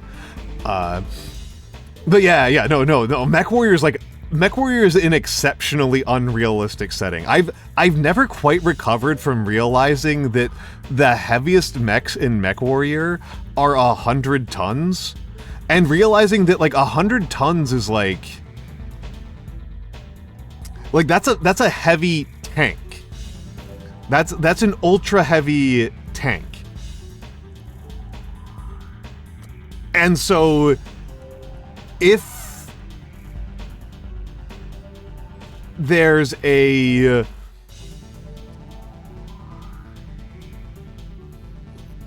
like you've got like an ultra heavy tank that has,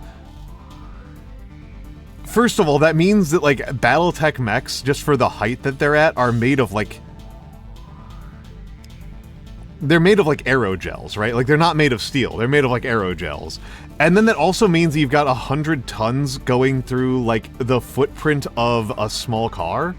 So the ground pressure of BattleTech mechs, which is, this very much applies to Metal Gears, the ground pressure of them, they're gonna go straight through the ground, right? Like they can only walk on hyper well prepared roads. They cannot be they are substantially less all-terrain than just like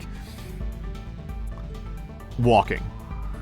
They are less all-terrain than like a railroad car.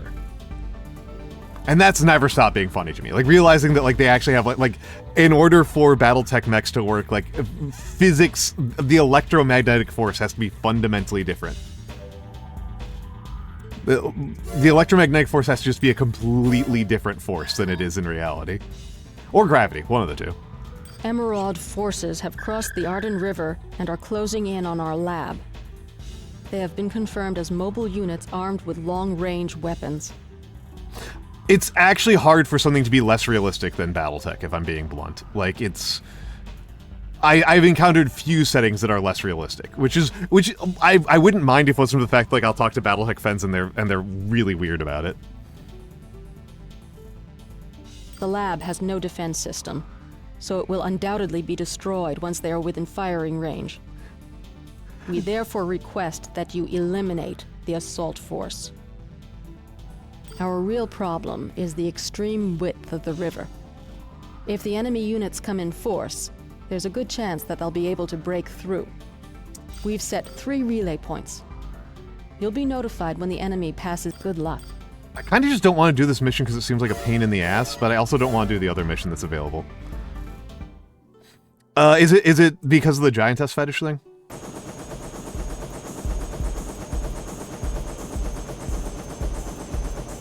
Because that was the justification I always heard from Macross fans. We've arrived. Yep. Combat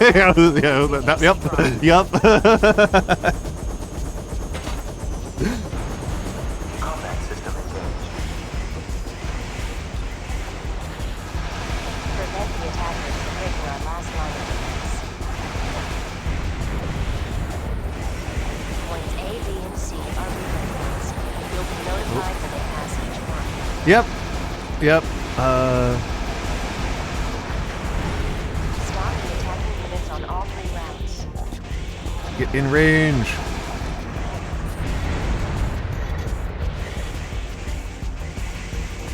That's a good one. That's a good justification. Honestly, like that's like a thing that I think about with a lot of fiction is like way more often it should be justified just on the basis that like somebody likes something.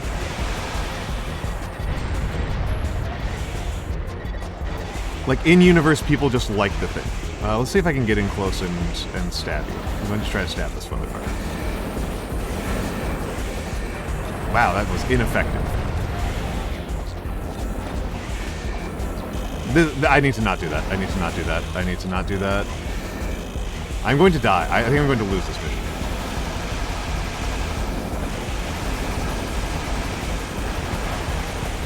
Wow.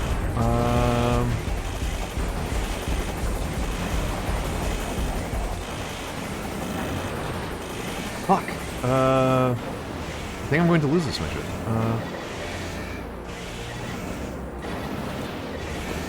Yep, I'm gonna lose this mission. I don't think there's any way I win this mission. Unless these are literally the... No, there's no way. There's no way. I'm out.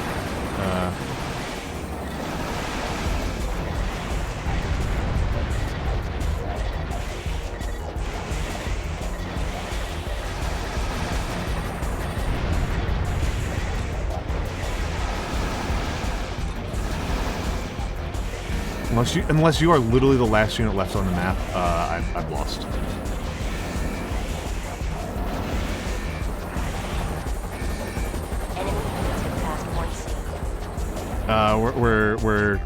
We're quitting.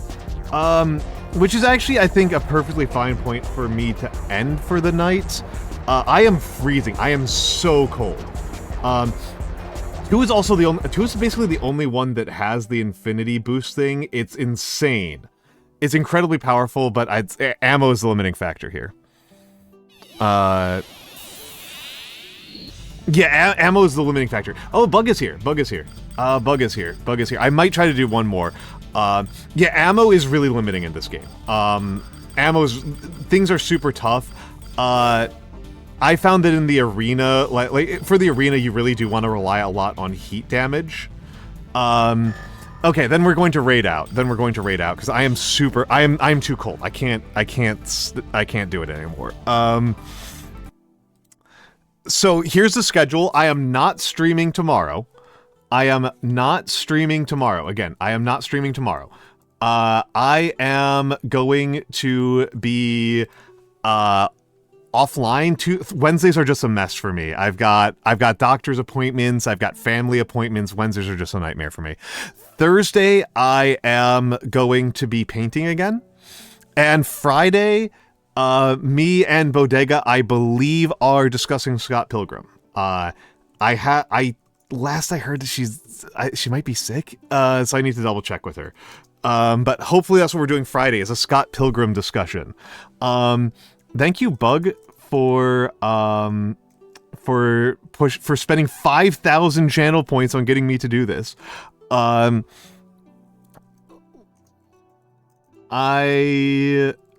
am lazy. There are my socials. There's my Discord. There's my throne. We are going to raid. So first, we are going to raid Schemy.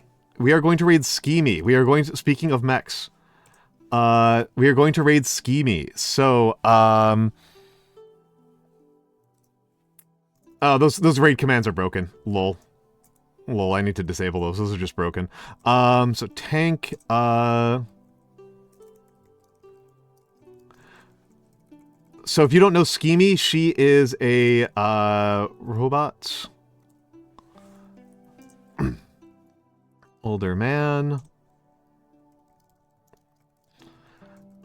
If you don't know Schemy, she is a jellyfish and she is a mech. She's a super mech fan. She's a super duper mech fan. Yeah, that's where we'll be going. I love Schemy. She's one of my favorite streamers. I need to warm up and have some food and stuff like that. But I love you all. I will see you on Thursday. I'll see you all on Thursday, and have a good night. I might also be on my channel later, but I do need to warm up first. I do need to warm up before I can do that. So have a good night, everybody.